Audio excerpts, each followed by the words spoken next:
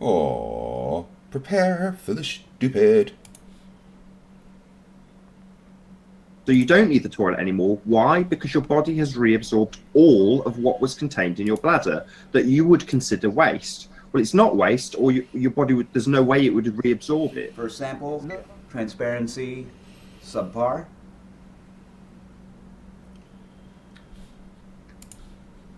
Oh, that's just piss. That's just straight up piss.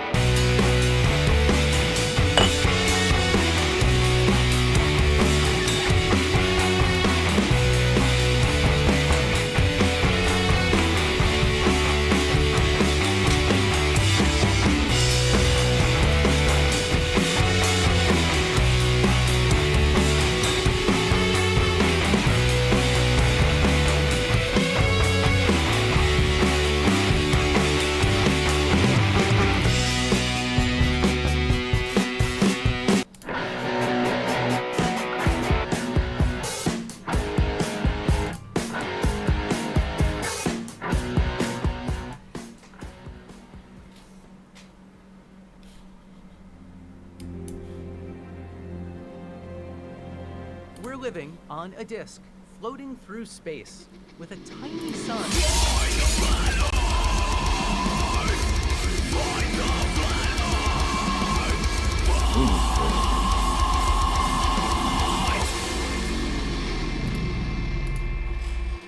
Hey, I'm FTFE. Welcome back to the channel that does to stupidity what Mindshock does to logic and analysis. I hope you have watched the first part of my Mindshock response, because, oh my goodness me, I've changed my mind as who I'm nominating for top left this year, and it is definitely fucking Mindshock. Let's put it that way. Thank you all for joining. I am going to have part 2 of the analysis happen right now, and the amazing Glober Mum is going to join me, so I am just going to get her a link, if you give me 1 sec, because I am totally unprepared. I decided to have a nap before the stream and then slept way too long, probably why my hair looks a bit messy. I'm an old man, alright? I need my naps. Do 1 sec. Here we go, Glober Mum, link incoming. Yeah, I'm just breaking everything as I'm doing this. Yeah, so yeah, I am old. I'm sorry. I'm tired. I do the gym, get up early. So if I'm going to stream until early hours of the morning, I do need to sleep at some point. Jiffy has already been in the chat throwing around gifted memberships. Like there's snowballs in the snowball fight. 10 gifted membership, then another one, then another one, then another one, and then another one. It's 13 gifted memberships from Jiffy. Thank you very much, my friend. I really do appreciate it. And then he says, for $2, you showed Slappy's face. I want a refund. I'm sorry. Yeah, I know that's not fair, really. I should give you guys warning before I show Nathan Oakley. That's terribly bad of me. Tal Software became a new member. Welcome to Scrappers. And Baconhead Eating for Fun gave me another 10 gifted memberships. Guys, thank you very much. You are amazing. All right. Glober Mum, hello. Hello. How the devil are you? I am doing really well. Did you receive your NASA bonus pay? Yes, it was a lot less than I thought it would be, but I guess it's spread around so much that, you know. Yeah. Well, Neil deGrasse Tyson everybody gets their 70% of the bonuses, and then the other 30% just has to go between us. Yeah, that's true. scrubs. Yeah, he gets the majority of it, and then they split it up between the rest of us. So Yeah, he's like Robert Downey Jr. in the Marvel Universe. Aww. I do love Flerfs, how they love Neil deGrasse Tyson so much. They can't do a flat Earth debate without talking about Neil deGrasse Tyson. It's amazing. No, they think he's our high priest. I'm sorry, that's not, that doesn't work that way. I've said many times that Neil deGrasse Tyson just gets stuff wrong all of the time. Mm-hmm. Yeah, right. He's got this habit of dumbing things down too much. Yes. So and doesn't realize that the people that are going to pick up on those things are too dumb to understand that he's dumbed it down. Well, you know how they are. You can dumb it down for a 6-month-old can understand it, and they still can't understand it. So yeah, you know. yeah. Oh, another 5 gifted memberships from my favourite Canadian orc, War Boss. Goodness me. Yeah. I had a nap like just before, for a few hours before the stream because I'm old and my brain hasn't quite woken up yet. You're Because not that old. It makes I me am. older. No, you're 21. I'm sure you are. Well, in my heart, yes, I'm 21. Apparently, there's My a body few says chats in the otherwise. troll already, which is good. If there's chats in the troll, trolls in the chat, goodness me. If there's trolls in the chat, and that's great because I've had 27 gifted memberships already, so the trolls are now possibly Wow. members on the channel, so I do like that. That's right. That's right. Durf is a member on the channel because he's been here twice during gifted memberships, which I always like.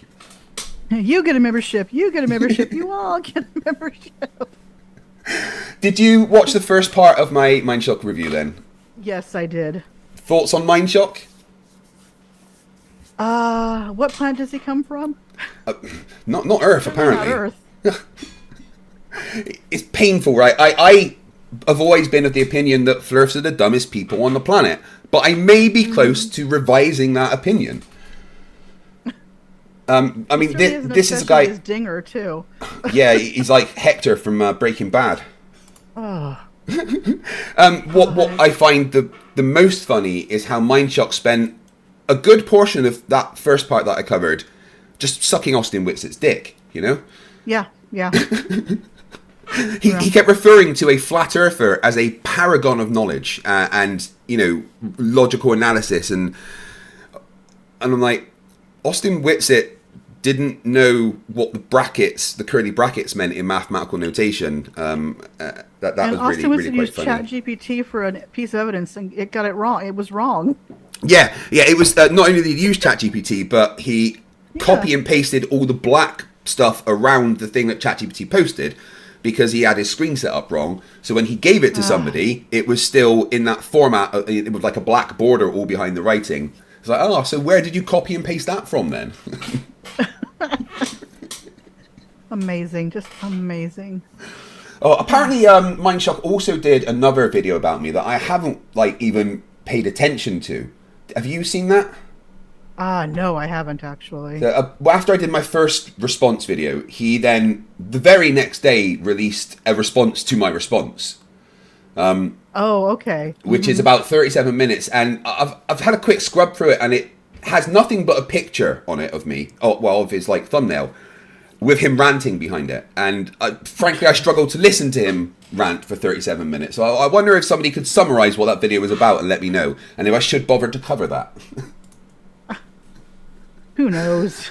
So Caleb will actually debate me again now. Really? Yeah, he's unblocked everyone on Twitter, or X, because I called him out so much. Yeah, they love their echo chambers, don't they?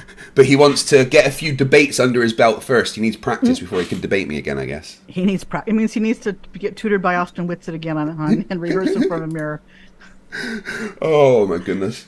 Right. Gosh. So this is what is it? 1 hour and 47 minutes of Mindshock. Are you sure you can deal with this? I was there for some of it. Oh my god. Anyway. So you've already pre-watched part of this second part of the response? Yes. Oh, I was dear. in the chat chatting away as well. He claimed you sent us all over there. I'm like, no, I came of my own accord. Yeah, I had no idea it was on. But he also claimed in the first response that I am always in his live chat when he's doing streams, and I'm like, yes, I genuinely had no idea who you are. They love to make up their stories, don't they? Yeah, of course they do. Oh, and it is a voice changer he's using, right? I'm not being stupid because no, he does sound like when he laughs, it does sound like there's a voice modulator going on. Because on Twitter he said it's that chipmunky kind of laugh. Yeah, you know. He said on Twitter, Yeah, it's not a voice changer, it's a noise reduction filter, and I'm like, wait, so you actually sound like that?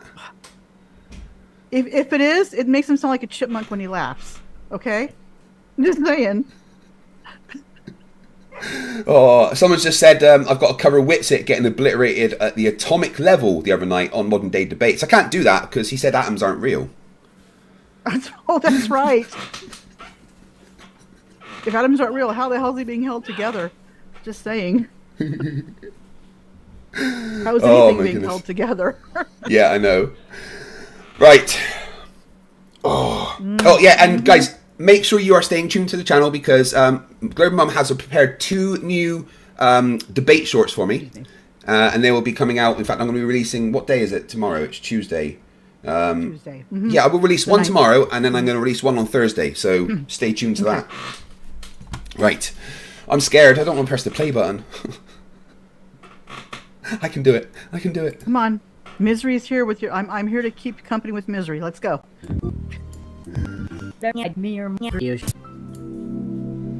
Oh my goodness. I don't think he dings too much in this one, but beware of the dings. Yeah, I mean, It seemed like in the first response is where he dinged the most. he dinged so much in the first one. Just every time I said he a word. It was like ding, Yeah. ding, ding. Just like me talking is apparently a fallacy. Hi, I'm FTFE, ding. Yeah. Like, jeez. Oh my goodness. Morn. Okay. I've got my cup of Earl Grey. Should help me. Yeah, I'm drinking coffee today, which I don't drink too much of every now and then. If you like audiobooks or audio shows, check out a free trial of Audible. Just click the link in the description. Welcome to Mindshock. This is your host, Bruce McGuire. No, I can't do it. Sorry. That has to be a voice modulator. That is not his noise reduction on his mic. No, it can't be. No one actually talks like can't that be. today. You know. And If it is, his balls have not dropped yet. yeah, I mean, if that is his voice and there's some reason why it sounds like that, then I'm sorry, but you know, that's not a normal human's voice. I got like 3 seconds in. I had to stop. It I was just a couldn't. little low, but I think Yeah. the video on it was the audio. I mean, was a little on the video, but Yeah, I'm We'll have just to adjusting see. it now. Oh, and I should probably separate the mono before I start, actually, because oh yeah, because yeah. they're back and forth. Yeah, Okay, where do I do he it? does sound like a chipmunk. Yes, nerd alert. I don't know. Oh, separate mono. Right, that should we should not have the horrible Charlie. thing in the This is background. Part 2 of the logical analysis of the Flat Earth debate between Craig of Fight the Flat Earth and Caleb, KCD Industry. And once again, I do have to apologize. I am only a mere mortal. It's very difficult Thank God. to handle the level of mental disability and gophery that Craig is putting forth here. Oh, right. So, like, straight away, just Goes for starting with disability. poisoning the well, you know, before he gets in, once again, before he even gets into his logical analysis, the very first thing he does is prove how non-unbiased he is, Yes. you know, and shows that he clearly thinks that I am dumb and have a mental disability. So straight away, before he even gets into doing anything, pure poisoning the well. Anyone watching it, and I say, just so I'm clear, I say it's poisoning the well because now anybody watching this will instantly assume that I am dumb and Yes. mentally impaired before they watch the rest of the video. So straight away, that's so going on from last week, that takes them up to 503 straight away. And people have brought up that they think it's Witsit with a voice changer. I saw that in the first one you did. No, this is not Witsit. He would not do this. He wouldn't hide behind a voice changer. No. He's blatant with his dumbness, his stupidity. Yeah, the Ivory. I know there's a word for non-unbiased, biased, but I said that particular. I said that because I wanted to emphasize the fact that he says he is unbiased. I know it's not really. I know Mindshock's going to watch us back and go, he said non-unbiased, but you know, I was doing that for a reason. I know that's not really how you say that. Baconhead eating for fun says for £5. What is the difference between amoeba and a flat Earth amoeba? Amoeba has more brain cells than a flat earther. Yeah, well, obviously. I agree with that. Mhm. Yeah. He says for £2, red alert, facepalm warning. Yeah, Yes. We're like 2 minutes into this, guys. So 503. Just, You can keep count for me, Global Mum, okay? Because I struggled with that. I don't know if I can. The chat will help us. Chat, you got our backs. Come on. Yeah. And I have to hand it to Caleb. I have to hand it to Austin Whitsitt. I have to hand it to Jeranism. Hand what to them? The Dunning-Kruger Awards? And apparently whatever it is. That's it. The only thing it can be is the Dunning-Kruger Awards or the wooden spoon. Mandela says Caleb just overtook NASA for helium use. This isn't Caleb doing this either, guys. Oh, my God. I have to hand it to anybody. Oh, there is actually a lot of people that think this is Caleb. But, Yeah. I don't think it is because Mindshock's been around for quite a while. And Yeah, look at his Caleb's only channel. about He's been 13. around too many years for it to be Caleb, for sure. Yeah, and I'm sure that Caleb's the only 13-year-old Nazi that I know, so. 13? That's generous age for him.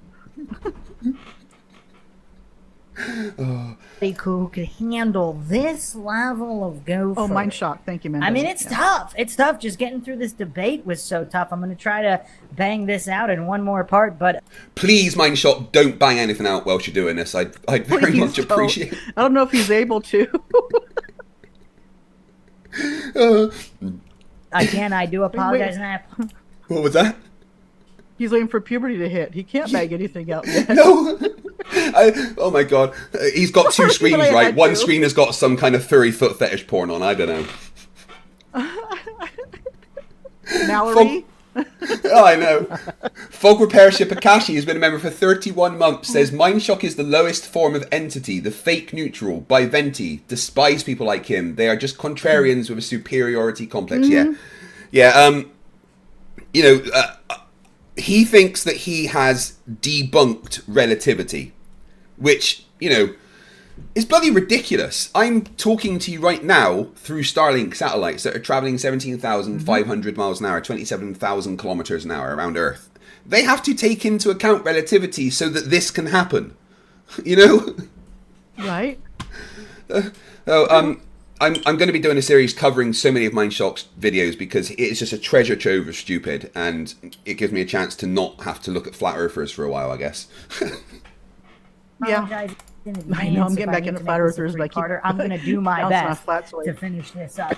Oh my God, Flatzoid! Oh, the video I got one script. coming out tomorrow. Mm-hmm. Well, I have 13 scripts that I've written, and I'm going to record them all in the next couple of weeks, and then start releasing weekly stuff. And I've covered Flatzoid orange video. Oh my God. Oh, yeah. That was a painful video to do. Oh my! When I did the stream of it, Mm-hmm. when I did the stream of it with Desert File, I was, oh my God. No, I know I covered that for a video. It's insane. I was like, dude, you failed your experiment. You didn't account for this. He failed his basic English with that, for goodness sake. Oh, apparently my volume's too high. Let me just turn myself down. The video tomorrow, for those that want to know, it's on he just put out a little short on the shooting Stanley Kubrick video. Everybody takes as proof that he faked the moon landings. Yeah, and I messaged him on Discord, and his response to me was, I said, that's not Kubrick. He said, never said it was. I see you also fall into the insinuation category. This is a social experiment. He put out the community post and basically was backpedaling because he got so much backlash over putting that up. So I'm pointing out how he actually puts how he words it. No, you're saying he is. Trust me. Yeah. You're not. No social experiments whatsoever. So yeah, that comes out tomorrow. Oh, and hello in the chat, Desert File. How you doing? Gravity, you fucking retard! Gravity! Have you ever heard of fucking gravity? Gravity! Gravity! And I haven't given Desert File the addresses for the mouse mat yet because I'm still waiting for one of the addresses from I think it was Brandon, I can't remember the second guy that messaged me. And he's been in the stream and I've given him my details a bunch of times, but he hasn't messaged me. So I'll just send Desert File Siggy's details for now, and he can get that mouse mat. And then when the other guy's ready, he can message me. Right. Anyway, let's do this. But again, I am only a mere mortal. I'm just a man. There's only so much that I can handle. And I have no idea how some of these people can handle these multi-hour discussions with these mental midgets. Again, that was not part of the argument, which is why it's not an ad hominem logical fallacy. For all the clueless goofs out there that do not understand. Nope, we didn't say it was ad hominem. We said it was poisoning the well, because you are doing it specifically at the beginning of your logical analysis, saying that this is your feelings about the person that you are about to logically analyze. Clearly, a poisoning the well fallacy, not an ad hominem fallacy, because, of course, an insult is not an ad hom. So if I said, for instance, Mindshock's wrong, and he's a cunt, that would not be an ad hom. But if I said, Mindshock's wrong, because he's a cunt, that would be an ad hom. Yep. So, yes. You understand how logical Attack fallacies the message, work? not the person. Yeah. Like clearly Craig. And notice how Craig, in his triggered stupor, him and all his fanboys that have been trolling the comment section on Twitter and on YouTube here under my logical analysis here, notice how not a single one of them demonstrated how what I labeled as a logical fallacy wasn't actually a fallacy. That's mainly because 95% of the dings that you gave in the first part of your analysis were not attached to any kind of explanation as to why they were a fallacy. In fact, Mindshock, the first 2 dings you gave me, you then paused the video and left 23 seconds of silence where you forgot to insert your audio. But all you could hear was the tings, right? Ding, nothing. Ding, nothing. And then there was literally 20 seconds of silence where he was meant to obviously insert his audio, but, you know. Notice how they have not. Editing mistakes happen. We can't fault him for that. Editing mistakes do happen. I've done it. If you're doing a logical analysis, you know. Yeah. That you should kind of check your work before you post it. Yeah, you should go back and watch it before you post it. I do agree with that. Yeah. Yeah, I know what it's like though. You finish the video and you go, I want to get it uploaded. Yeah, exactly. Been able to refute a single point made. And they also hallucinated that either I'm dumb or wrong and pretended that all I did was call Craig a goof. Now, I'm not going to deny that I objectively called him a goof, because obviously he's a goof. A goof is someone who's silly, is goofy, obviously, no logical capability, or playing stupid, whatever, intentionally, unintentionally a goof. They completely ignored 99% of the presentation. I mean, I have all of these sources from, these are Yeah, but Mindshock, the thing is, what you were doing throughout that analysis was going, wow, he's so goofy, he's wrong. Oh, he's such a goof, he's wrong. You were insinuating I'm wrong because I'm a goof, which by definition is an ad hom. Didn't he say that he doesn't deny that he objectively called you a goof? Yeah. That wouldn't be objective. That would be subjective. Would it not? Yeah, true. Yeah. So you're right. He had subjectively called me a goof. Yes, he meant to call you a goof. Yeah, so his English prowess is obviously so much better than ours. You know, I just have 2 GCSEs in English. You know, I never studied any higher English, but obviously this guy's English level is so much better than mine. And also, I don't mind being called goofy. I quite like being a bit goofy. You know? Yeah. Being goofy is a good thing, but everybody's a goof. It's a goof. It's a goof. It's like, seriously? Can you be more adultish, please? Yeah, you get some good insults, Mindshock. Academic sources, Harvard, various different papers, clearly demonstrating.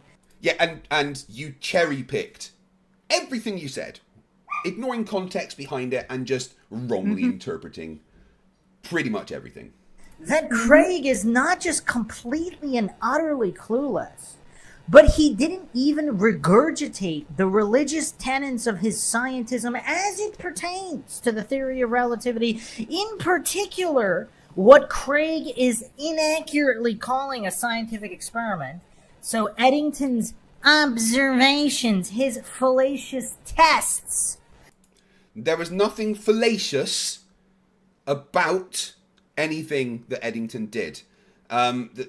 The paper that you cited saying about how it's all everything was so biased, etc., was literally just a hit piece written by somebody who didn't like Eddington, with no actual refutation of any of Eddington's experiments. In science, there's such thing as observational science. If an observation is set up to get a set of scientific data, it is an experiment that you perform. That is observational science. What Eddington did is science, and showed that the predictions of relativity are correct. I will be covering Mindshock's attempt to discredit Eddington's experiment in my videos that I'm covering of him. So, but again, what he's doing here is, instead of saying I made a fallacy or anything, he's just saying I'm wrong, which in the previous logical analysis, because I was wrong, I was making fallacies. That's not a fallacy. Desirfile makes a point. He called reality scientism. Did he? He said reality is... Oh, well, he doesn't know what scientism means or any idea what reality is. I mean, chipmunks are barely sentient, let's be fair. They didn't even predict anything accurately. So Craig is hallucinating and pretending and claiming... Yeah, they didn't predict anything accurately in the Eddington experiment, except when it matched the predictions, of course. that these predictions were accurate. Now, even if they were accurate, like, you know, the Mayans with their flat Earth cosmology, accurately predicting eclipses, actually predicting. Yeah, like Eric says in the chat, the author of the Eddington hit paper is a professor of philosophy specializing in gender studies.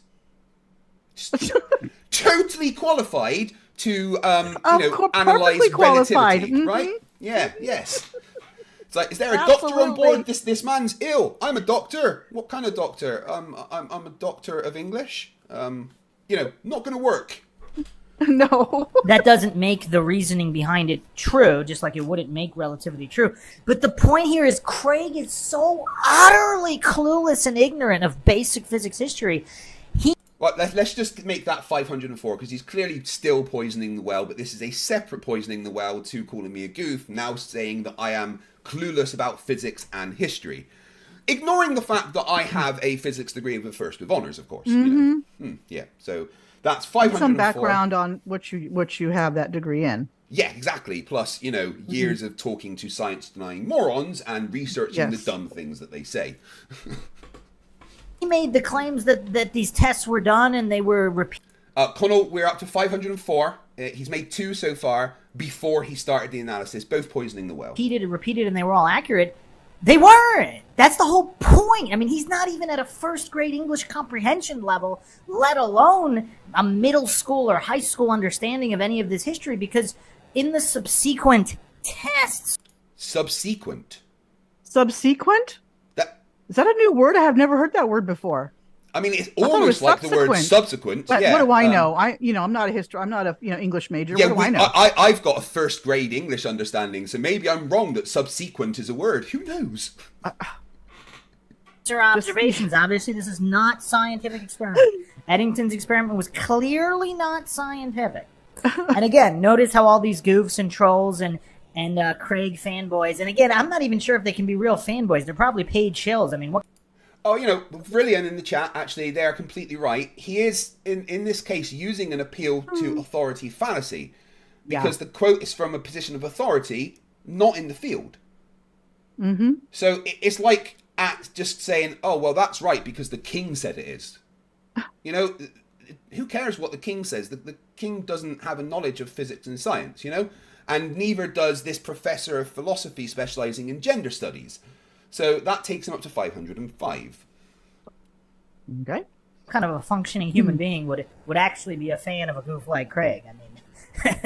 I mean, I don't know. Maybe the mentally disabled stick together and stick up for each other just for being on the same mentally disabled team.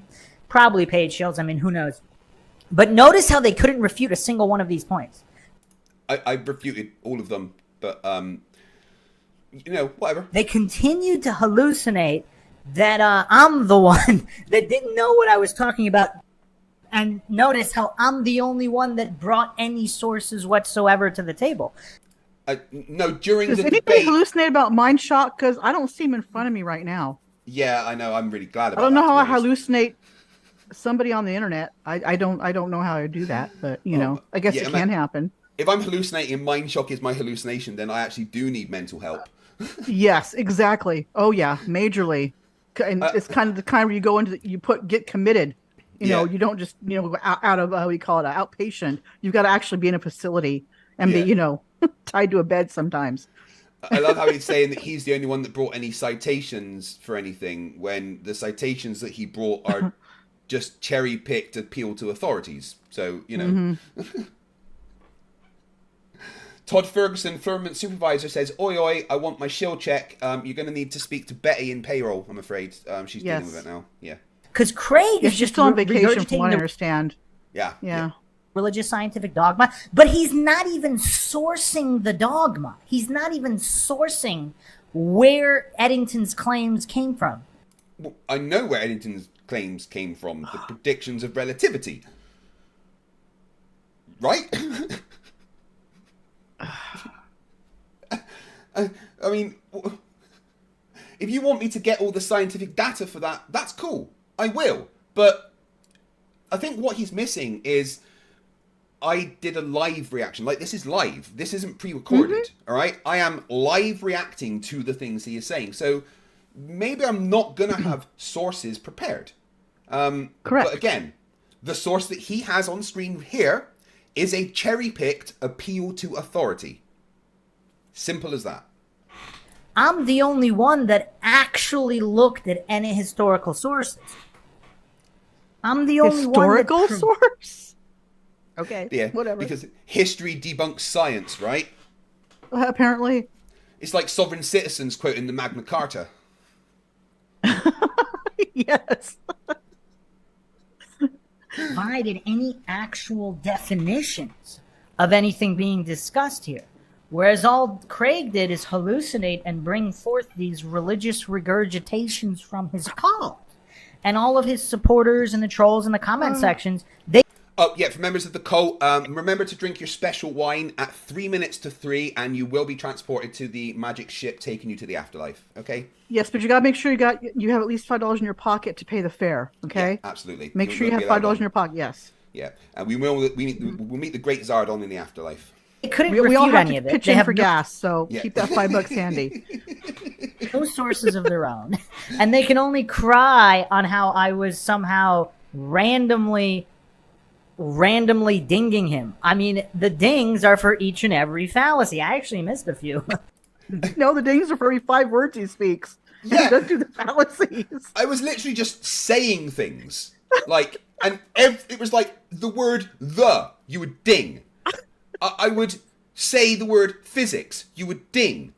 I would mention the scientific method, you would ding. I would take a breath, you would ding. I'd have a drink, you would ding. You are Hector from Breaking Bad. Without the mental capacity. Oh my god! I think he broke his dinger. That's why I couldn't do it for part 2. Fog Repairship says that that's an appeal to history. I'm going to go with that. Yep. So You're 506. 506. Oh man. Yes, Still an hour and a $5 half. American. Okay, $5 American. Yeah. We can't have all this foreign money. That's going to be too hard to exchange once we get up on the ship. Got to keep it, one currency. Yeah.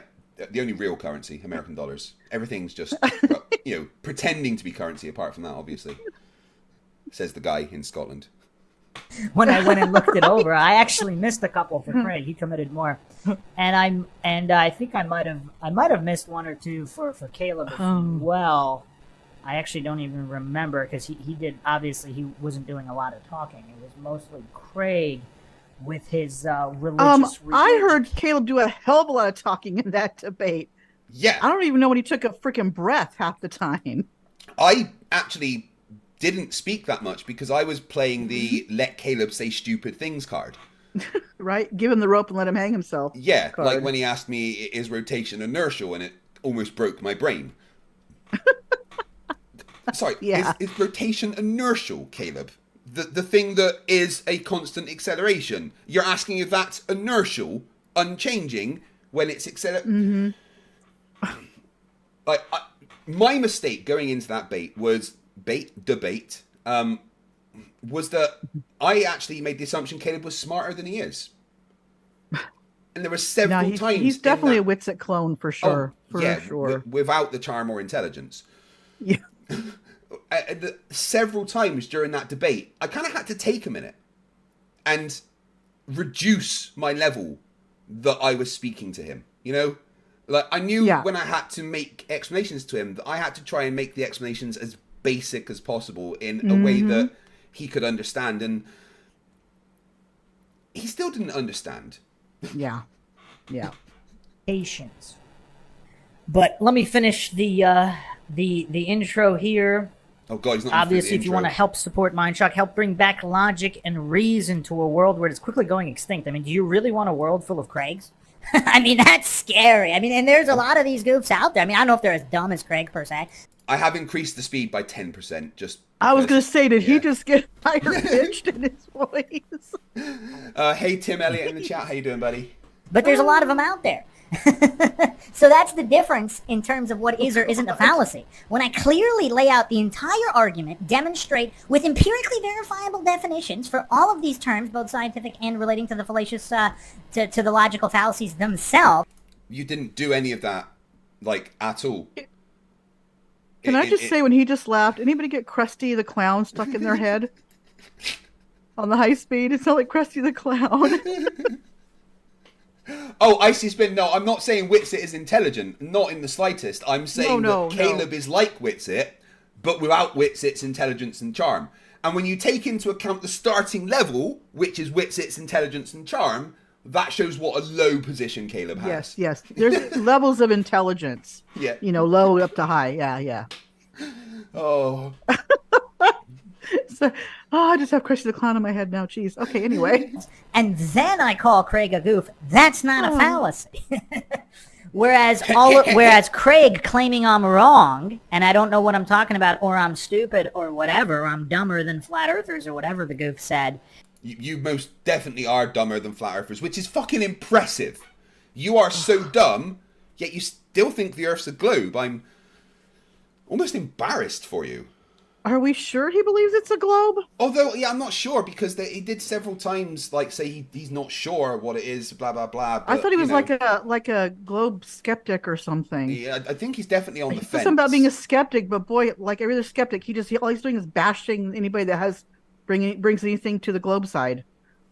You know? Yeah. That's not being a globe skeptic, sorry. He just loves flat earthers for some reason. Like, yeah. Right, cool. In the comment section, that's fallacious because there's no argument there. If he provided the argument and then said that's why I'm dumber, then it wouldn't be a fallacy. Is everybody following here? I can't believe I even had to boil it down. I can't believe I had to lower that. Wait, I want him to say that again. Chuck, help bring back logic and reason to a world where it's quickly going extinct. I mean, do you really want a world full of Craigs? I mean, that's scary. I mean, his Chuck argument, demonstrate with empirically verifiable definitions for all of these terms, both scientific and relating to the fallacious, to the logical fallacies themselves, and then I call Craig a goof. That's not a fallacy. Whereas Craig claiming I'm wrong, and I don't know what I'm talking about, or I'm stupid, or whatever, or I'm dumber than flat earthers, or whatever the goof said in the comment section, that's fallacious because... No, that's not fallacious. That's an insult and a statement. Me just saying, no, you're wrong and you're dumb. That's not fallacious in any way. Mm-hmm. Am I wrong here? How is that fallacious? Yeah. Just saying, no, you're dumber than flat earthers and you're definitely wrong. That's not a fallacy. That's just saying a thing. That's saying it's an opinion, right? Yeah. There's no argument there. If he provided the argument and then said that's why I'm dumber, then it wouldn't be a fallacy. Is every... But oh my god! I did a 4-hour stream explaining why you were wrong. Oh my goodness. Oh dear God. It's the pure denial. We haven't even got into his logical analysis yet. Everybody following here? I can't believe I even had to boil it down. I can't believe I had to lower that to like a first... I mean, that's probably kindergarten level. Maybe even preschool. Yeah, because you learn about logical fallacies in preschool. I'm beginning to think this guy never went to preschool. I don't know if he went to... Yeah. Did you... was it after nap time that you had your logical fallacies, or was it just before you drank your milk in the morning? I'm not sure. Maybe it was he maybe didn't get the graham crackers at nap time, and that's why he had issues with. Yeah. Even preschool. I mean, I don't know. There might be some smart preschoolers out there. But if you want to help support Mindshock and help me continuing to do what I do, exposing these scientism cultists, bringing down the IQ levels of everybody, you can donate to our PayPal. Just check the link in the description. You can support the Mindshock channel by becoming a YouTube member right here on YouTube. Make sure you're subscribed, like and share, Twitter, Facebook, and Patreon. Patrons do get priority for Case Topic Live coming out. You know when people pretend that they're smart because they like talking about how high their IQ is and stuff, but IQ isn't real, guys. IQ is not about being smart. It's literally not a thing. Mind blowing, isn't it? Yeah, IQ is basically just pseudoscience. It's about how you process things. That's it. Yeah. How your brain processes. It's not about smarts. Yeah, and he doesn't have the smarts, so there we go. Against the podcast, depending on your tier. Questions, comments, theories, thoughts, suggestions, rebuttals, debunkings of any kind, leave them in the comment section. Okay, before I continue the analysis right where we left off, I am going to read a comment from a patron, Scott Free, a very, very astute listener who had some great observations. Here's one of his comments. Because of the continued shower of sparks resulting from this supremely mind-shocking video, it is a little difficult to focus on all of the thoughts this video is provoking in me, and I am not even finished. But I just have to say something before heading to work. The discussion surrounding Redshift alone is just invaluable.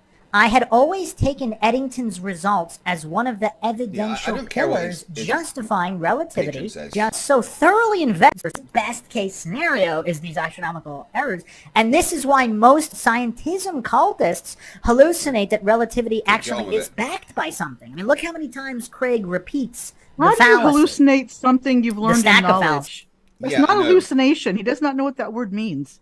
No, yeah, he really doesn't know what that word means, like, in the slightest, does he? It's quite incredible, actually. Oh, I did have... Where's my... Oh, I had a clip for that. I need to organize my thing better. Oh, my God. Here we go. He's so fixated on religion. Jeez, oh, Pete. I should have played this clip. I know the moment's passed, but here we go. You keep using the word. Yeah. I don't think it means what you think it means. Yes. Ah, it's classic. Princess Bride is amazing. I remember the day my wife's like, we're going to watch Princess Bride. And I'm like, I don't want to watch a movie called Princess Bride. And she's like, you do? Sit down and shut up. I was like, yes, dear. And now it's one of my favorite movies ever. I saw that with my dad. My dad and I used to go out. A little fun fact about me. My dad's birthday is a week after mine. I was born a week before his 30th birthday. So when I hit like 13, he and I started going on daddy-daughter dates for our birthdays every year. So it's usually going out to dinner and then to a movie. So he and I saw The Princess Bride together, and we had a ball. It was such a fun movie to go see with him. It's brilliant. Yeah. Very good movie.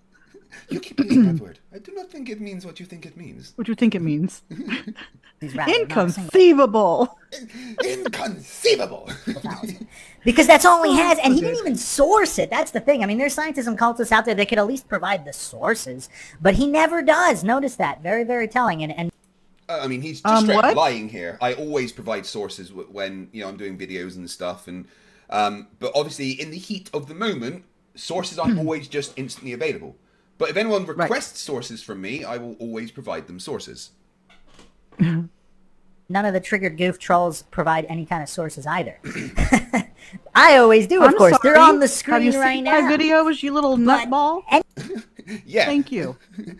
You always. I provide links in my descriptions too, unlike some of these flat earthers. It's just you've got to lie to be a dumbass, apparently. Anyway, yeah, so Scott Free is definitely not alone in thinking that Eddington had some kind of substance there, which he obviously did not. Continuing his post here, what I and so many perhaps can actually re-examine. And just on that point, I'm going to go over one more quote that I've gone over. So whatever's in their head that substitutes for a brain, because I don't even know if Craig can tie his shoes. Should we start a poll? Who thinks Craig can tie his own shoes? Because, I mean, it's kind of difficult to believe that Craig can tie his own shoes. What does Over, under, roundabout, make the bunny in the hole. It's easy. Yeah. I mean, I've been tying shoes for ages. Double knots confuse me. I'm joking. I was a sailor. Knots is my thing. Yeah, it's actually quite funny that he's calling someone that was a sailor, where a large part of my basic training was basically tying knots. And it says that I can't tie shoelaces. You think he's capable of tying his own shit? So here's the full quote from Feynman. Learn from science that you must doubt the experts. As a matter of fact, I can also define science another way. Science is the belief in the ignorance of the experts. When someone says science teaches such and such, he is using the word incorrectly. So obviously that's the vast majority of goofs out there. Science doesn't teach it, experience teaches it. If they say to you... Right, I'm just going to put a poll up a sec. Start a poll. Yeah, it is Jaybird. It's very much an echo chamber. Can Craig tie his shoes? Yes, no. And as we all know, science doesn't prove. Velcro. Science is about disproving. Yeah, absolutely. He has zero knowledge of science. Is he actually going to get... He's 18 minutes in and he hasn't yet started. I think he's still in his intro. You remember his last one? He took like half an hour just to get started on the debate. Yeah, I'm just going to skip this and see if we can get to Extremely difficult to believe that Craig is not legitimately mentally disabled. I mean, I'm not going to give him any more fallacies for poisoning the well because he's still in his intro, all right? I could give him a bunch because he just keeps doing it over and over and over, but we're going to stick at 506. He's 20 minutes in, and he hasn't finished his intro yet. He's still not started part 2 of his logical analysis, so... Or again, said you should have added inconceivable to the poll. You're right, Watcher, sorry. And he's just this phenomenal actor, and the Globe Earth shill budget is far greater than any of us can imagine. I mean, they could just pull these actors that are better than anybody in Hollywood like Craig, if he's not... Oh, thanks, man.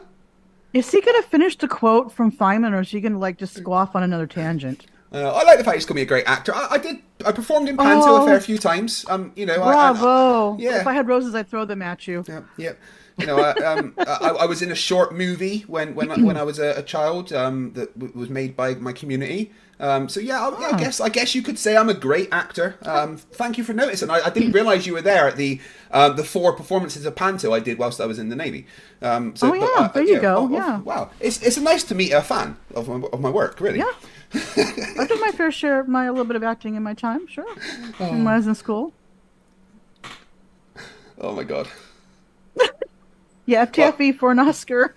Hey, it's a travesty I don't have a fucking Oscar yet. The fact that I have to act like... British, isn't there a British equivalent to the Oscar? The BAFTAs. Or is that more TV? BAFTAs. I'm not sure. I don't know. I don't know. I barely... British equivalent to it. I barely know what movies are out unless they're Marvel, to be honest. I got you.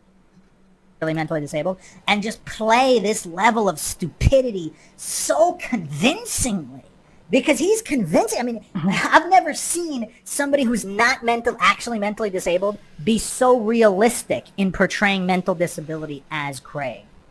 So again, Craig not once can demonstrate how or why, because again, he doesn't understand the scientific method. He doesn't understand the manipulation of variables. He doesn't understand false cause logic and fallacies. He didn't even study the religion well.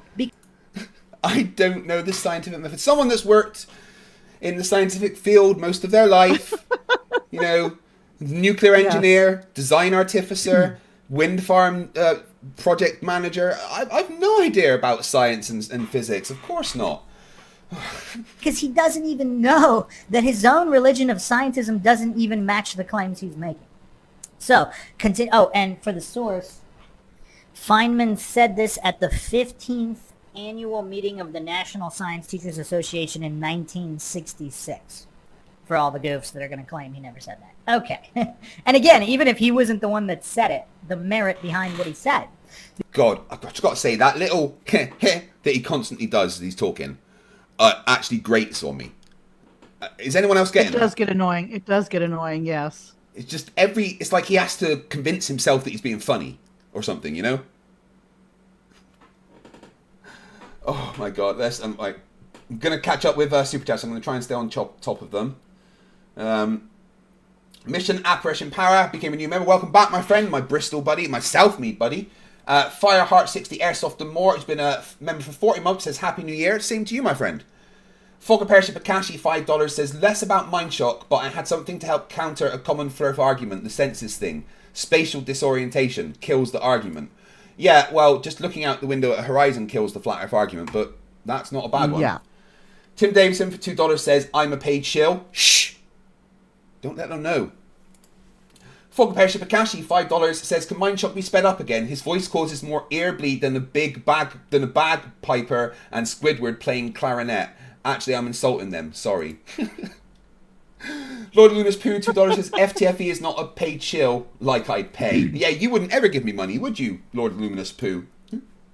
Bacon Head Eating for Fun, £2 says, Chipmunk's dumb flat earth brother. Yeah, chipmunks are smarter than this guy, clearly. Paul Reap became a new member. Thank you very much, my friend. And PhD Tony, the only real man in the room, says for $10 Australian, relativity is supported by real-world observations of time dilation of particle accelerators and an atomic clock at different gravitational potentials. This clown's claim is simple bullshit. Yeah, Tony, and don't worry, I'm going to be actually coming to you for help with debunking him. PhD Tony for another $10 says, so this guy is quoting Feynman, who definitely did accept the evidence supporting general and special relativity. Yeah, doesn't that make this a what's the fallacy when you quote someone's work but it's not what they say? Oh, I don't know the fallacies. I couldn't tell you. I can't remember the name of the fallacy. Come on, chat. You can help us. Yeah, but that's definitely a fallacy. Misrepresentation or something like that. I can't remember the name of it. But that's definitely a fallacy. So we're giving 507 for now. Because if goofs like Craig actually really quickly.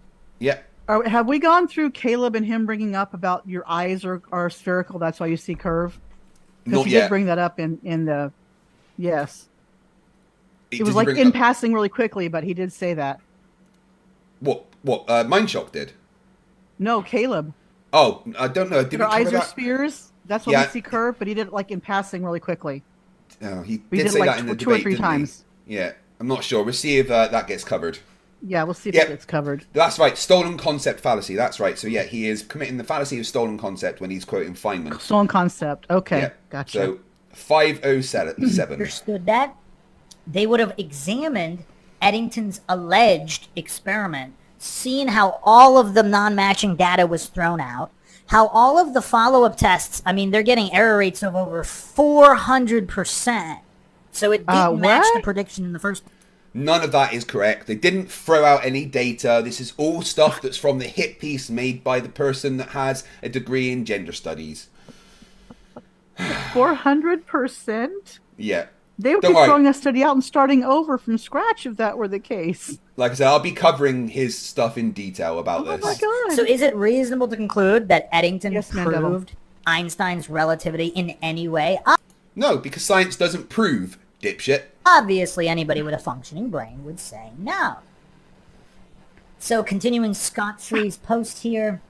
Oh God, he's still just on one note post. about the psychology of creative science in quotations. Now, true or untrue? I mean, just the level of goofery and not. I've had to skip forward to another few minutes, and he still hasn't actually continued with his analysis. So I don't know what he's doing. Able to comprehend I don't the think very he ever continued motto on of the this Feynman podcast. quote either. The only thing we know for sure is that we don't know anything for sure. So, yeah, I mean, just these trigger dudes coming out of the woodwork saying that I need to have more humility. I mean, what's being more humble than saying I don't know anything? All I can do is offer empirically verifiable definitions of words. Well, you could try, but, you know, I want him to get to the fucking start of his logical analysis. I know. Come on, let's go. Let's go, dude. But the rate of the spew might prevent him from taking the Dunning-Kruger crown. But we shall see. So let's continue here. An observation can be an experiment. Yes. Wow. Wow, right off. Wow. So Craig is just flat out saying that an observation alone can be an experiment. So clearly he knows none of the steps of the scientific method. Again, Caleb. Right, so there's a thing called observational science, right? Which, in fact, I'm going to bring up the quotes for it. Because he complains if I don't.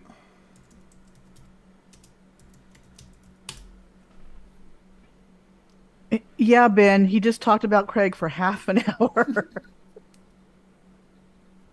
Jeez. Oh. And part of the time, I swear it's like he was like a preacher. The way he was in the inflections and stuff, it's like, oh my God. Then he's talking about scientism. Way to go. Oh, goodness. I don't have it prepared. I can't find it right now. Oh, right, because I didn't actually type in the right quote. Observation. Oh. Okay, so here we go. My mouse is freezing. What's going on?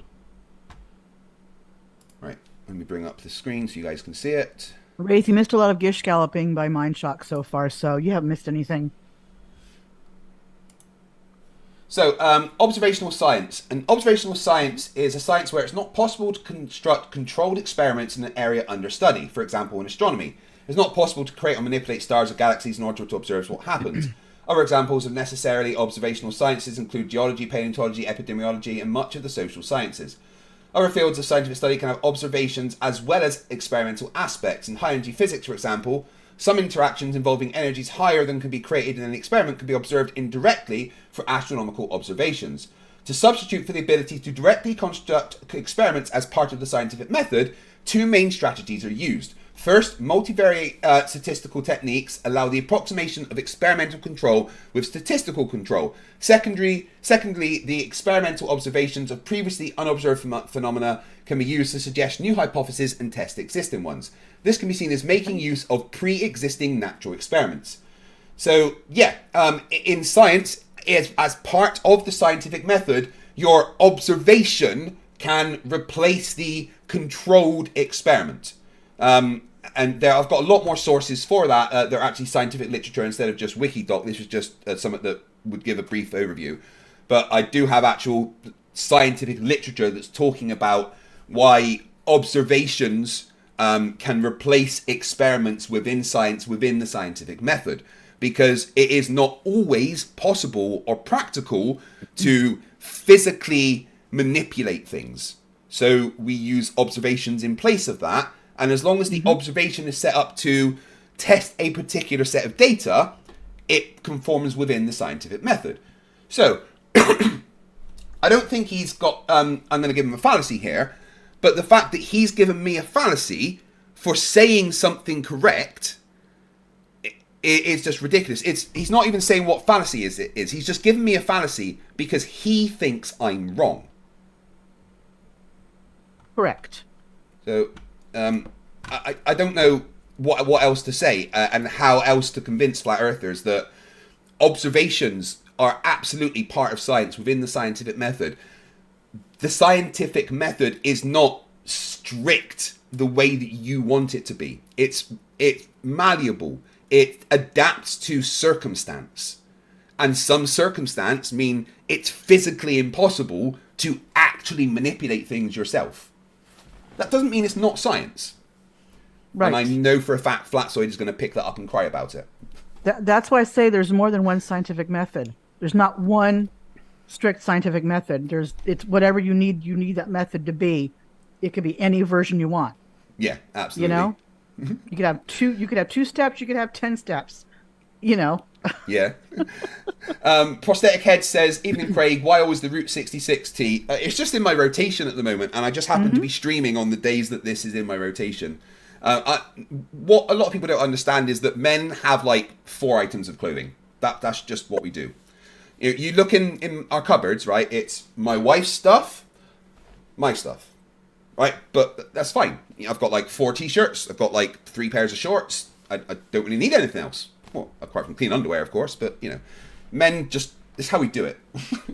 I maybe have 2 pairs of pants and like 4 or 5 shirts. That's it. And for the British, by pants, she doesn't mean underwear. Yes. Yeah. Trousers. Yes, trousers, yeah. Correct. Oh, God, it sounds weird when Americans say trousers.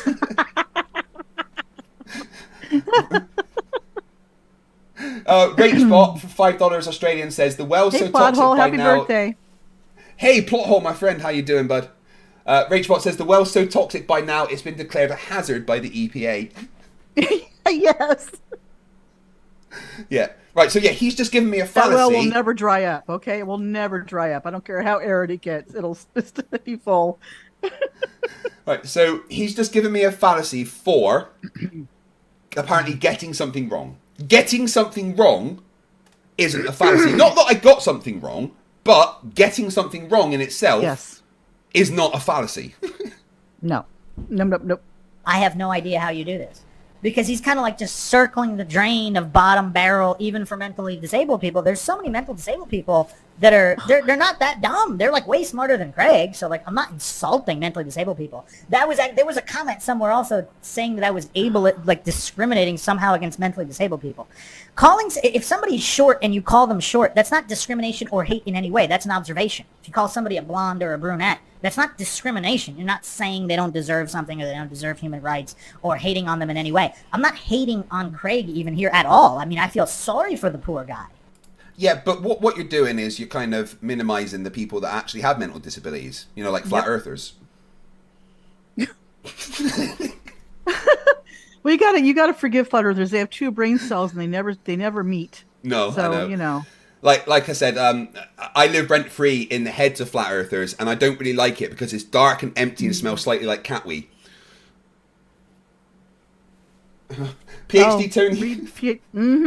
$10 Australian says Caleb says eyes are round, so some things look round. Mindshock accepted that as logically valid when it's actually a non sequitur with zero evidentiary support. You're absolutely 100%. I can't remember the exact words, but that was what I was referring to. But he said it really quickly in passing. Yeah. As if it was, ignore this or whatever.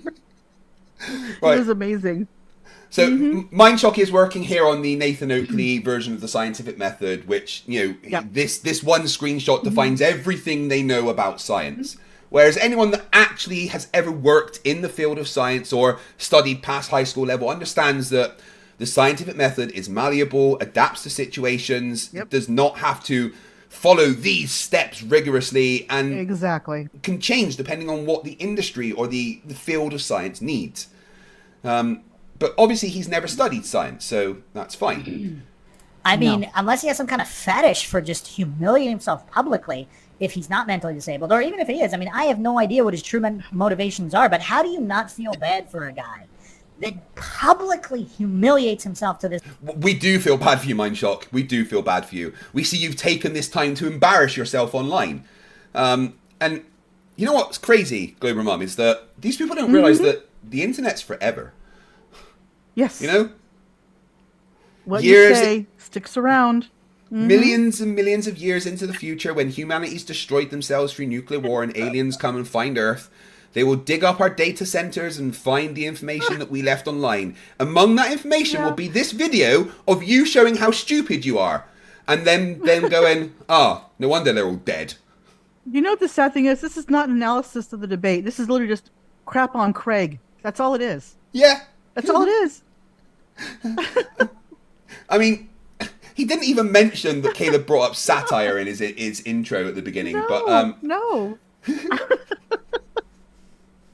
Level. I mean, is there nobody around him that cares about him and doesn't want his either mental disability or playing mentally disabled to just be on display like this? It's just really sad. It's really, really sad. But props to Caleb for being able to handle this. If you didn't know that, that's fair enough. Dick Wayne in the chat, who's a lovely flat earther, says, "Hi, Dick. How are you? This is why logical people find your science laughable. It's not my science. It's just science. It's just science, guys. Just science. And science is for all of us. Okay, yeah. We're not science. And if you find actual science laughable, probably explains why you're a flat earther, Dick." I understand that you've never studied physics, but how is that a fallacy? I made a statement. He dinged twice there, right? It went from 195 to 197. He dinged twice because I made a statement that I know Caleb has never studied physics because he told me that. Yes. Yep. I never studied physics. Wow. Okay, so now he's psychologically projecting. We spent a lot of time on Dunning-Kruger. What? Psychologically projecting. How is me saying, Caleb, I know you've never studied physics, psychologically projecting? Because I studied physics. But I know Caleb hasn't. So, and again, I know he hasn't because he told me he hasn't. Mental disability. But I don't know if we specifically spent a lot of time on psychological projection and how accurate it is. So notice how his subconscious is now exposing him, because he's either clearly never studied physics, or he maybe tried to study it, but clearly didn't comprehend anything. I mean, not even the scientific method. You learn those things when you physics. Well, what you did there, Mindshock, was fail to point out what fallacy I made. So good job. You just dinged and then said some things. So no fallacy was mentioned. And again, degree in physics. The guy down there with the NASA hat, no degree in physics. That over time, things can happen. You change the position. How is any of that a fallacy? Over time, things can happen. Does he deny that over time things can happen? I mean... time is duration. Duration can be time, right? Yeah, so... I want to hear what he says. Oh, man. Wow. Did Craig miss his calling as some kind of like mentally disabled comic? Over time, things can happen. Yes, that is a factual statement. Continue. I mean, these kind of intelligent thoughts. I mean, this level of insight. I mean, have we ever seen anybody on this kind of intellectual level? I mean, is Craig going to go down in history, this intellectual powerhouse that says that over time things can happen because nobody's ever known that? I mean... What is his point here? Am I missing something? Where's the fallacy that I made? Are they trying to say that time is... There's only one version of time? Is that what he's trying to say? Possibly. Brenda says that he made the mind reading fallacy. Could you explain why you think he did that? I don't want to just give Mindshock fallacies that I don't think are correct. All right. If you think that's the case, Brenda, could you just say why you think that it's the mind reading fallacy, and then we'll take him up to 508. Let's see where he goes. Oh my gosh. Are you? How you doing, Gober Mum? You all right? I'm good. Yeah. I was just thinking, I had this little argument back and forth regarding time with Riley in Flat Switch chat one time about cooking chicken. Yes, it takes temperature to cook a chicken, but you have to set a time. There's a length of time you cook it to get it cooked just right. Yeah. Oh, and it's like they don't understand time, right? They don't understand my teabag argument. How I'm explaining how to do an experiment to figure out what your perfect cup of tea is, time would be the IV, because you would change the amount of time. Because over time, things happen. For instance, the longer amount of time you leave your tea bag, the longer it steeps and releases more flavour and tannins. Right, so, yes, Mindshock, it is a fact that over time things happen. And the thing is, I'm talking to a flat earther, so I have to explain these basic things. Correct. Although Icy Spin says, obviously things don't happen over time. Come on, Craig. Well, yeah, my bad. Fuck YouTube $5 says, I feel bad for Team Skeptics, last surviving dinger. I bet it regrets winding up in Mindshock's hands. That is truly revolutionary. I mean, that's probably evolutionary even among the so-called intelligent. Oh, right, so Brenda says the mind reading fallacy is when you assume to know the unspoken intent of someone. So saying you're projecting is reading your private intentions. Okay, we're giving that. So that takes them up to 508 fallacies. I think it's 509, I thought. 509, okay. I think we were already at 508, yeah. Of the world. I mean, over time things can happen. Is that dumb? Is that more or less dumb than his OC response? What do you want it to be regarding the definition of energy? Because that was a good one too. I mean, yeah, I was asking him in what context he wants, because if I'm just to give him the definition of energy, the amount of work that is available to do, he's not going to understand that. So I wanted to know, was he talking about, potential energy, kinetic energy, the transfer between, I wanted to understand the context in which he wanted the answer. That's what I meant. maybe I didn't word it the best by saying what do you want it to mean, but again, I'm talking to a flat earther, constantly having to readjust my level of speaking. Wow. Wow, this is crazy. This is crazy. And the time you go and look at that thing to see if that thing has happened, and if that matches your predictions, then voila, you performed the experiment. Why did he ding? I'm just saying things. It's not a fallacy. Because you're talking, that's why he's dinging. You're stating the obvious, as PhD Tony said. Yeah. Godan says, why does his voice sound like that? Just because he's possibly a chipmunk. Well, I think Mindshock is actually 2 chipmunks wearing a trench coat, to be honest.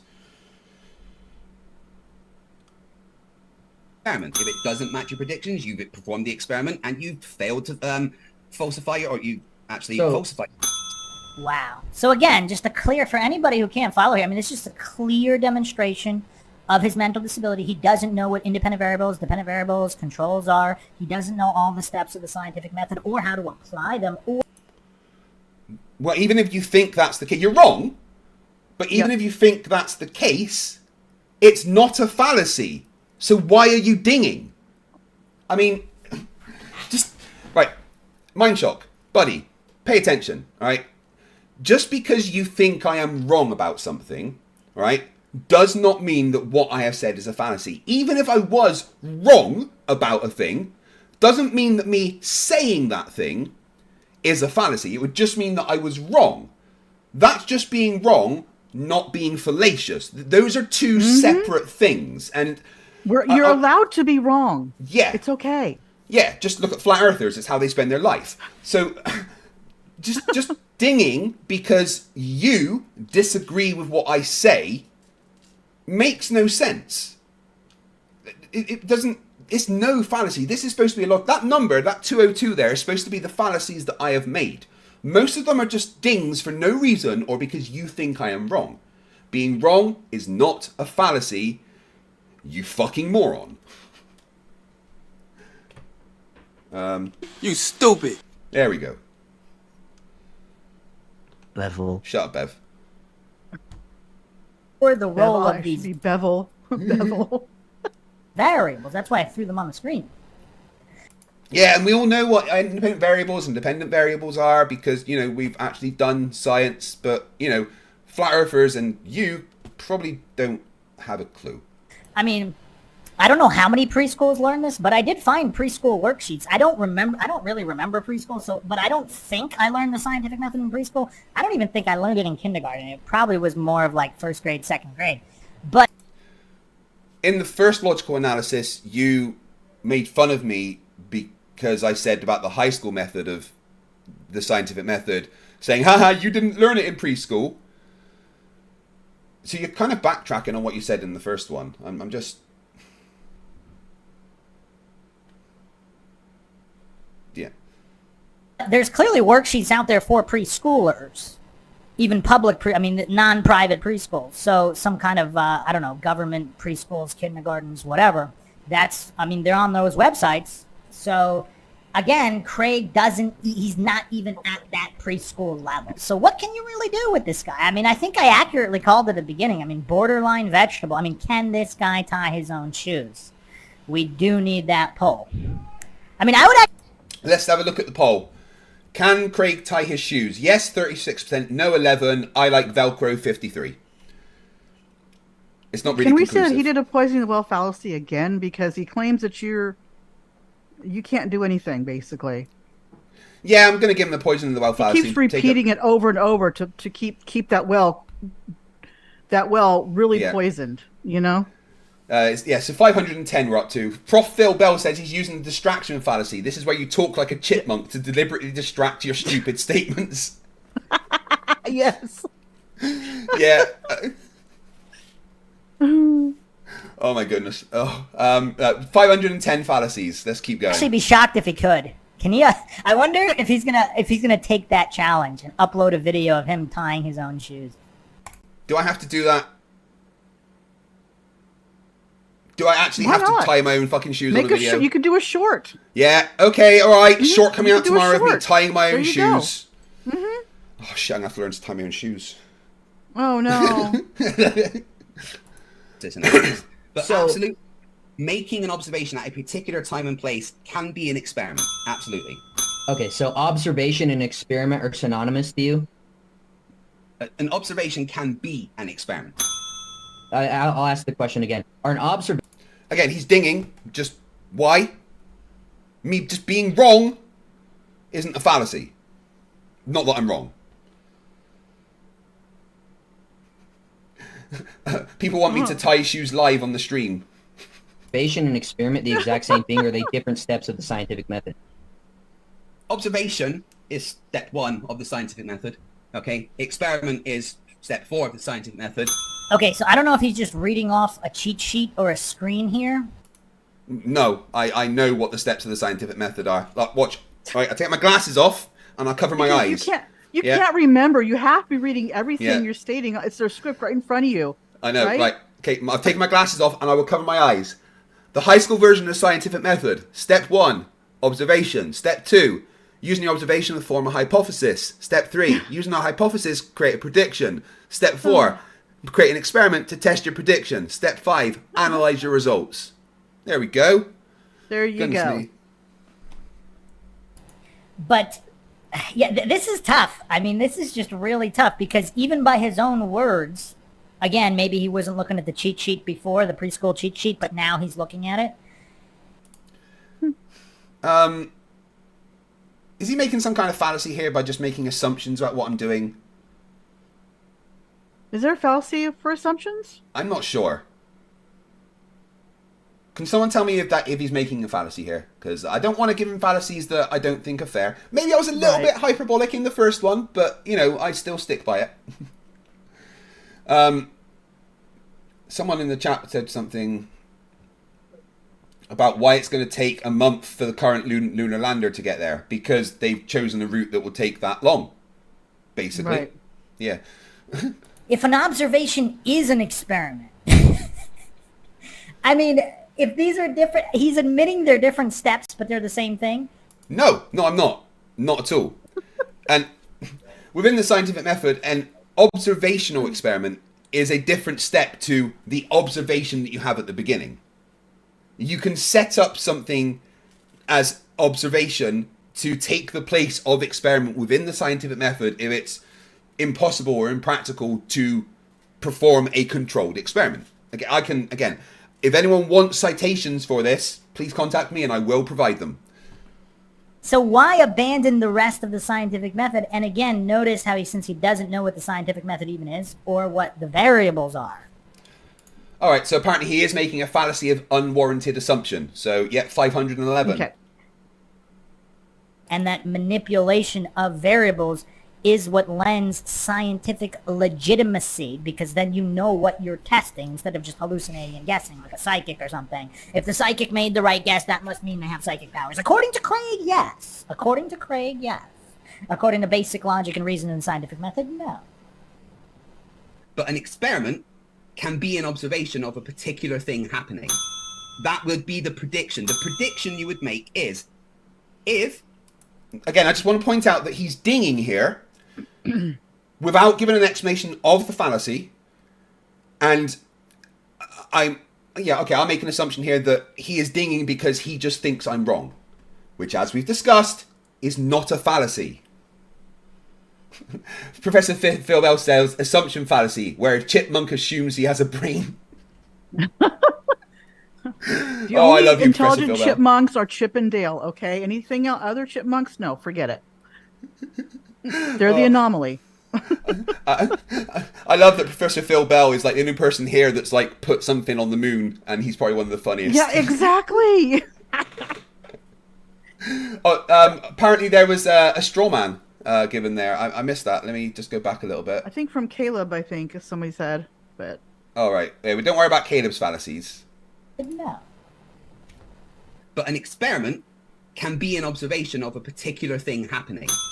That would be the prediction. The prediction you would make is, if my hypothesis is correct, then I predict that at this particular time, we will be able to observe the path of the light from a star being bent. Okay. Oh man, I don't know if I can make it through this. I mean, Caleb is just such a soldier to be able to handle this level of mental disability. Because Craig's just. I'm going to give him another poisoning the well fallacy here. You know how I read that? The way he said that? Caleb is such a soldier to be able to handle this amount of mental disability. He could be talking about Caleb right there, couldn't he? Yeah. Yeah, Caleb's handling his mental disability. What a soldier Caleb is for dealing with his mental disability. That's how I heard it.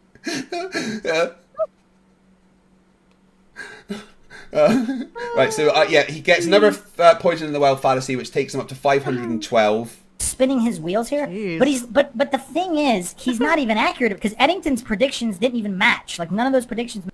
Yes, they did. Why is he not showing his sources about Eddington? It's just words. You know what I'm saying? Well, he's cherry picking things that disagree with him. So I'm going to give him a cherry picking fallacy here, which is 512. But I'm saying he's got the opportunity here to actually show the what he's talking about, his citations on the screen, and he's not showing them. No. You know what I'm saying? Yeah, he's just like showing, because this is it, but I'm not going to show you what it actually says. It'll show him he's wrong. Yeah, because, you know, not he's a Flerf, but he's actually meeting Toon's Raw of Flerfs here, right? Like, every citation will debunk them without exception. Yes. Oh, yeah. Oh, and everyone's wondering about my voice in this clip. I've sped him up an extra, like, 5% just so we can get through it slightly quicker, so I may be sounding slightly fast as well.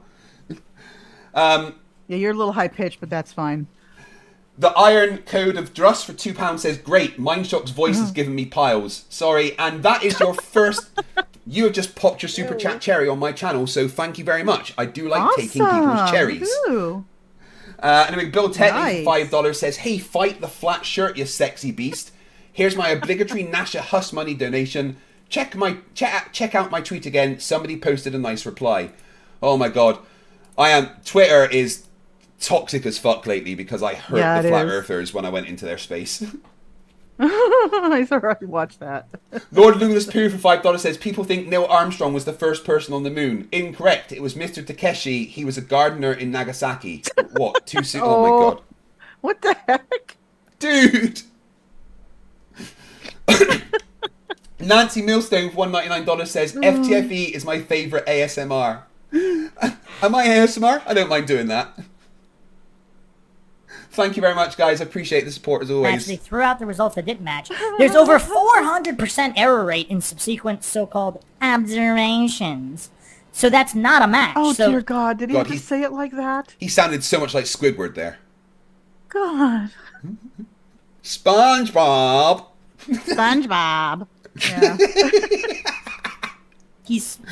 It's like spinning your wheels, but you don't even have tires on the wheels. I mean, and you forgot to put gas in the car, and you're not even on the road where you're trying to go somewhere. I mean, that's what we're dealing with here. That's the prediction. So again, he didn't point out any fallacy I made, just said that I was wrong. Yep. All right, I want people to be very, very aware that this is the main thing that he is doing. He is dinging me because he assumes I am wrong. That's it. The and if anyone's spinning their wheels, it's Mindshock because he can't lay off of you, Craig. It's all about crapping on you. Yeah, I know that's a whole different thing, guys. Okay, no, we don't need to repeat that again. He's so unbiased, right? He is so unbiased. Going to that place at that time, and someone at Tau Software says, no, it wasn't Tau Software who said it. Sir Little Wolf said, Squidward is my spirit animal. Yeah.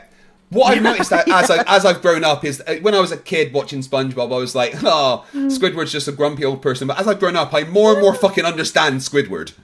Like, I totally relate to Squidward now, you know?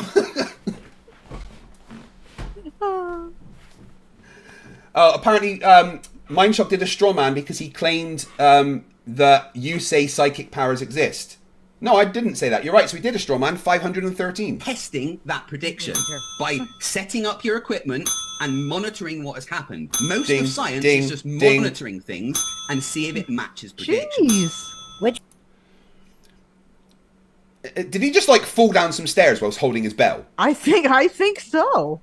Ding, ding, ding, ding. It was like Every single word he had a ding. My goodness. Couldn't say it for the end of the sentence. He had to do the whole every bit of the words.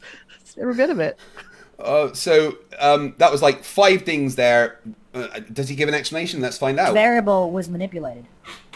What is a control? You won't find Craig talking about any of these things because he doesn't even know what they are. I know exactly what they are and talk about them all the time.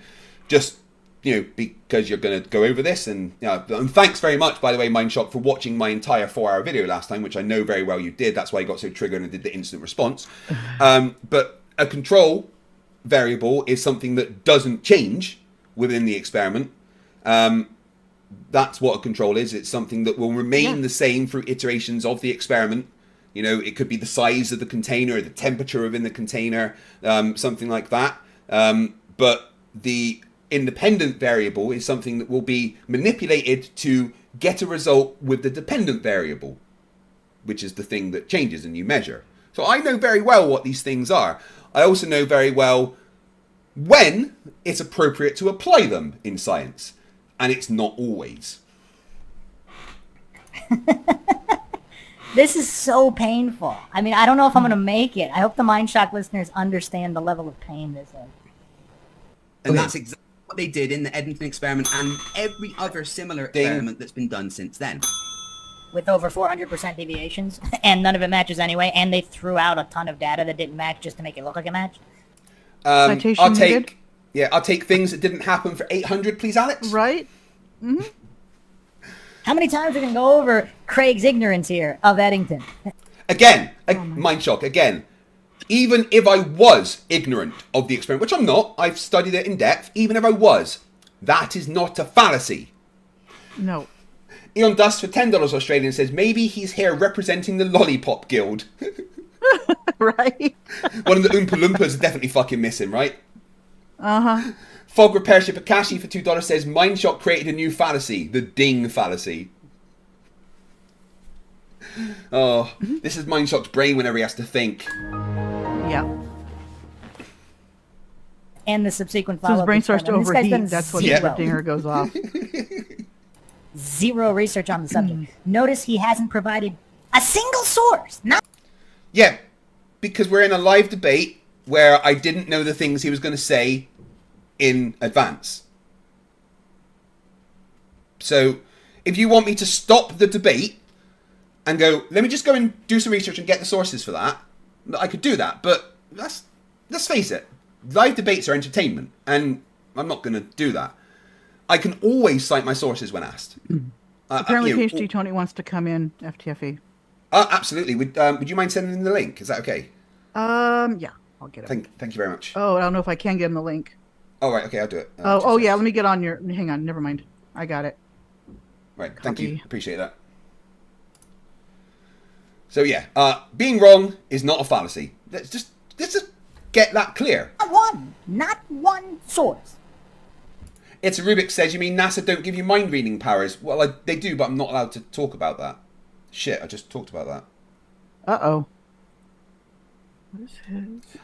Dick Wayne says, what are the natural sciences? Since I was timed out for asking it. All right, guys, please do not time out Flat Earthers just for asking and saying things. Flat Earthers are welcome in my chat unless they are abusive and horrible and vile in some way. But I don't believe Dick Wayne has done that, so I very much appreciate it if my mods did not time out Flat Earthers just because they're saying things. And natural sciences are just science of the natural world, the experiment and observation of the natural world. But we don't call it natural sciences, we just call it science, okay? Connell Silver for $5, Mindshock, not NASA, is the world's largest consumer of helium. Prof. Phil Bell, $2, says Gary is welcome relief from this rodent. Yeah, where is Gary? I haven't seen him lately. I think he's been in a lot of different Discords. He said that he's banned on the channel, but I haven't banned him. Yeah, Hooligan for $5 Canadian says, the way he uses the dings, are they themselves fallacies now? Yeah, he's created the ding fallacy, like that 100%. The fact is, it was a prediction, and they formed an experiment based on the prediction to see if it matched the hypothesis. It did. That's a fact, because it didn't. Wait, what do you mean that's a fact? Because it didn't. That sentence contains two contradictory ideas. Right? They threw out everything that didn't, and even the result that was left was over 400% error from the follow-up observations. I mean, this is just so painful. I have to say, this is probably the most painful one. I don't know if Craig's going to get more fallacies than Sartain, or even that Brian Myers goof, but this is definitely the most painful. They analyzed the results and they found they failed to falsify their... Except you've yet to point out the fallacies that I've made. Right, you've given me so far during this part of your analysis, Mindshock, I think another 20 dings. I think I was at 205 or something, maybe 200. So you give me 25 dings, right? But you haven't stated a fallacy I've made. You haven't stated a single fallacy. Where you can't just ding, give me a fallacy, and not explain what it is.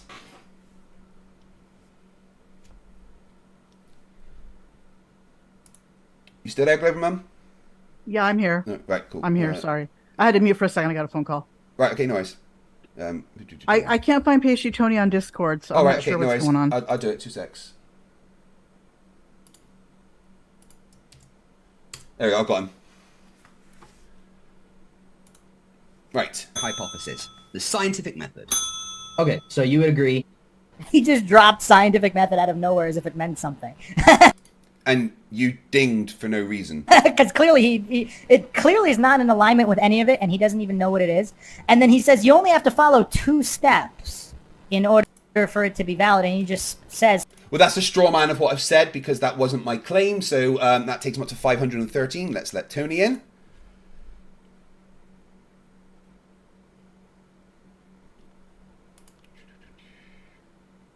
Hey, PhD Tony, how the devil are you?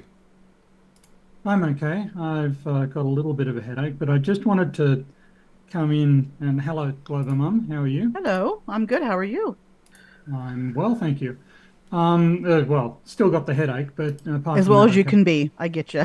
Yeah. So I just wanted to address this guy's prattling about Eddington because it's getting on my nerves. There were allegations made by some philosophy of science researchers that the Eddington results were unreliable, and that he fudged his results, etc., etc. But this has been firmly quashed. These claims are without foundation. People have gone back over the initial results, the initial experimental notebooks, and there's no evidence whatsoever of anything that this guy was claiming. And he is cherry picking his source. So there's one claim that this happened, but there have been a bunch of subsequent books and research articles written on this to cite just 3 of them. There's the book No Shadow of a Doubt. There's the book Gravity's Century. I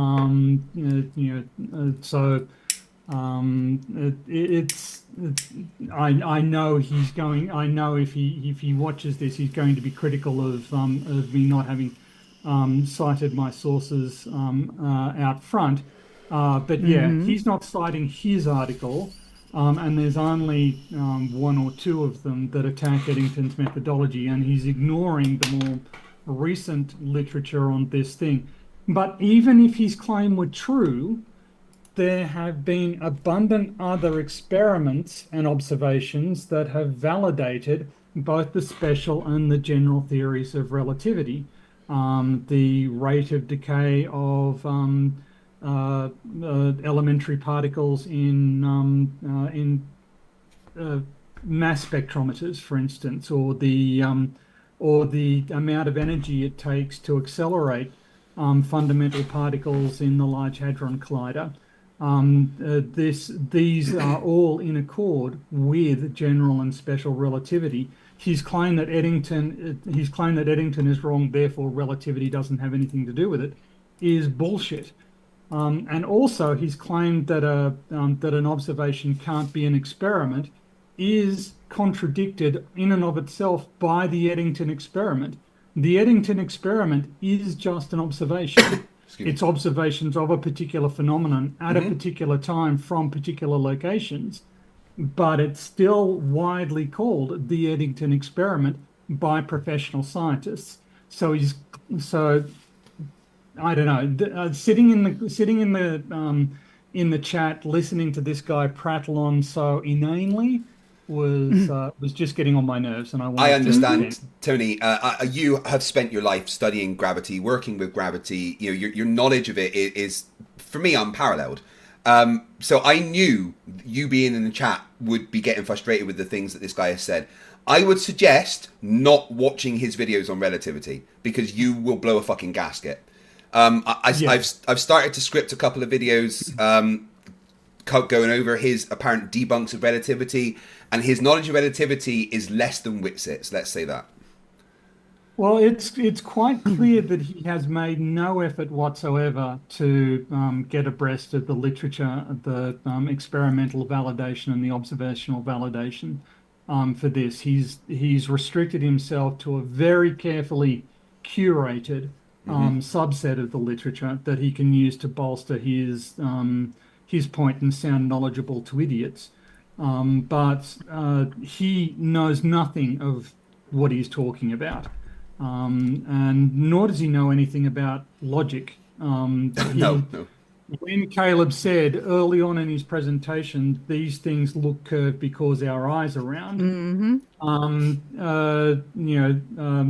This guy's response was, the only thing I would add is, well, no, that's not a statement with any logical validity. You've made a claim of causality and you have not substantiated it. There's no evidence backing this up. There's not even a link.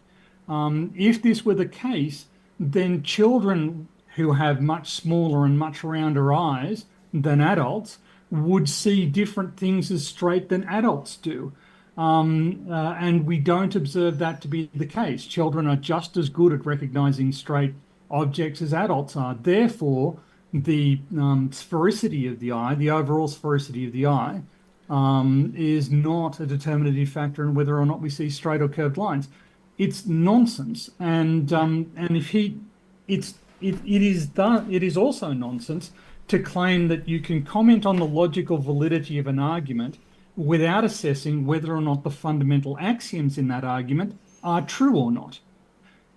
If I accept as a fundamental axiom the Earth is a sphere or the Earth is flat, I can make any arguments I want and they may be logically valid, but they will be meaningless because I've assumed my result. I've assumed what I'm going with. So his entire business model, his entire raison d'etre is gibberish. It's gibbering nonsense. You cannot simply assess the logic without assessing whether or not the axioms that go into that logical argument are in fact related to reality. Sorry, ranting again, but no, I completely understand. No, that's fine. It's always a pleasure to have you here, PhD Tony, because your knowledge makes me better. I'm going to let you get back to your previously scheduled program and stop yelling at everyone. Can I say one thing about the round eye thing? If our eyes dictated how we see, like curved or straight, then why do flat earthers don't not see curved? They only see straight. Are their eyes flat? It's backwards. It's a very silly argument. It is a very stupid argument. I'll let you get back to it. Sorry. Thank you, Tony, for coming on. Thank you, Tony. Speak soon, buddy. Thank you. Look, nice to see you both. Take care. Bye. Right. That is PhD Tony, everyone. I thoroughly advise checking out his channel if you are interested in actually learning things. If one of my mods would be kind enough to link PhD Tony's channel in the chat, I'd very much appreciate that. 450 watching. That's amazing, but I only see 178 likes. If we get to 400 likes, I'll dance naked for you. Demonetized. Scientific method. He just says those two words without knowing what they are, like a little 4-year-old or 3-year-old. I don't want to. Right, someone in the chat said the fact that he's dinging me without explaining what the fallacy is counts as him making the fallacy. And I kind of think that's right, because isn't the fallacy just claiming something's wrong because it's fallacious? Yeah, I think so. Yeah, because it doesn't follow that just because an argument contains fallacious reasoning, it's necessarily wrong. So if you say it is because it's the fallacy, that's the fallacy. And he's saying I'm wrong, and he's giving me fallacies. So isn't every time he dings the bell and doesn't explain why technically a fallacy? I agree with that. Okay, well that means we have to add another 26 to the 212 he currently has, which takes him up to 238. Good God. 238 fallacies. There we go. So, 3-year-olds. I'm sure there's a lot of 3-year-olds out there that are smarter than Craig. With my hypothesis of unicorns, it would be just as valid if the assumptions that I make for the tending of the light towards the sun, it would be just as valid as the bending and warping of space-time, right? If all the math worked out and we tested and over the math... Oh, it's painful to hear how stupid Caleb is, but this isn't what this stream is about. ...worked out with the unicorns pulling the light towards the sun, it'd be just as valid as yours, correct? And another point here, the math didn't work out with Eddington. Yes, it did! Yes, it did! Maybe he means something different when he says maths to what we mean. I don't know. I don't know. But again, he should be showing what he's talking about and not like just verbally saying, no way, See you, Quaylon. Thanks for hanging. I don't know how many times I have to reiterate that. Because Craig is just pretending and hallucinating he did. Again, I have multiple sources here, one of which is Harvard Labs. Over 400% error rates. Eddington admitted to throwing out the data. You can't have more than 100% error rate. That doesn't make sense. No. And he's saying it had a 400% error rate. Yeah, I don't think that makes sense. That didn't match, which is why so many real scientists were skeptical about relativity, because it actually didn't match. That's the main point. So, yeah, it doesn't even get there. But Craig's mental disability on full display here anyway. I don't know if Caleb's just humoring the poor guy for the sake of the audience. I'm guessing he is. You can... Okay, right. He's saying I'm wrong because I'm mentally disabled, right? Right. That is an ad-hom, correct? Yes. 229. You can call it unicorns. Harry, that's what I've been saying. Yeah. He needs a citation for all the crap he's saying about the Eddington paper. He's just verbally saying crap without showing his evidence for it. All right, guys, I'll type in the chat that we are at 529 fallacies. All right, so make sure you help me keep 39, count. not 29. 39, correct, sorry. 539. 539 fallacies.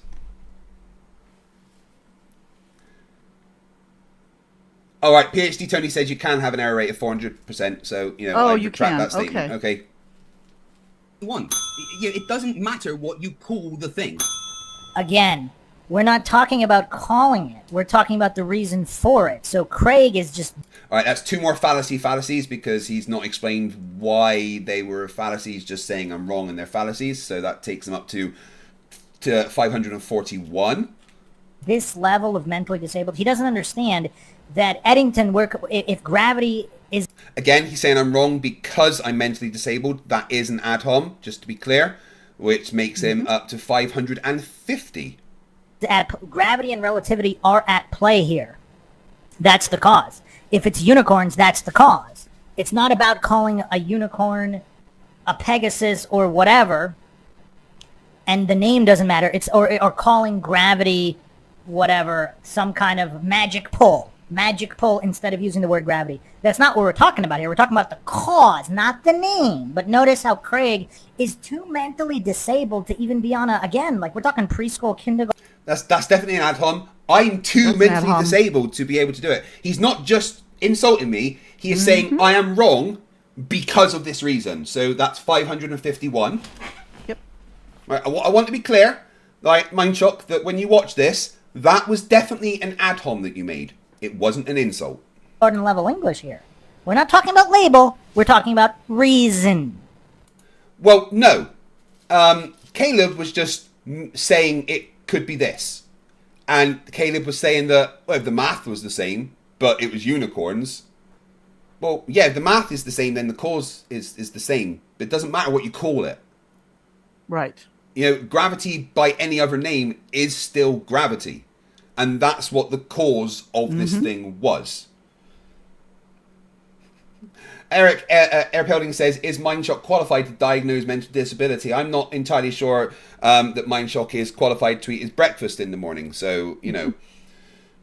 I thought we were calling it Mavity now, not gravity. Sorry? I thought we were calling it Mavity, not gravity. Mavity. Mavity. I like that.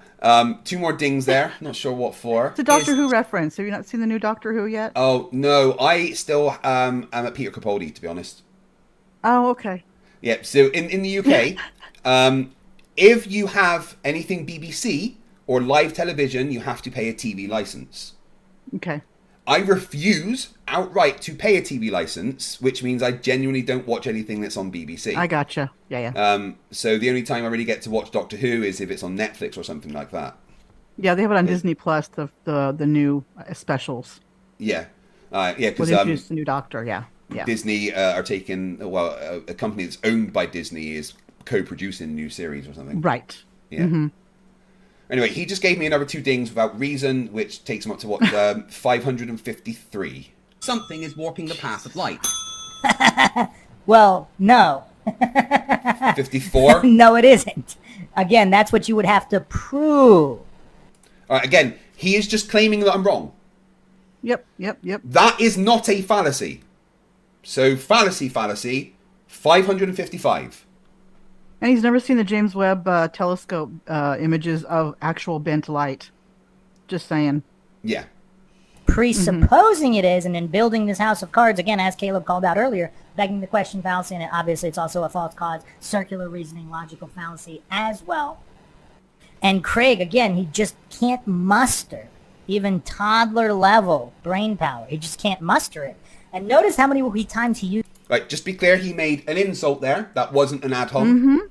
So I am aware of the difference. This is the word fact incorrectly, because none of this is a fact. It's like that's his only cope at being exposed, completely decimated and exposed. He says fact almost like his blankie, like he's trying to soothe himself from getting destroyed on this level. Man, he talked about projection earlier. It's crazy, right? Yep. Yeah. He could work for IMAX. Oh man, I want to watch the other video. I think I might do a stream covering his little rant video as well because he got so mad at me. Oh, do I make you triggered, Mindshock? My dad always said, and of course, don't forget the short tying your shoes too. Yeah, absolutely. My dad always said that if people are mad at me, I've done my job right. True. He just says fact almost like some kind of soothing mechanism, like a safety blanket, because clearly he doesn't know what the word fact is. Clearly the word doesn't apply here. Clearly I'm not arbitrarily dinging him with the fallacy counter, because that's a fallacy. In order for me to be objective, I have to count every one, not give him breaks, because then I... Well, why aren't you then? Hey? You haven't. I wouldn't be objective. You can call it unicorns, we call it space-time. If you want to do an experiment based on the prediction... Right. 2 dings, no reason, just because I said something, so... You said something he didn't agree with, basically. Yeah, so that's 2 fallacies there, so 557 fallacies for him. Unicorns, then that's great, then we can analyze those results. 56. But you tell me, what would the predictions of unicorns be? Obviously, it's 57? A hypothetical. It's obviously a hypothetical. So all I'm trying to...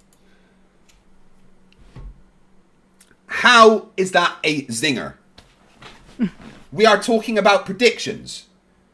And now he's backpedaling and go, obviously it's just hypothetical. Well, then it's not the same as gravity, because gravity isn't just hypothetical. Why the fuck did he give Caleb a zinger score there? Show to the audience is that... who knows? Yeah. Oh my goodness. Let's catch up with some super chats. I read that one. No, yeah, Hooligan for $5 Canadian says the way he uses the dings, they themselves fallacies now. Yeah, absolutely. Andrea NT86 for €5 says this guy should have a dinger battle with Team Skeptic. They were constantly outing the other. Thank you very much. That is also your first super chat on the channel, and that's great. That's a few cherries I've got today. Nice. Nice. Lord of Luminous Pooh for $2 says, here, for the love of God, get a new lighter. Actually, this is a new lighter. It's just shit. It's to light it, you've got to turn it down and then turn it back up to be usable. Is that like a child safety thing? I don't know. Lord Luminous Pooh for $5 says, oh hell Algoritmo and the Trinity of like, comment and subscribe. To be clear, that's a plus sign, not a cross. Thank you. Mr. E-Man, $5 Australian dollars. Mindshock's not qualified to find his own rectal cavity with both hands and a 4-color pictographic instruction manual. Instructions unclear, penis caught in vacuum. My reference frame and my assumption of why the light tends towards the sun would be equally as valid as long as the math works out.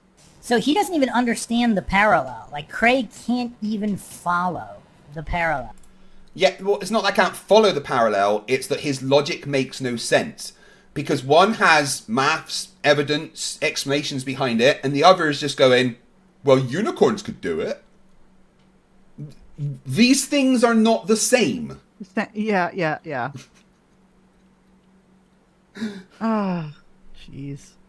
Caucasian Sensation says, Craig, I say this as a friend, don't drop to their subterranean level, make the shoelace video. There won't be a right answer by these idiots. I kind of disagree. I think it'd just be funny. I might make the shoelace video and fuck it up on purpose. Yeah, you could. I can tie a shoelace, and I'll just tie it around my finger. Don't do the granny knot, beforehand, and just try and tie it or something. Yeah, no. I see your point, Caucasian Sensation, but I like fucking with these morons, so... Yeah. Or he's pretending to, not being able to, because he knows he doesn't even understand the basics of the scientific method or first grade English even. Fallacy of assumption there, because he's making an assumption about what I know and what I understand, and what my intentions are. So where are we at? That's 558. Am I being too kind there? Preschool English. Also, some people pointed out it looks like Craig might have some kind of earpiece. I don't know if that's a headphone or an additional earpiece. I do. They're called earpods. These are my earphones earbuds that allow me to hear what's going on. I'm listening. If I have this here, I can't hear the video. My microphone is right here.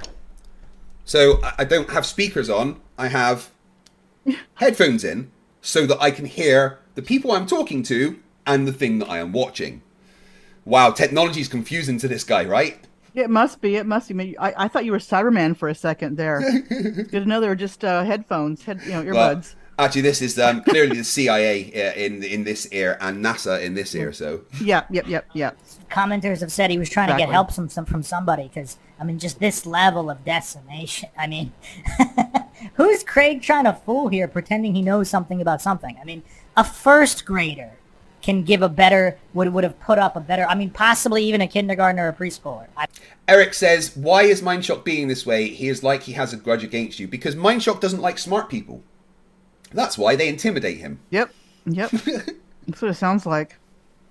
Rachbot says, what the fuck? Rachbot.exe Craig is... bashing. That's all it is. Yeah, totally unbiased, right? Mm-hmm. Rachbot says that she's Rachbot.exe has crashed at that comment from Mindshock there. I totally understand. Oh, yep. We get it, Rachbot. Reboot. Yeah. It'll be fine. Can someone give Rachbot the reboot command, please? Thank you. Yes. Don't want to insult them. They could have put up a better defense than Craig here. This is just downright pathetic. there's no way around it. Craig, do you think math is descriptive or explanatory? Well, before we get there, we talk about what you just said. Again, you need to have a hypothesis and a prediction and an experiment. If you've got... Is he not going to point out the non sequitur fallacy there by Caleb? Right. Yeah, because he's being totally unbiased, right? He's obviously pointing out all the fallacies that Caleb's making, like that total non sequitur fallacy that Caleb just made. He's being totally objective with this whole analysis, Craig. It's so objective. I agree with everything that Mindshock has said. He's 100% right. Oh my God, that's going to get clipped so hard. Got that? You're doing science. Notice how he never mentioned dependent variable, independent variables, or controls, or the manipulation of variables. Because they weren't part of the discussion. They weren't relevant to be said at that point. So that takes you up to 558 because you just once again committed the fallacy. Terrible. So clearly you're not doing science. To do science with no understanding of variables. Professor Philip Bell says he thinks normal people can pluck their brain stones out of their ear like he can. He's doing what all flat earthers are doing. You have to have the independent variable and dependent variable. Not necessarily. No, again, high school level of science. They're so fixated on that. Oh, man. Again, just props to Caleb. Oh, man. I really didn't know what to expect. Like I said, I've talked to him a few times in messages here and there. I really appreciated how passionate he was about logic itself. I mean, flat earth, globe earth aside, who cares about that stuff? Just he was passionate about logic itself. He can be passionate about something, but he's wrong. He's also passionate about bringing back the ideas of Adolf Hitler. You know? That doesn't make him fucking right! I'm not even kidding. Once again, guys, this is a tweet that he did. Yep, he put that up himself. God. I just so everyone's aware, that's how passionate Caleb is. Mine Flerf. He's an idiot. And it shows here. Because he's trying to have a logical discussion. But the problem is, it's kind of like having a discussion with a coma patient. I mean, yes, they might be able to recognize, even though they're in a coma, they might be able to recognize words. He's being so unbiased and logical right now, huh? It's amazing. Very like I said, very objective. Absolutely. I appreciate he's attacking Caleb as much as he's attacking you. Absolutely. And he's not being insulting at all or anything. Nope. In case you're wondering, Mindshock, that's sarcasm. I know it's probably going to go over your head. But they've done brain scans where there might be evidence that coma patients can understand to a certain level people that talk to them. So it's not that Craig is not responding to the stimuli of Caleb's words. The problem is he's not comprehending any. But again, props to Caleb here. I mean, he's trying hard to have a logical conversation. But how can you have a logical conversation with someone who's a borderline vegetable? I mean, I don't know. I don't have the answer there. Would that be an ad hoc fallacy right there? Yeah, he's saying I'm a vegetable, therefore you can't have a conversation with me, and I'm wrong. So yeah, that takes him up to 560. Definitely 100% there. Judy Bassett says, who's been a member for 22 months, says, FTFE, can you tie a bowline on a bite? So main loop, round the bottom, through the top, over the bite and back through the loop, and then round the bite again, I think. I'd have to remind myself. PhD Tony for $10 Australian says, FTFE presents well-established, quantifiable, predictable, observationally supported phenomenon. Caleb posits it's a counter theory with none of these properties. Mindshock says Craig can't see the parallel. I know. Irony, right? Right, but I like what I said about vegetables. Always, I always make the joke that flat earthers can't eat vegetables because that would be like, eating your own cannibalism. kind. Yeah. You're just saying unicorns did it. In what way did unicorns did it? Just saying unicorns did it isn't a hypothesis. They bent the ether towards the sun. The unicorns were grabbing the ether and bending it towards the sun. Is that better? Does that help? Right, so apparently Caleb saying something extremely stupid is a zinger. Right. Does Mindshock even know what the ether is? No, no one does. It just means air. Doesn't It exist. just means air, right? That's all it means is air. Well, not in their mind. In their mind, aether means we can disprove gravity.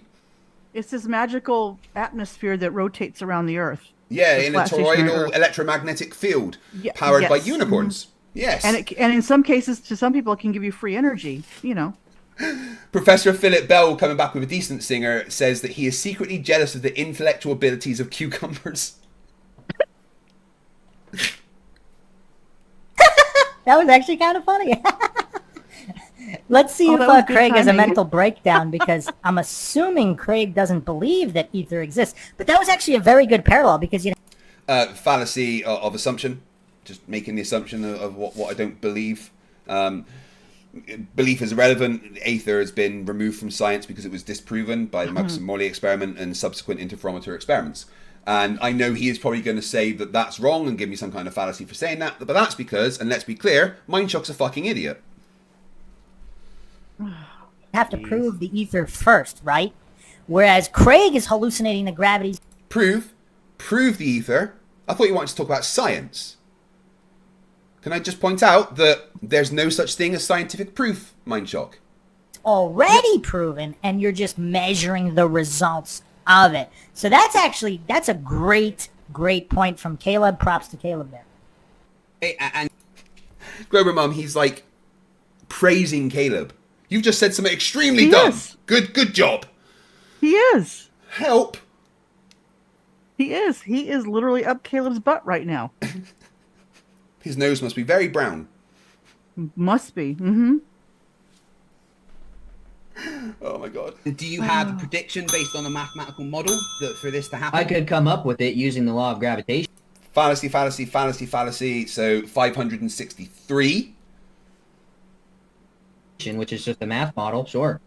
Right, so you're saying it's interchangeable. So you admitting that you can interchangeably put space-time or unicorns in the equation.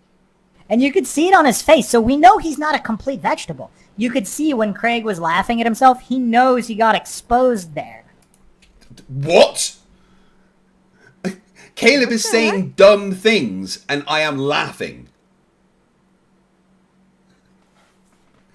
Right, let's be clear. Caleb is saying that you can just replace gravity with unicorns if the maths is the same. Okay. But you can replace anything with anything if the maths is... It doesn't matter what you call it. The maths is for our hypothesis of gravity. So it doesn't matter what you call it. We could have called it unicorns. But like I say, in a minute, we could call it Felicia. It doesn't matter. Right. Felicia. And they didn't get the sarcasm with that either. No. Somehow, fucking Flatzoid took that as me, like, dissing myself. Like, and... Right. Sorry.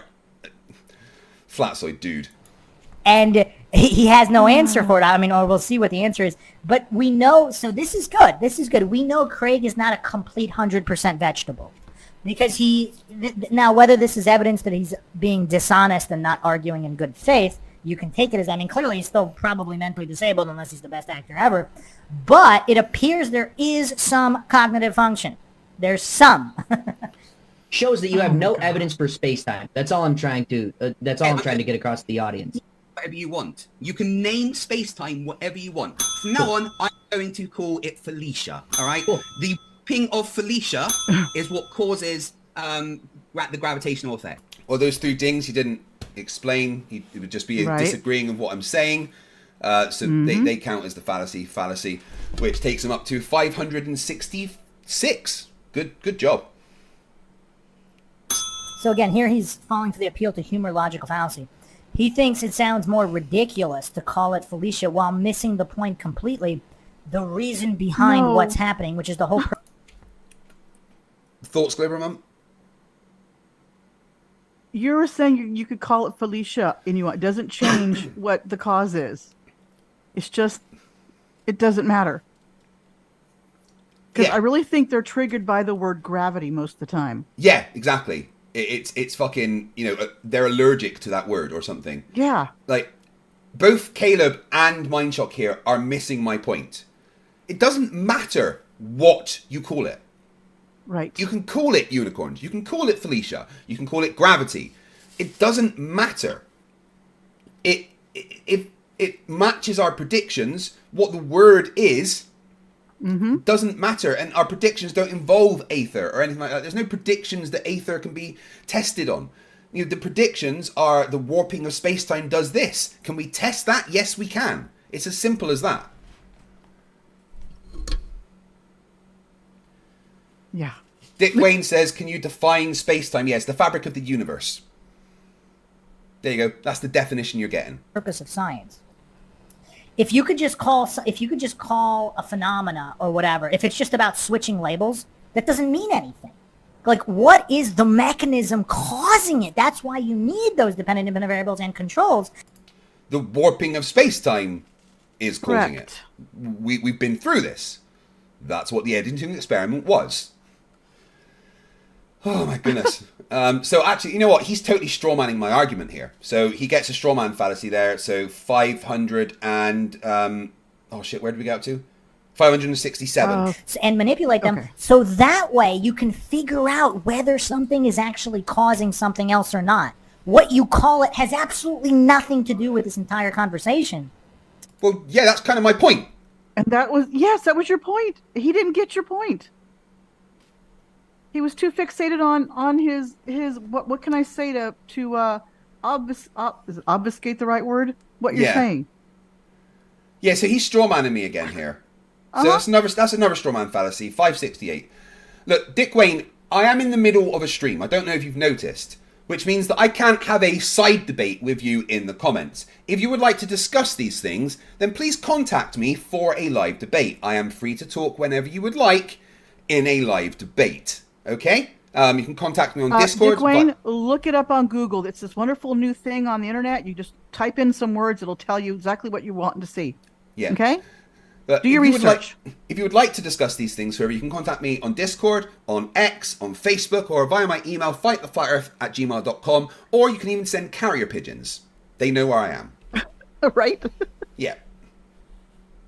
I'm easy to find.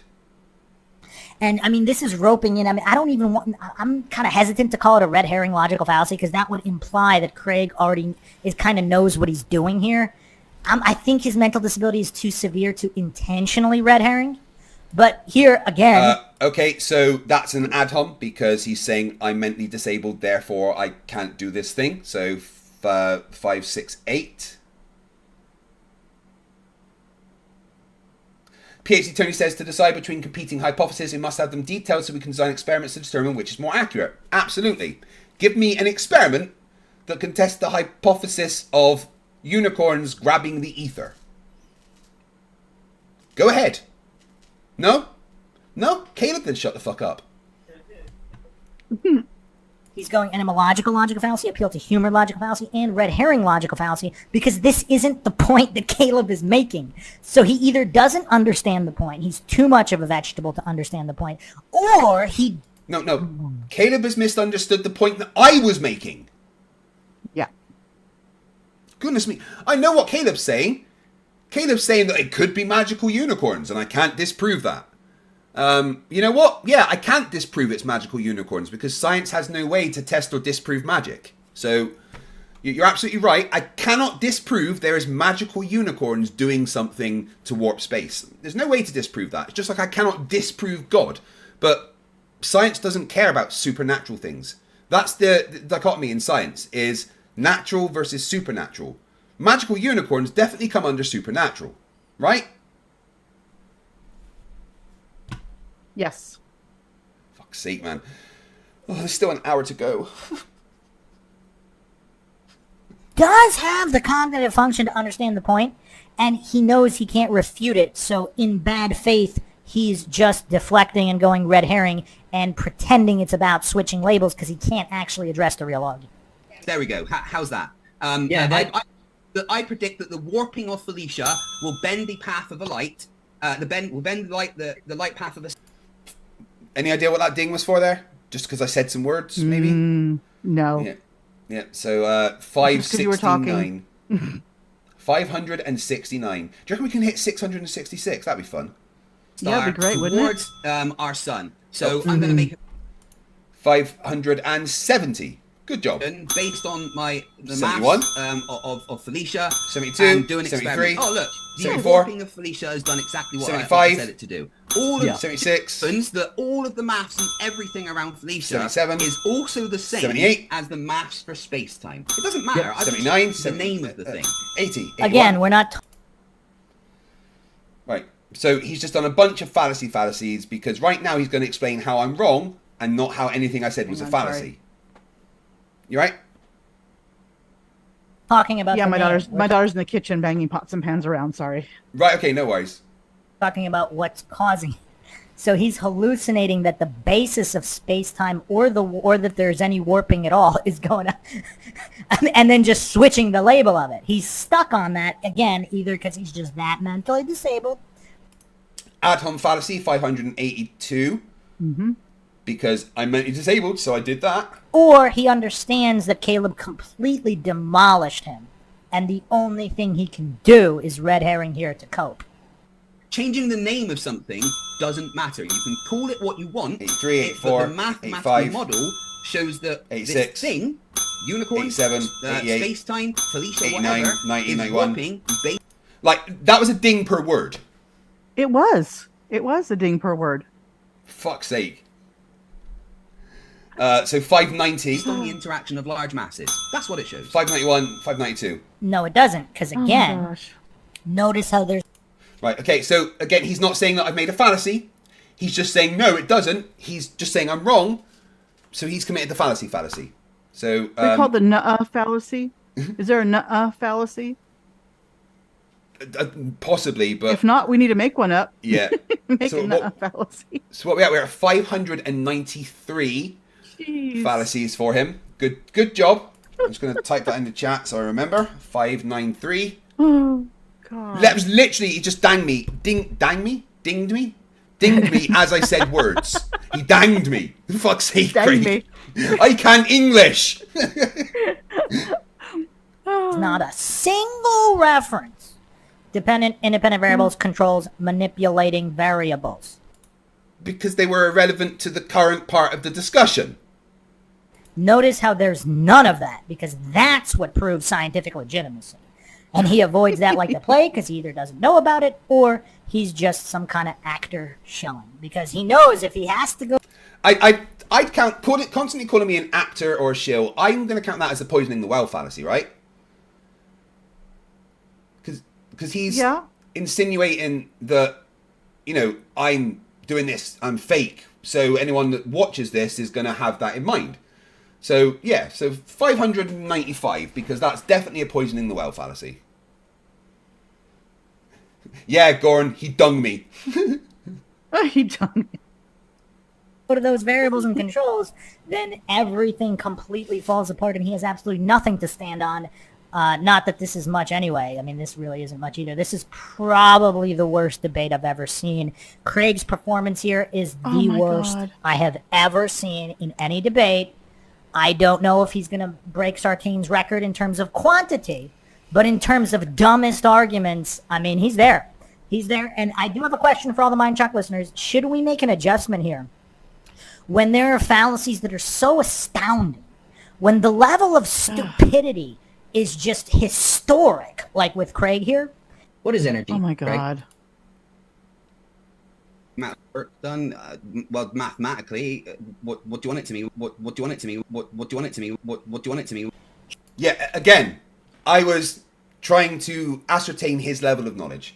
I wasn't sure if he was asking about like the difference between potential kinetic energy and what their definitions are, or if what energy, you know, the actual physical definition of energy, like the amount of work capable to be done.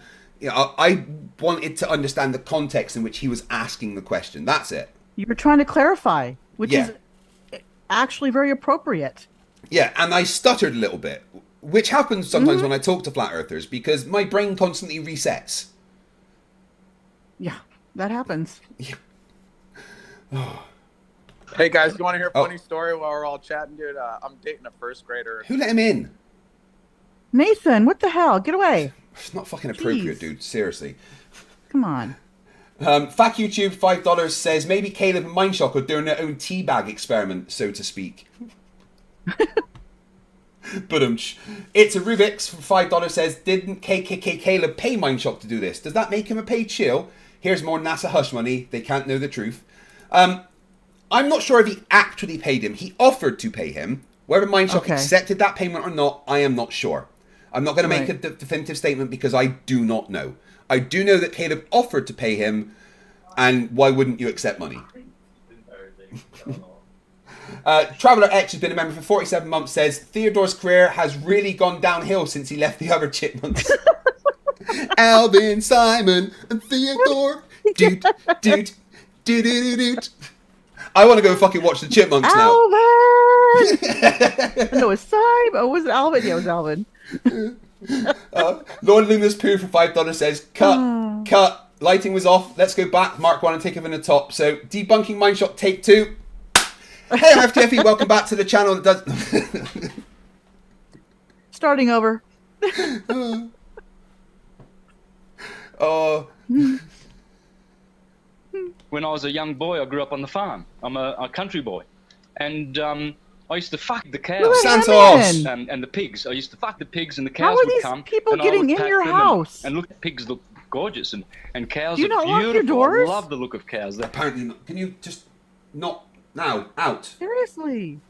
No, I'm not giving you money. Get out. Bloody homeless bums. Jeez.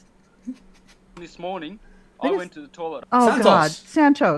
Santos. You know, I Seriously. want to be a urinator. But I thought you said you went to the toilet, dude. Come on, it's just not appropriate. I'm masturbating. Not now! You have to forgive Santos. He got his channel removed from YouTube. He has nothing just better to do mad. but bother you, Craig. Mm-hmm. Oh. Prosthetic Head says, where is Natalie? He's vanished into obscurity. He's currently asking people for money on Facebook to be able to go to a Flat Earth conference, except he's burned all of his bridges and no one will give him anything. The last thing I saw him at, or because of the video, was when he was at that Greg Locke, Dean O'Dell debate. He was there with Witch and those people. Oh God! Anywhere that Nathan is, I just imagine there'd be a smell of like wet dog.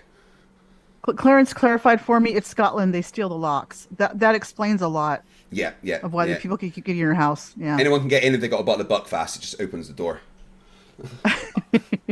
Icy Spin $199 says, presenting satire as evidence. Is that a fallacy? Nah, it's just fucking stupid. Yeah. Lord Lewis Pooh for $5 says, cut. Lighting was off. Let's go back to Mark 1 and take it from the top. Oh, I did that one. Sorry. But thank you. I can't remember. I just did. See, dealing with these people, it hurts my brain. Yeah. The memory goes. Mm-hmm. Should we have a fallacy, like a super fallacy? Like when he says energy, well, what do you want it to be? When he gives those kinds of OC answers. Super fallacy. I mean, what you do in your own time at night, that's up to you. Oh, super phallic. Sorry, no, never mind. Should that count as like 100 fallacies? No. Because if it's so astoundingly dumb. What is energy, Greg? Done. Well, mathematically, what do you want it to mean? What do you want it to mean? What do you want it to mean? What do you want it to mean? Okay, that clip is a poison in the well fallacy. And especially looping it like that. Yeah, and a straw man fallacy because it's not actually addressing what I was saying, which takes you up to 600 fallacies. Woo! Woohoo! All right, 600. Woohoo! Amazing. Your mother must be proud. Or the other thing. Should it count as 100 fallacies? I think it should. I think we should have super fallacies added to the list. Even if I don't know how to quantify them. Should they be 50? Should they count as 50, 100, 500? I mean, I don't know. Like that level of goofery, I mean, that was interesting. I was not, even from a mentally disabled goof like Craig, I was not expecting that level of goofery. What do you want it to mean? So I don't know. I mean, I'll let the Mindshock listeners decide that. And for follow-up podcasts, for follow-up analyses, we'll see if there should be like a super fallacy. The Mindshock followers, what? The whole 35 that watch your live streams? All of them? Just want to be clear. 50% of the viewers on your recent videos about me are my audience. You do realise that? Mindshock, yeah? I think it was that night when we went over. It was like pretty much your whole audience. That was his whole audience was us. Brilliant. And he loves me being there. Apparently you're there all the time from what he says. Yeah, I live in his live chat. Mm-hmm. And of course you have no memory of it, so he must have a neuralizer and makes you forget every single time. Here come the man in black. They won't let you remember. The good guy dressed in black. Remember that, just in case you ever face to face and make contact. Yeah, I like the Will Smith song Shut Up. So you're admitting that the framework of Felicia warping the light to go towards the sun is just as valid as space-time, right? I've just changed the name of space-time. All of the maths, everything about Felicia is exactly the same as Einstein described space-time. It's exactly the same. Let me ask. Hold on. The only thing I've done The one 7, single thing I've done is I've 8. changed the name Space-Time to Felicia. 9. I don't know. It looks like he's being genuine here. It really does look. Right, he's not explaining what fallacies I made there, so that was 9 dings for no reason. So, fallacies, 609. God. And he doesn't get satire. No, absolutely not. No, just like most Flerfs. Yep. You know that satire article? I see it at least once a day on Twitter. It's amazing. Oh my god, it's amazing. I read that out on one of my videos. It was just like, I'm reading this going, I've heard of that. I've heard of that. I've heard of that. Look like that he's just this mentally disabled, he can't comprehend that. Again, unless he's... Adhom, he's mentally disabled, therefore he can't do this. So that's 610. The best actor ever. I mean, he just really seems like he's being genuine. Poison the Well, calling me an actor, 611. Because clearly, again, doesn't understand the scientific method, doesn't understand what science is or variables, controls, any of this stuff. He does not even on a basic preschool, kindergarten level. But he thinks he is. I mean, look the confidence in his voice. I mean, can you truly fake that level of stupid? I mean, again, if he's just this phenomenal actor, I mean, maybe he can. But I'm going to appeal to incredulity. Like, it's hard to believe he's this good of an actor. He's just fundamentally not comprehending that changing the name is not the subject of what we're talking about here. Now, I do appreciate his ability in my acting skills, but, you know, he's definitely projecting, right? He's definitely projecting. I don't think that was... I think we're at 611, Connell Silver, because a couple of them were just insults rather than ad-homs. He wasn't specifically saying that I'm wrong because... So I want to be very clear that when it's doing that. So I think we're at 611. I need to take a toilet break because I'm not Riley. I don't do it on stream. So I'm going to play a song. I'll be back in 2 minutes. Okay. Oh, why is my mouse not working? Here we go. Oh, Cheswick is a wanker. He wears a tinfoil hat. The conspiracies he believes in just make him look a twat. And everybody laughs at him when he tries to write a tune, 'cause every single word he sings makes him look a loon. Now Cheswick went on Mastermind to prove the earth was flat, but he sat there looking gormless, just like Daniel Pratt. When they asked him for some evidence of a non-rotating disc, he spouted loads of gibberish and sounded like he's pissed. Mr. Cheswick is a loser. He tried to strike fight down. He didn't know Craig's a sailor, which made him look a clown. His online views are pitiful. He's as popular as the clap. He talks about conspiracies and believes the world is crap. Now Cheswick's brand of stupid is something to behold. He says that COVID's just made up and he thinks that moonlight's cold. Well, he's a prick of all trades and a master of none. And when you ask him simple things, he just says, oh well, when Cheswick talks geometry or distance to the sun, he just comes out in a nasty rash and then he bites his tongue. He's clueless how to use a sextant or theodolite. He runs away from easy questions at the speed of light.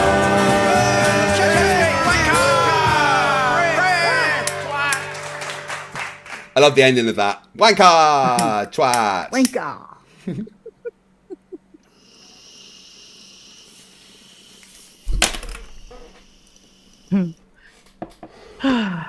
Right.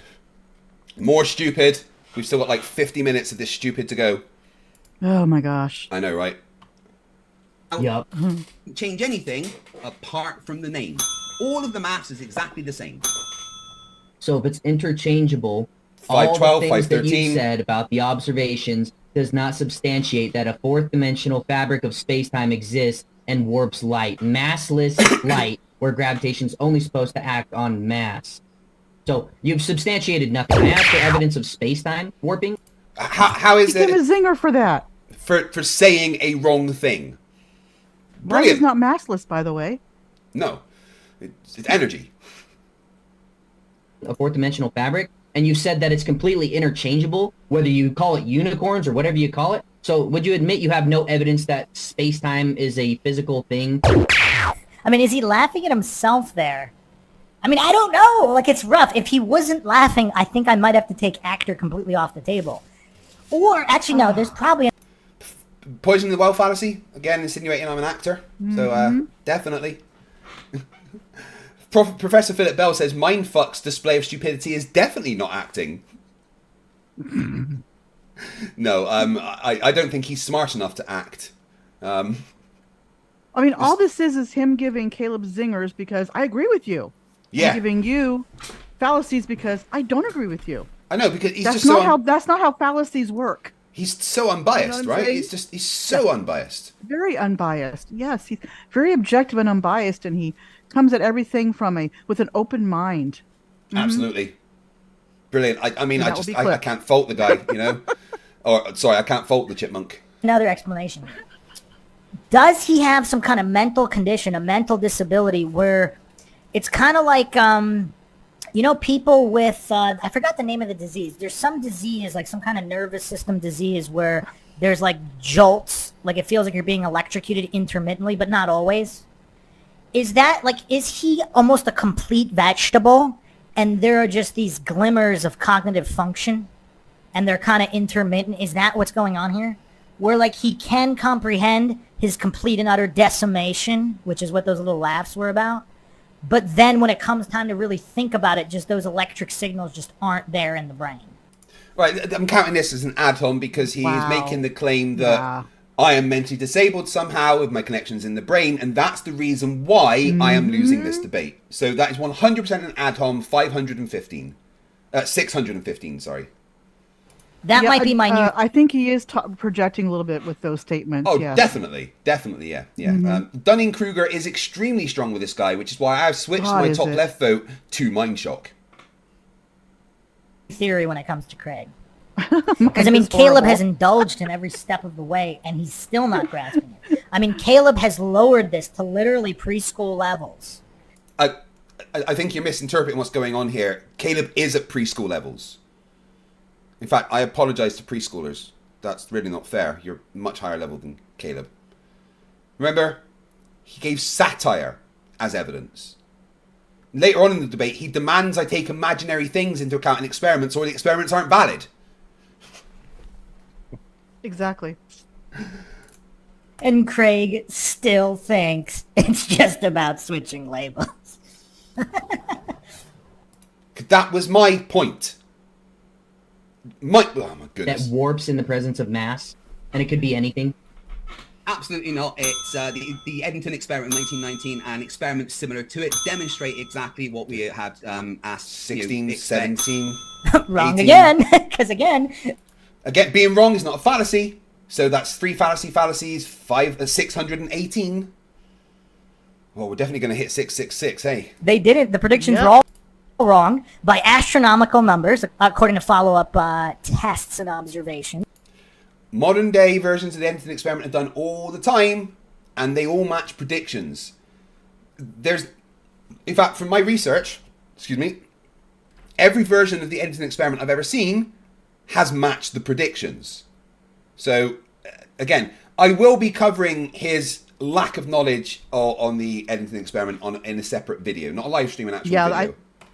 That's definitely something, a good topic to cover. Yeah, absolutely. He's not scientific experiments, obviously.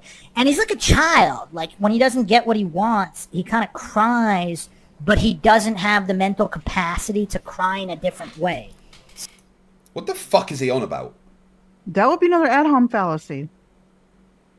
How so? You don't have the mental capacity to cry another way? Yeah, but is he saying that I'm wrong because of that? I don't know if I can count that as an ad hom if he's not saying I'm wrong because of it. He's insulting me, definitely. You know, but... you can clean up your mental capacity, just saying. Yeah, let's say that's poison in the well. Very much a projection on his part. Definitely. I think I'm going to count it as poison in the well at this point because he's trying so hard to insinuate that I am mentally disabled. And that's what he wants people to believe during this. So right. Yeah. Absolutely. So he keeps bringing it up. Yeah. Every sentence he has it bringing it up. So that's 618. So he can only regurgitate, Eddington, 1919, Eddington, without even understanding the Eddington's alleged experiment and why it's not an experiment and why... Fallacy of misplaced assumption, because he's making the assumption I don't understand the experiment, so 619.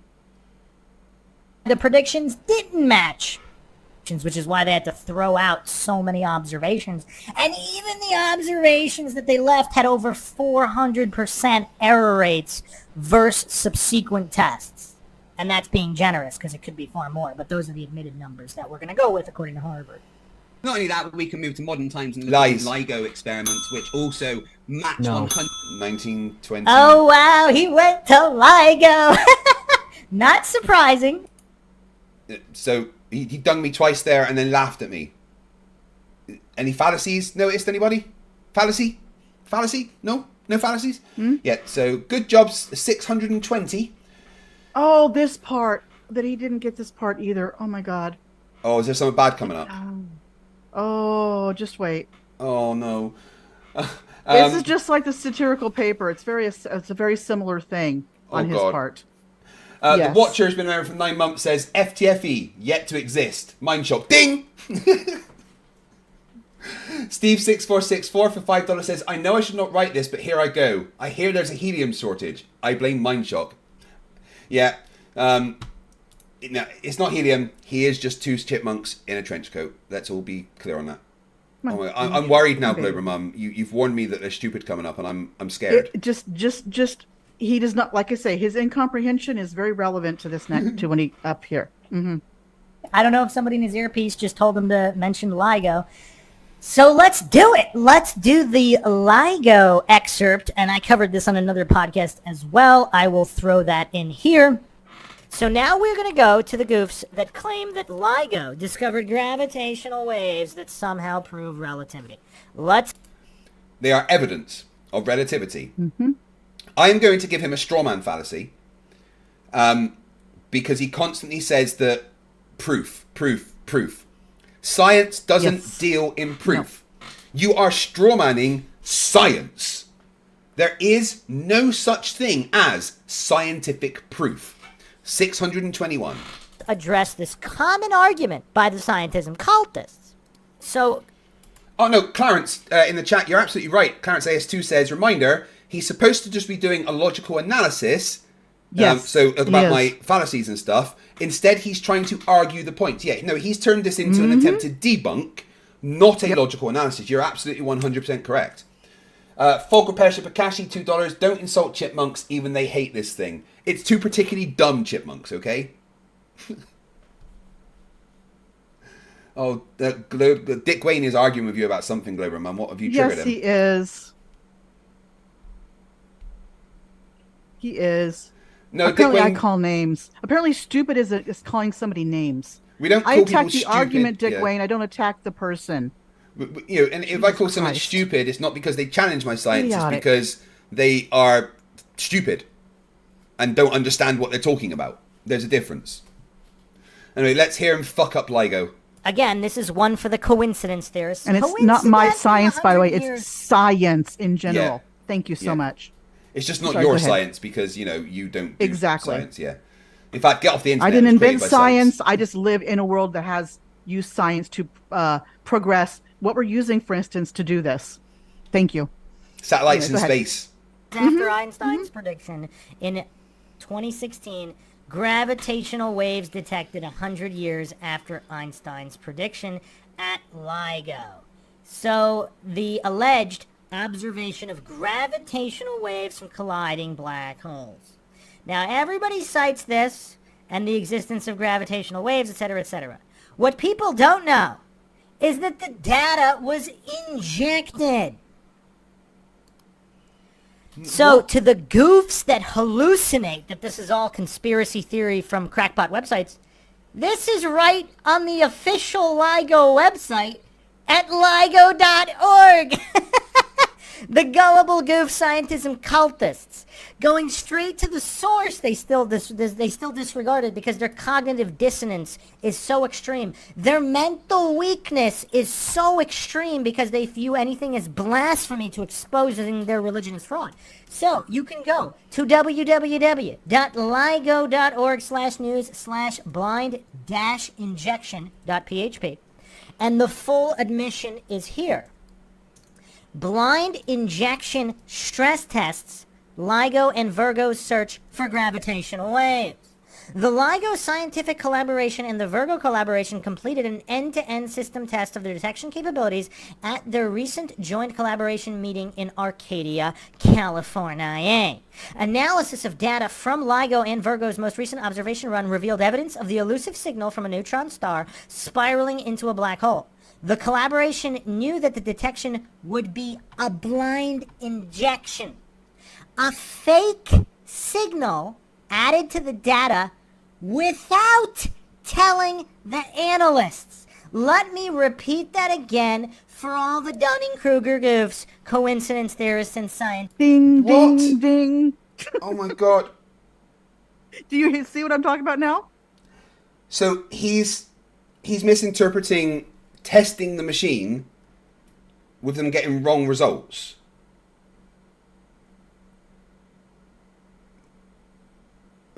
Right?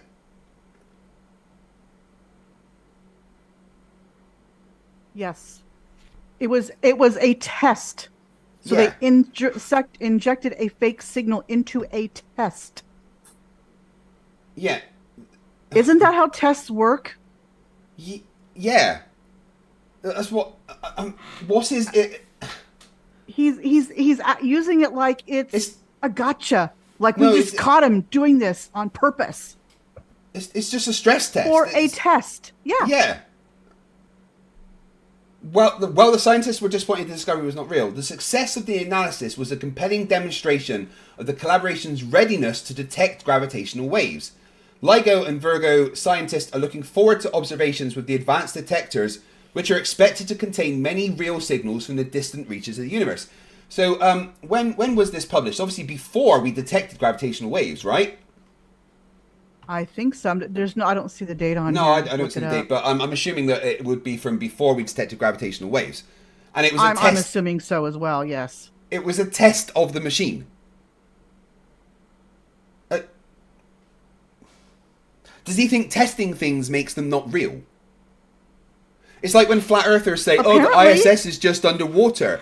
Oh, because they go down there. Everything should just be perfect from the get-go. We don't need testing for anything.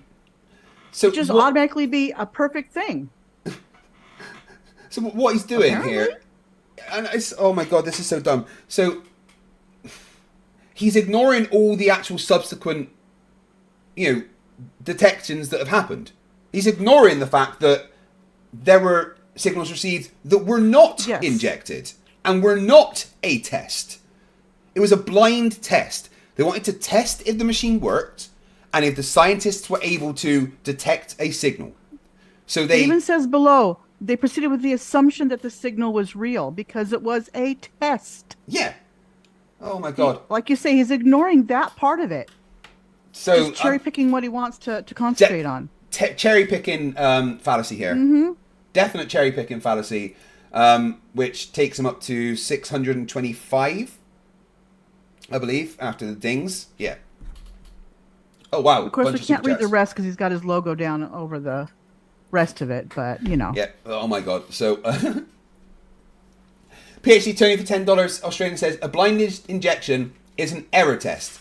It tests whether or not the analytical techniques used can recover a controlled artificial signal. It's a controlled experiment. Yeah, absolutely. He does not fucking understand what a controlled experiment is. Mindshock, good lord, man. Mm-hmm. Caucasian Sensation for $5 says, Caleb had to have paid this morning to insult you live and put on a show for Flerfs. Neither of these idiots have the slightest clue what they talk about. The weird thing is, right, even though he did this as a live stream, it wasn't live. It was pre-recorded and then played as though it was live, which is weird. Why didn't you just post it as a video? Yeah, I know. Alejandro, like we do, premiere it, and then you're in the side chat. That's all he did was toast as alive, but then he was in the side chat. I know. It's the same thing. Just Jesus. Oh yeah, Professor Phil Bell is right. He's read the title of the article and just made an assumption about what it says. Yeah, it's fucking insane. And he's picked out, cherry picked what he wants to say below. Alejandro Vallejo for 100 Mexican pesos, thank you very much, says, let's be real, Mindshock is a Flerf. No normal person is this critical of globe evidence arguments while giving this much credit to the Flerfs without being at least a closeted Flerf.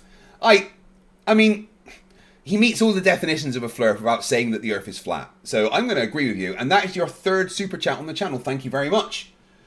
Jake the Surgeon for $10 Australian says, my ancestors struggled through 150 million years of oppression from the dinosaurs to produce Mindshock. Better to have perished on the flames of the asteroid than to become this. You're right. Oh, the fact that evolution has happened and this is the result.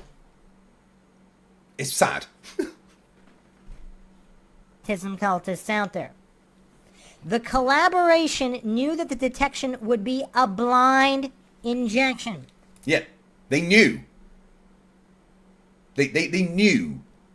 A fake signal added to the data without telling the analysts. So those that think and hallucinate and strawman that all the scientists would have to be in on it was all fake, obviously not. They self-admit that they don't tell the analysts. So the scientists are all happy and clapping and celebrating, yay, we discovered gravitational waves, when it was all fake. Now, how many times do they have to fake it, and then everybody pretends, oh, well, this next time it was actually real? Okay, well, you're making the assumption there that next time it won't be real. That's it. We did a test to see if it works, and then we put it to work. That's what you do with tools. You calibrate them. You test them. Otherwise, you don't know if they're going to be able to do their fucking job. Now, you know what's weird? I mean... Yeah, what's weird is that you can walk and talk at the same fucking time. What's weird is that you've reached adulthood without actually having any functioning grey matter in your head. You know, you literally should be proud. That is a medical miracle. You are like an X-Men or something. You managed to survive to adulthood without having a functioning brain. Good fucking job.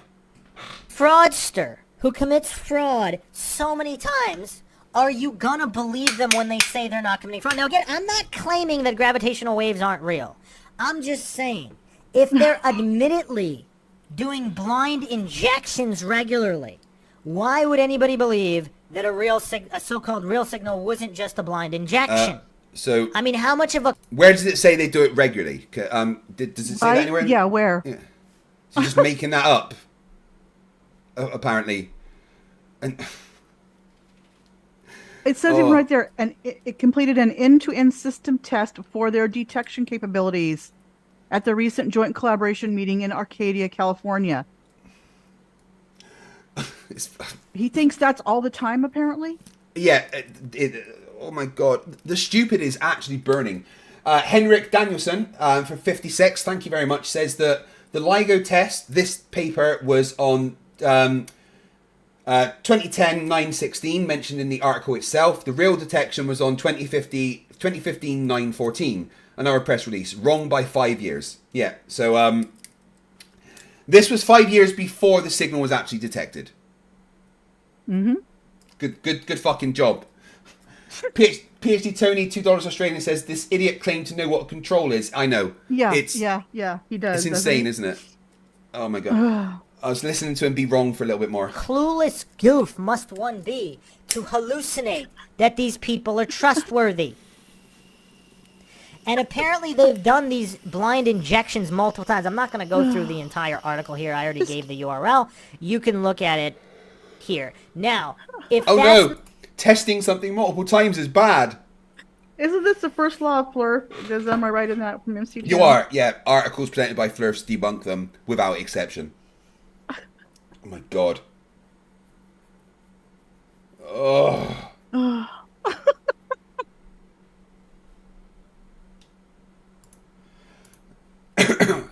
Right. Not enough. Let's look at further definitive proof of this fraud.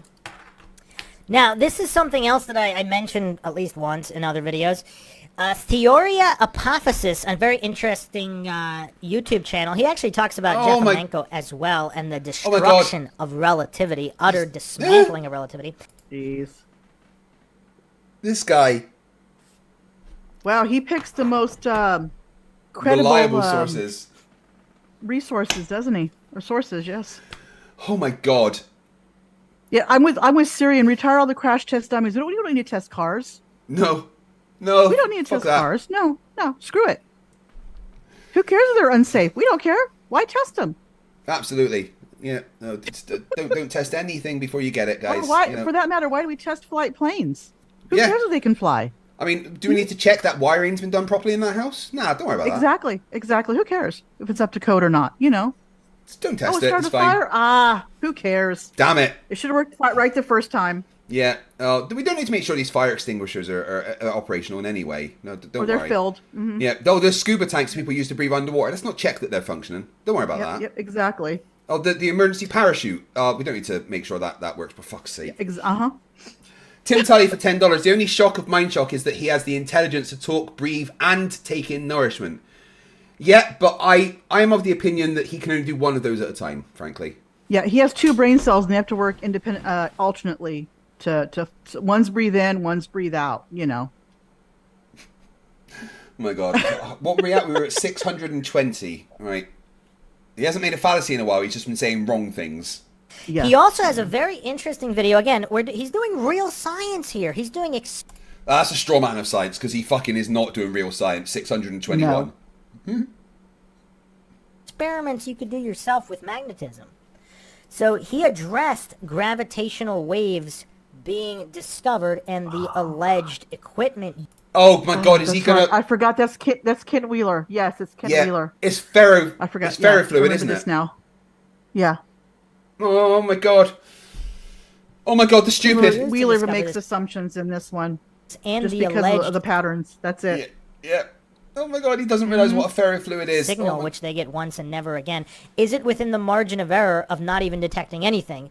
What do you mean never again? We've received many gravitational wave signals. So, you know, Strawman, 622. Is it within the margin of error of faulty equipment? Now, the gullible goof scientists and cultists, they won't even consider that. They think all of this scientific technology is completely infallible. So, but let's Strawman, we don't think science is infallible. That's exactly the fucking opposite of what we think. 623. Watch this video here because it is very, very interesting. Okay, once again we have some idiot scientists seeking... Oh, I forgot how much I hate Ken Wheeler's voice. Publicity for more funding so they can keep their jobs. It was announced today that the Laser Interferometry Gravitational Wave Observatory, of which there are 2 locations in the United States and 1 in Italy, which were used for triangulation. 1 is in Louisiana, 1 is in Washington. They're laser interferometers, and they're supposedly gave proof or validation to Einstein's gravitational waves. Well, they didn't. Let's actually take a look at something that you can demonstrate here on your tabletop. This is actually an example of laser interferometry. Now, before I actually get to the demonstration, let's duplicate binary objects, and I'm going to use a pair of magnets right here. Got North Pole here, South Pole here, North Pole here, South Pole there. Let's actually demonstrate that underneath the ferrocell, but let's first talk about what they actually did discover, and let's take a look at their claims. And how qualified are you, Mr. Wheeler, to determine what they actually did discover? Yeah. Oh, God. I'm going to speed this up a bit. When they've stated that when a gravitational wave passes through the interferometry, and the laser interferometer, this isn't the case. Space-time in the local area is altered. That's what they state. Well, that's BS. The EM phase shift retardation occurs. BS because you say so, Ken. Of course. There's a magnitudinal measure, and space has no properties, nor does space alter any field modality. No proof for same exists. Likewise, Tesla and others have declared that space has no properties, and a field, of course, never has and ever could terminate in space. We're not counting the fallacies of Ken Wheeler here, but there's a bunch of straw men there. Space is not a terminal. They go on to state that depending on the source of the wave and its polarization, well, dielectric acceleration has absolutely no polarity. And they go on to state, well, the results in an effective change in the length of one or both of the cavities, effective length of change between the beams will cause the light current in the cavity to become very slightly out of phase with the incoming light. Well, that's the key point there that they don't understand. The cavity will therefore periodically get very slightly out of resonance, and the beams which are tuned to destructive interference at the detector will have a very slight periodically variation of detuning. This results in a measurable signal. Well, this is a result you see underneath any ferrocell, and it's a measurable signal. It's always it's a damn vortex, which is the same thing that they claim that they detected. So let's take a look at a pair of binary objects here in a second. Let's take a look at some pictures underneath the ferrocell of this EM phase shift retardation. Okay, here you can actually see the pointed patterns where we have a north pole of a magnet, here we have a south pole. They're actually phase shifting towards a center point. Here Yeah. So what's happening there, Ken, is the magnetic fluid, the ferrofluid, is being affected by the magnetic field. Not the light, the fluid. The stuff itself that the light is going through. Oh my god. You see the same thing. We have either magnet. We actually have a null point vortex right here as they're actually spiraling. I'll show you that in a second using the ferrocell.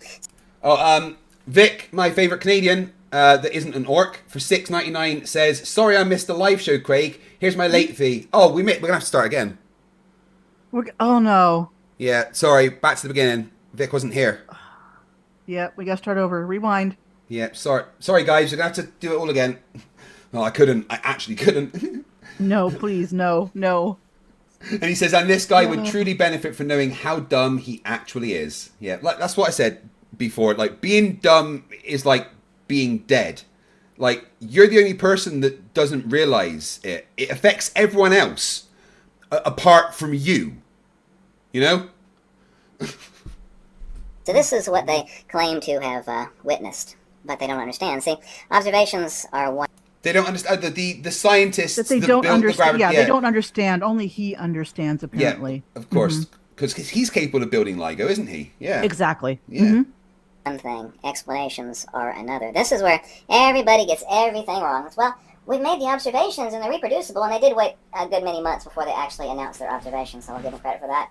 But what they have explained certainly is not the case. The observations are not incorrect, so in their BS explanations and comprehension of the simplex field theory, this is nothing other than this, and this is classical electromagnetic theory. It's electromagnetic retardation and theory of relativity, but this is not about theory of relativity. It's the proof that classical electromagnetic retardation... Oh, sorry, the book that says it's about the theory of relativity isn't about the theory of relativity. Right. I mean, why would it say that on the... So, like, when there's a can of beans in my cupboard, could it maybe not be a can of beans? Could it be something else? Does labeling things not matter anymore? I think I brought up in the side chat with this, because he was Mindshock talking about appeal to authority and stuff. I can't remember if it was in the side chat or not, but I brought up, Ken Wheeler's appealing to authority here. Yeah. Because he was using that book. But yet, nothing was said but to Mindshock about that, No, he's quoting this as a good video, but he's not pointing out any of the fallacies that Ken's making. Lord Lewis Pooh for $5 says, for the love of God, everyone here now? Good, okay. Debunk of Mindshock, take 3. Okay, start over. Hey, I'm FTFE, welcome back to the channel. Proves the theory of relativity. This guy, by the way, Dr. Oleg Djefimenko, recently passed away. Multiple PhDs. He was a hardcore critic. This was a professor, endless math in this book, a hardcore critic of relativity. The proof that, for example, like Professor GPS satellite correction has... Yeah, probably philosophy or something. He's specified. No. Professor Philip Bell says, I would chew my own arm off rather than suffer through this chipmunk again. Anything to do with proving relativity. We're not going to do that to you guys. Many books. There's another one by him, Gravitation and Co-Gravitation. He actually goes on to state that Oliver Heaviside accurately explained what gravity is in an appendix to one of his books, and certainly not Einstein. So the light phase vortex acceleration and phase shifting, looking at EM phase retardation, is no different than that as seen underneath the ferrocell. What, the person that wrote the book? Yes, so he's really appealing to authority then. Yeah. Someone in the chat says that he did, Bill. He did. You're right. He said appeal to authority. He's like, you're wrong. Yeah. But if you had used that book, he would have given you the fallacy, appeal to authority fallacy. Someone in the chat said that his tattoos are shite and it's making us feel sick. Yeah. The tattoos are like he did them himself for some reason. And you can make a reference to this book. It's rather heavy. It'd make most people's brains explode. The entire fallacy of this discovery is that it uses the Fabry-Perot cavities, which of course proves my point entirely. It uses a beam reflector back and forth in these Fabry-Perot cavities to actually supposedly No, prove Little their Wolf. claim. Just no. No. Little Wolf says, Vogon poetry, anyone? No. That's a hard no. Maybe later. When we're feeling more masochistic, but not right now. This is masochistic enough, okay? Yep. Well, we could listen to Nancy's poetry instead, the one that's worse than Vogan's. But no, she died when the Earth was destroyed for a hyperspace bypass. So never mind. Do you remember when I had the debate with Kevin and he thought the thing I was saying from Hitchhikers was real? That was funny. Oh God! You mean Quevin, Kevin? Yeah. Canadian Kevin. Quevin. Quevin. Oh. He says he'll only debate me again if I do it in French. Oh my God! I know.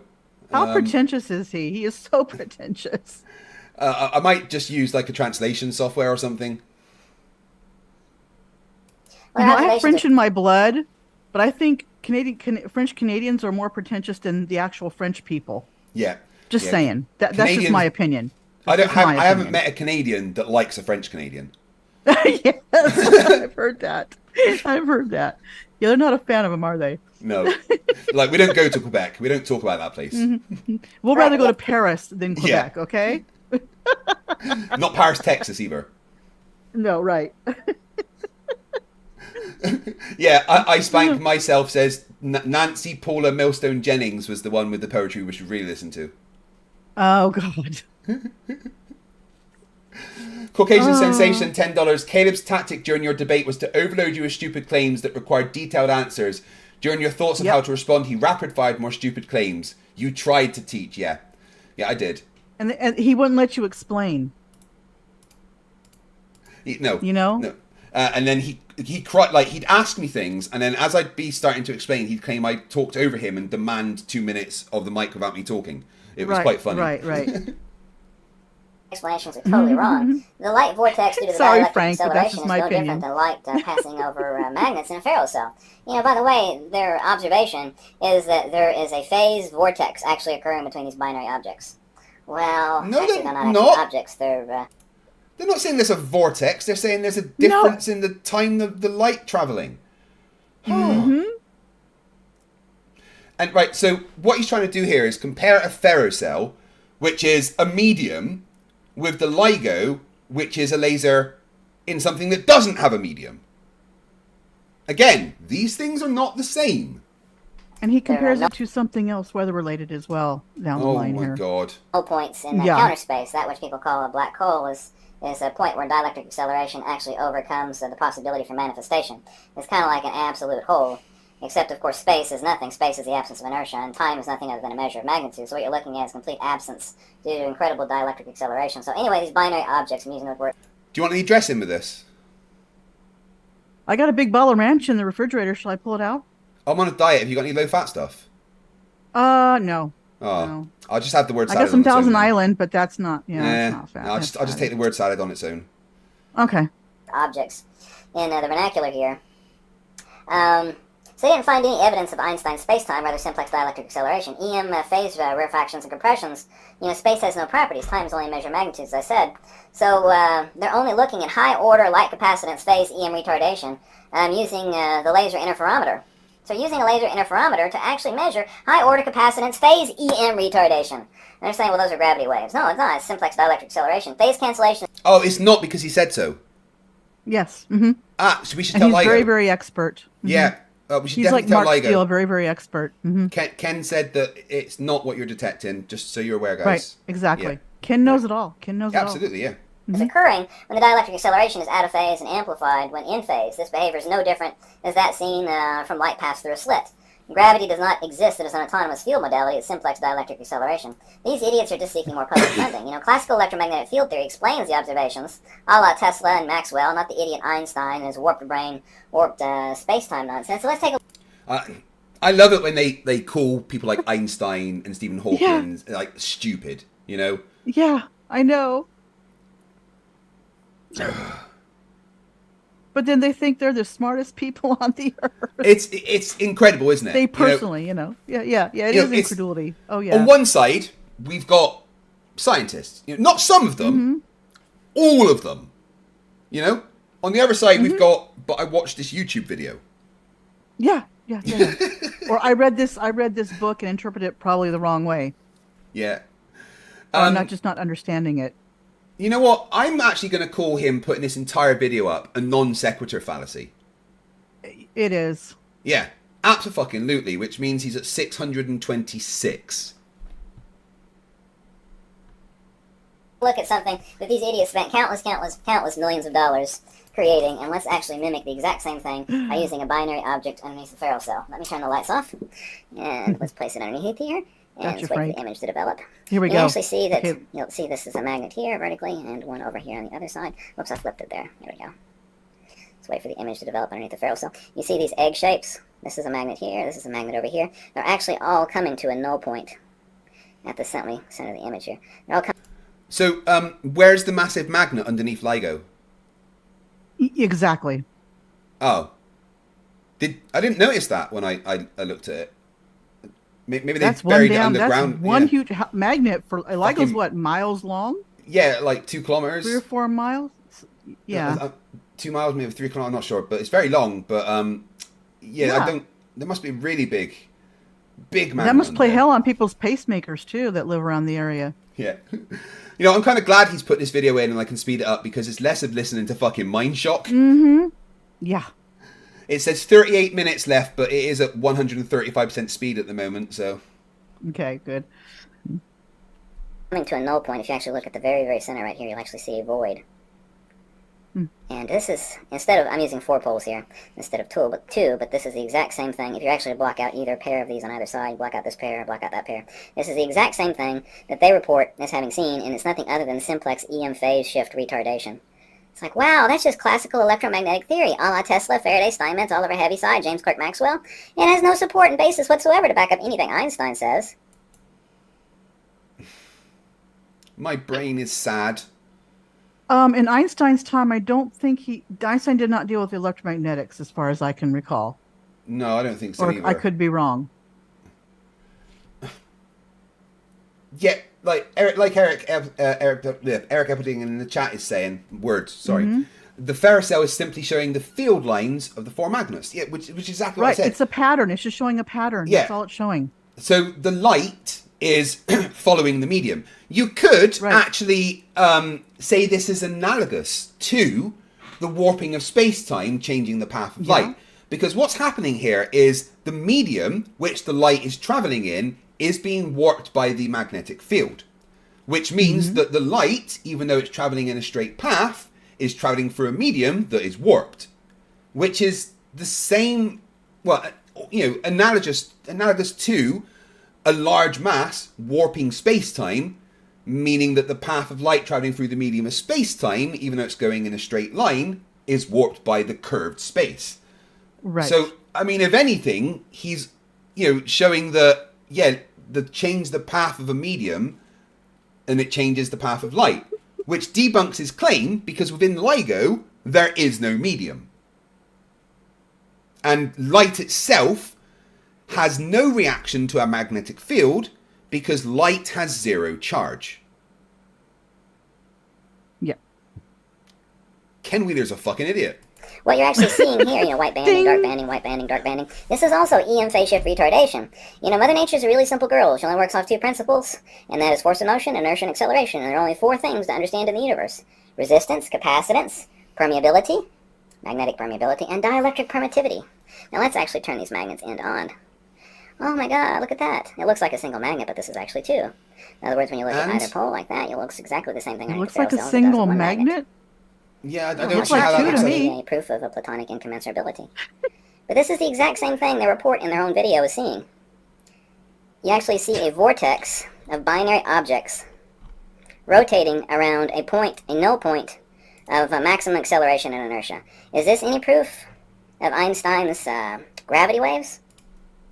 What you just said is one of the most insanely idiotic things I have ever heard. At no point in your rambling, incoherent response were you even close to anything that could be considered a rational thought. Everyone in this room is now dumber for having listened to it. Wow. And Glenn Collins does have a point. There is no medium that light goes in. Yeah, that's exactly what I've been saying. It's not in a medium. It's in a vacuum. It's not the it's same. It's a vacuum. So this would not apply. KH, which I'm assuming is someone on Mindshock's side, says, "Lol, Craig, you poison your own well." That's a really bad insult. Try again. No, it's simplex Craig electromagnetic. can't even get to his own well because Mindshock's got it surrounded by people poisoning it, okay? Just saying. Yeah. All of the wells are now already poisoned thanks to Mindshock. There is no and that's wells true, left. Desert File. His disc is not in a vacuum. However, So we it's can not find the a same as vacuum LIGO. in his brain. Well, isn't like 2 brain cells effectively a vacuum anyway? It's a near vacuum, right? Close. Yeah, but I mean, 2 brain cells, that doesn't sound right for Ken Wheeler here. He's like got the spark of a brain cell, possibly trying to form itself into existence. Theory. It's very, very simplex electromagnetic theory. This doesn't prove Einstein at all. It actually, all it does is it reinforces Tesla, reinforces James Clerk Maxwell. You see, Einstein didn't invent a damn thing. And what little ideas he did have, he stole from Henri Poincaré and others. There's actually many books out there about that.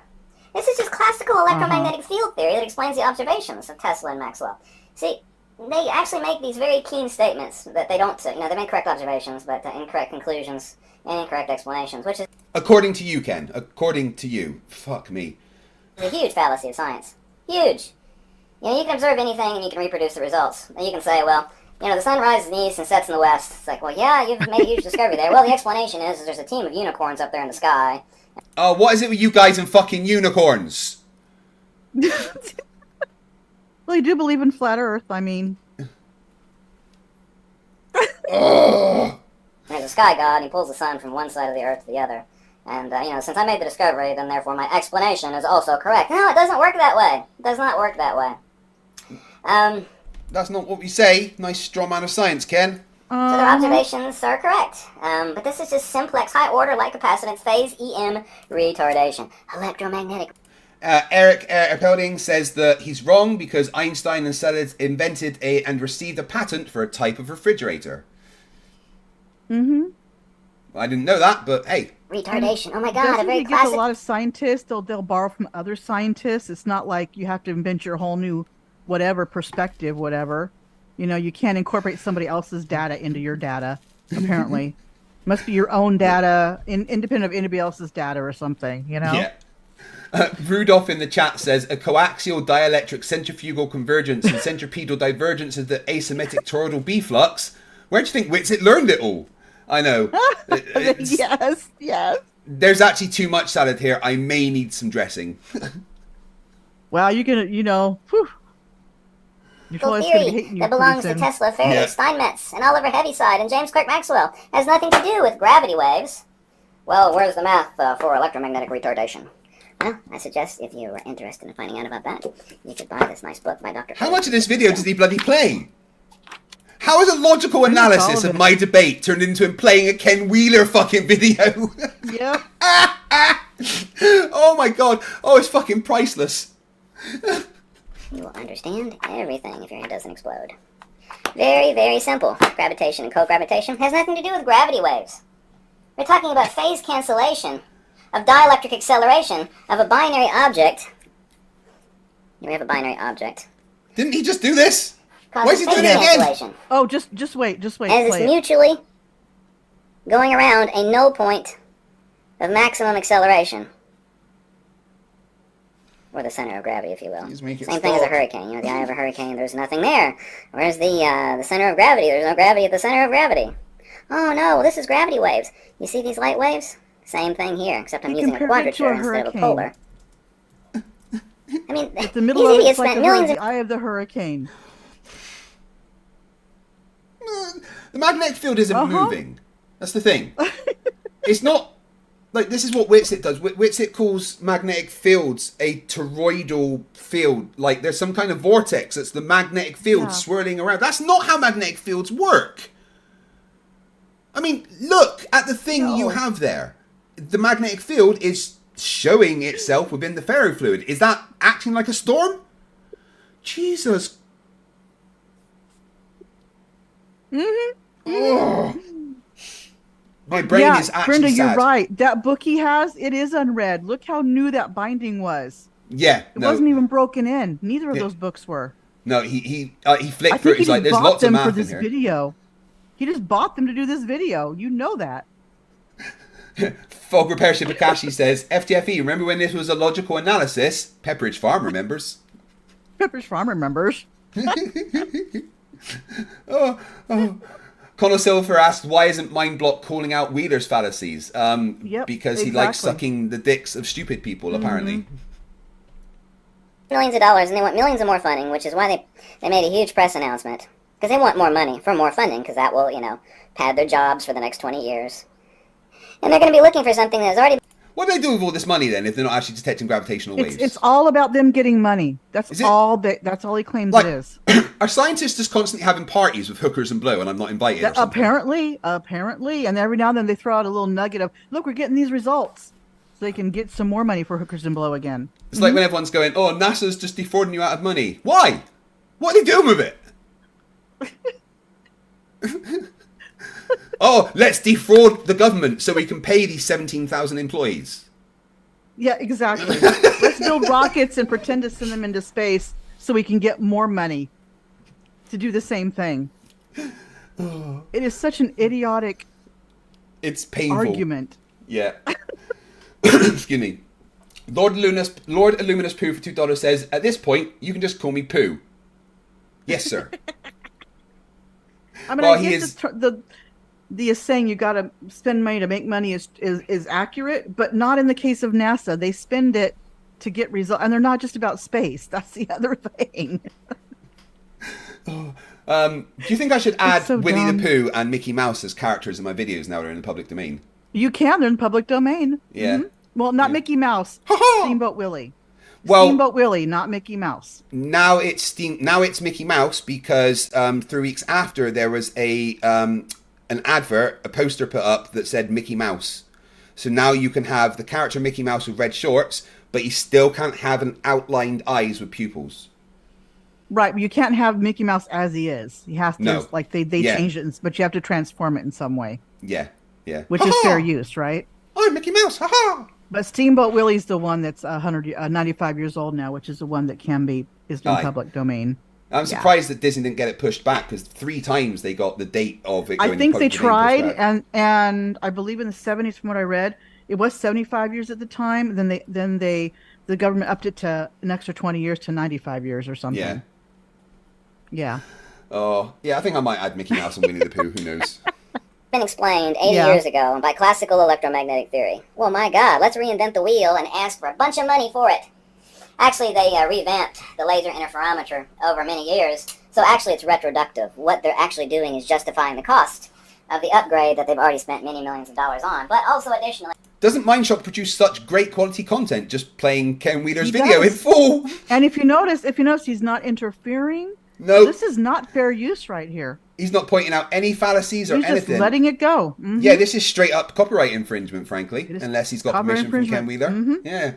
Yep. Ken, if you're watching, just saying, bud, this someone's taking your content without permission. And if I'm not mistaken, LIGO, like every year they get a budget.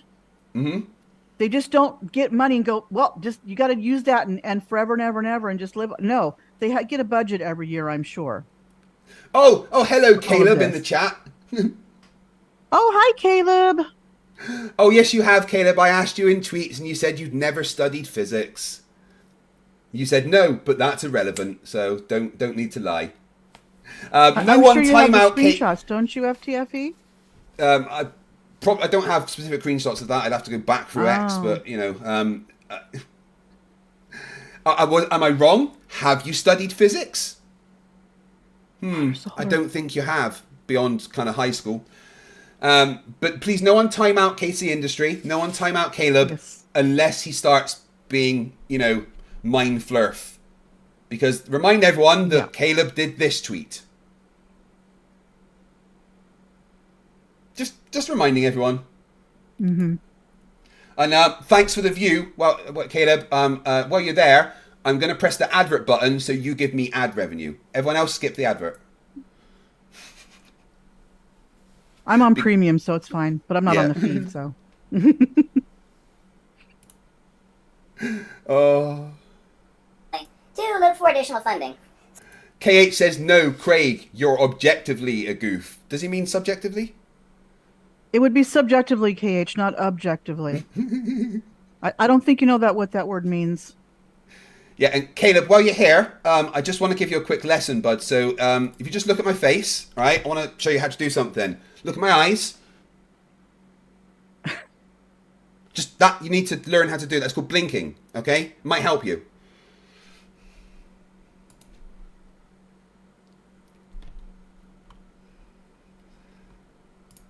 So today's huge scientific announcement was nothing other than a pile of crap by a bunch of brainless scientists with more money and more gear than brains, looking for plenty of funding to keep their asses in work. Oh my god, what a timeless story of stupidity and ignorance and deception. Hooray! We discovered something that Tesla and James Clerk Maxwell already understood and wrote about decades ago. You're awesome. Not. So again, what is real science based on? I mean, here we have... Oh, okay, right. Mindshock's back to talking, so I need to take it down because he's really high-pitched. Mm-hmm. Yeah. Right, so I think that was like 15 minutes of video he just played. Empiricism could be Mindshock sock, but please do not time anybody out unless they break terms of service, please. Yeah. Obviously, if Caleb is welcome in the chat, all flat earthers are welcome in the chat. As long as you stick to terms of service and don't do anything that could harm my channel in any way, you are welcome to be in the chat. So as long as you don't start typing swastikas, which I know you're really wanting to do because they're on your mind constantly, then you should be fine. Ice Bank Mice Elf for $2 says, every time someone donates to FTFE, KKK Caleb blinks. No, Caleb's still in the chat. I can tag him, so either he's not... He must be lurking at this point. I think only chime he has, in when he wants to. Based on the fact he was responding to a comment that I did about 2 hours ago, I think he's watching the stream from the beginning. It could be. It could be, yeah. Empirically verify these magnetic principles. So was this really simplex electromagnetic phase rarefaction or retardation? Or was it the alleged gravity waves and these repeated injected data experiments and they are tests. Tests where they admit to the fraud of injecting the data without even telling the system analysts. test of their detection capabilities. Dude. Oh my god. He even read that part and he just totally ignored it. And again, just for everyone watching, this thing he was talking about, this blind test of the LIGO system, was 5 years before they detected gravitational waves. Testing tools is important. Yes. Who get this data, then they're all happy. I mean, this is almost emotional abuse here. I mean, you're tricking people into thinking that they've discovered these great proofs of physics and science and made these leaps in human knowledge when you're just faking them out. I mean, yeah, Strawman, he's attacking claims LIGO doesn't wait. You're right. Make your exactly. right on silver. So that's 620. Flat earthers make those claims, not LIGO. Yeah. So that's 627. 627. Okay. I mean, that's low. That's low, but typical for the scientism cult. So LIGO was admittedly injecting data without telling the so-called scientists. To test the tool. Yes. Wow, so he's really going back to poisoning that well again, man. Woo. Yeah, do you think that counts as the poisoning the well fallacy? Yeah? Yeah, all right, you're right. 628. Clearly not providing evidence of gravitational waves. And, of course, we do have other very, very intelligent individuals demonstrating what could easily explain gravitational waves without hallucinating that injected data is legitimate. There goes that word hallucinating again. Let's see if Caleb brings up the injected data here. The predictions of the warping of space-time. Or, how much is the friendship? What was that ding for? I said 2 words and he dinged me. Uh-huh. So 629? because that counts as the fallacy. How much is the friendship? 627. Do we have one in between? Or he did 2, right? Yeah, then I said 628 for something else. So then this is 629. Okay, 629. Okay. How much is the fringe shift at LIGO? Of what? Of the fringe shift in LIGO within the Of margin the lasers? Yeah. How much is it? Within the No, margin no, there. that's not an answer. Can you give? So he's dinging me for no reason and giving Caleb a zinger because he thinks I haven't answered Caleb's question. But so, yeah. Me like a size, like can you give me a measurement of how much the laser changes? And notice how Craig can never, ever provide any sources. I mean, even fake sources. He doesn't even have fake sources. He's got nothing. He's got absolutely nothing. I can provide any sources you want. Just at this point, he's just asked me a question. He's literally just asked me. You want me to just pull something out of my ass and just go, here it is? Exactly. Yes, that's what he wants. You should have it right there at the ready for anything. You should be prepared for anything. Yeah. Caleb's not throwing up any evidence in all this. So but you must. The extra dings he gave there takes him up to 632. Nothing here other than his vegetative rambling. How much? I'm not sure of the exact amount off by hand, but I remember it's within the margin of error of the machine.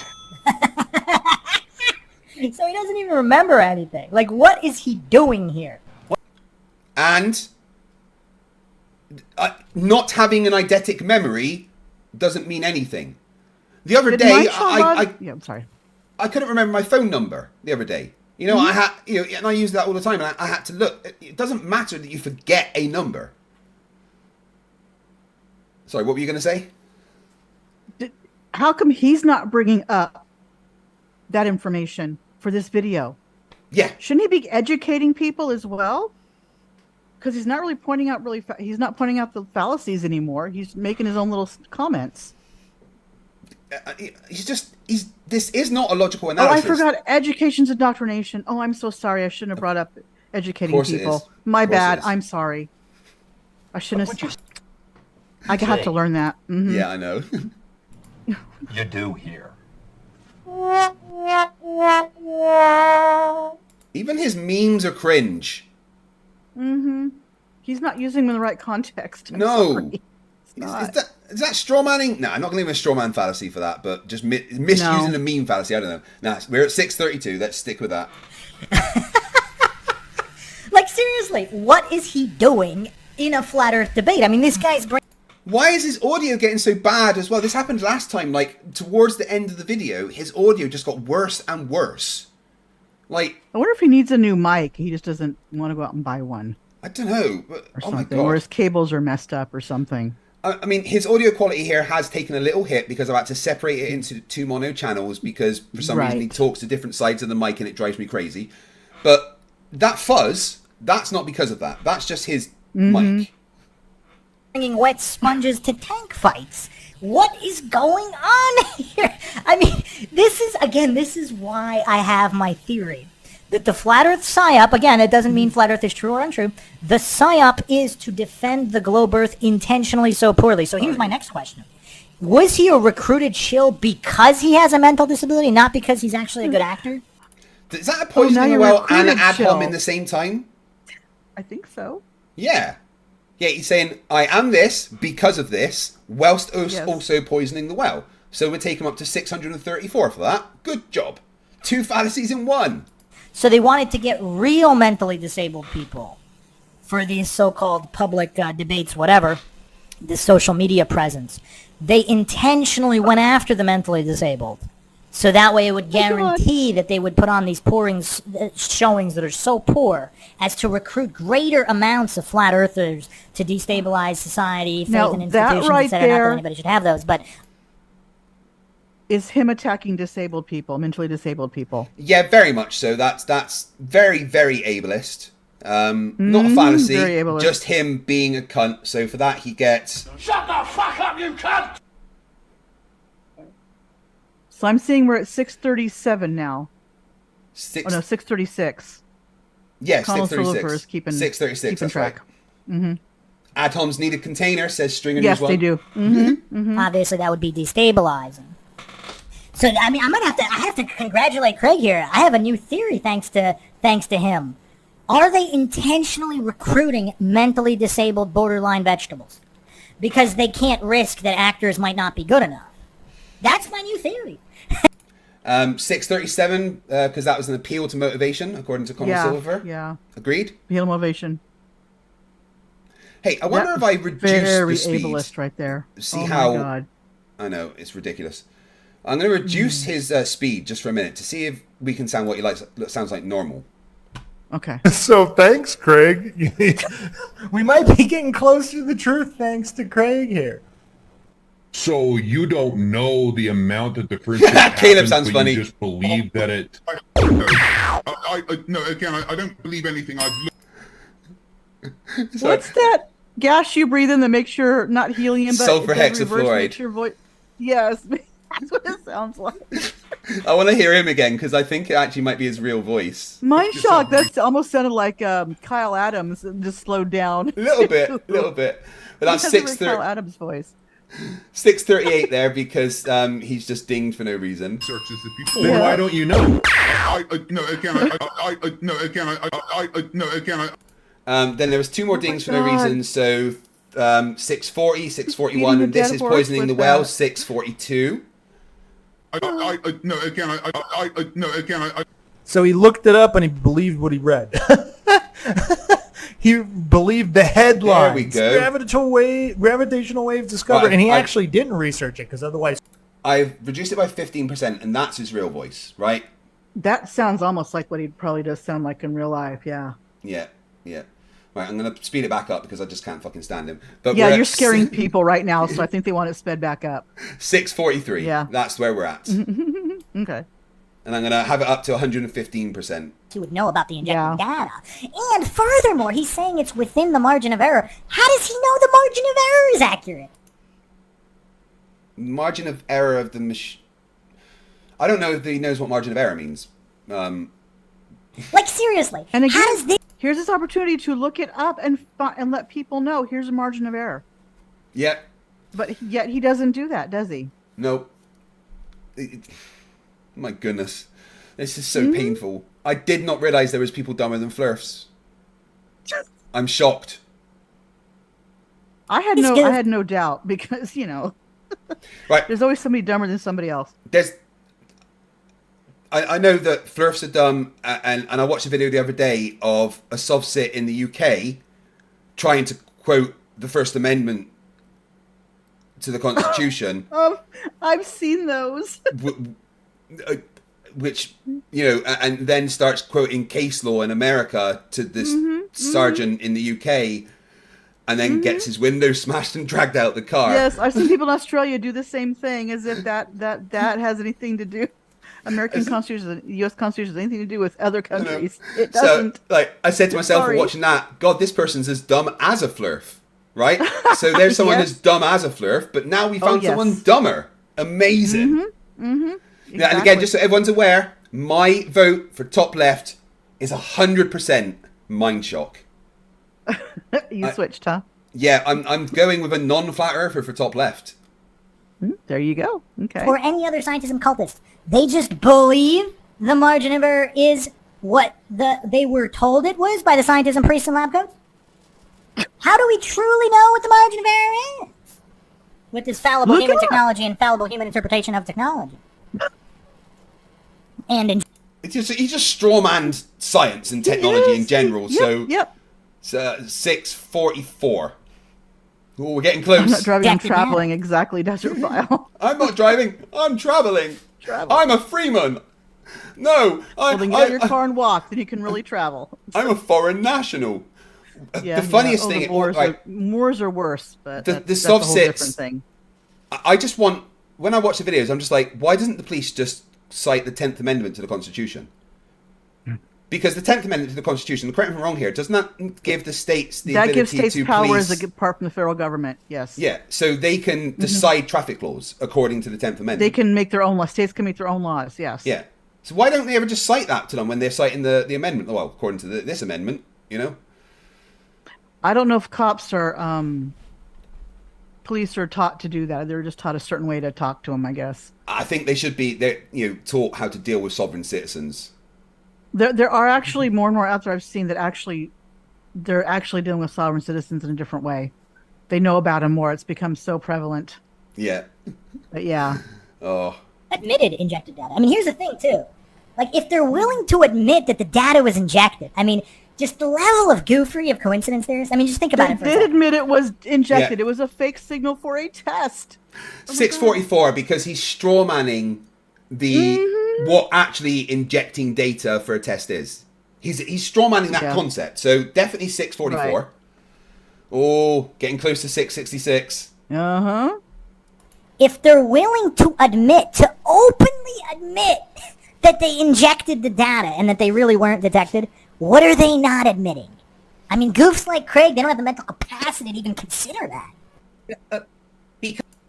All right, that's an ad hom. I don't have the mental capacity. I don't understand that because I'm mentally goofed or whatever. Yes. So that's 645. Because I don't have an eidetic memory, I don't remember every single thing I ever look at ever. If you're going to provide it as evidence. Why were they dings? Because I said I don't remember things. How is that a fallacy saying I don't remember things? You're supposed to remember, Craig.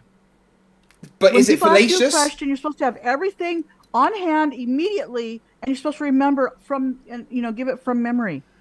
Didn't you know that? And it's fallacious if I don't do that, right? Yes. Yes. Yeah, I see. It makes all fucking sense now. Exactly. 648. Evidence you should probably remember. Something, I mean, it's like talking to a preschooler. Like, he knew he was going on a flat earth debate. So he knew he could bring up Eddington, right? So he knew he could bring up... So I knew I could bring up Eddington, which means that I should know all of the data of every LIGO experiment. Yep, you should. Again, knowing the data isn't important. Like, Einstein said that he doesn't memorize, formulas and stuff like that. He doesn't work like that. He doesn't have a list of things that he knows. He can look up those things. What's important is knowing how to apply them and what they mean. Correct. Remembering a list of things or a column of data isn't important. Flat Earthers are always patting themselves on the back when they're like, oh, we know how much you've dug into the Earth. We know how high your atmosphere is supposed to be. We have all these numbers that we laugh at. Well, good job. You've recited a list of things. That's the worst way to learn stuff. Memorizing something doesn't mean you know what know what it says. Right? Exactly. My God. Is KK Caleb still in the chat? Can anyone tag him? And not everybody's brain works the same either. How far behind? Yeah, you can still tag him in the chat. He's still taggable. Oh my goodness. LIGO too. How Otherwise, much more of this, by the way? 27 minutes at 115% speed. All right, because I'm gonna have to go pretty soon. My husband's off work in half an hour. Okay. Well, anytime you need to leave, that's absolutely fine. And okay. Thank you very, very much for coming in and spending time with me. I really appreciate it. Thank you for inviting me. No worries. I mean, he's only really referenced what? 2 things? 3 things? Like Foucault's pendulum, Coriolis, Eddington, and LIGO. So there's like 4 things. I mean, you can fit that like on a tiny little notepad. 4 things that are evidence? Yeah. So that's 4 more bits of evidence than Caleb presented. Yeah. What would you say you do here? There's more projection for him. I destroy the flat Earth and stupid morons like you. Like, I mean, he could easily have put the source there. I mean, literally, even some of these... Okay, Clive, thank you. Yeah. Dumbest debaters on any subject, even they have some kind of sources. But he's got nothing. He had to look up the definition of energy. I mean, this is the most... The second Caleb said, what's the definition of energy? I responded, the amount of work it can do. I didn't have to look it up. Right.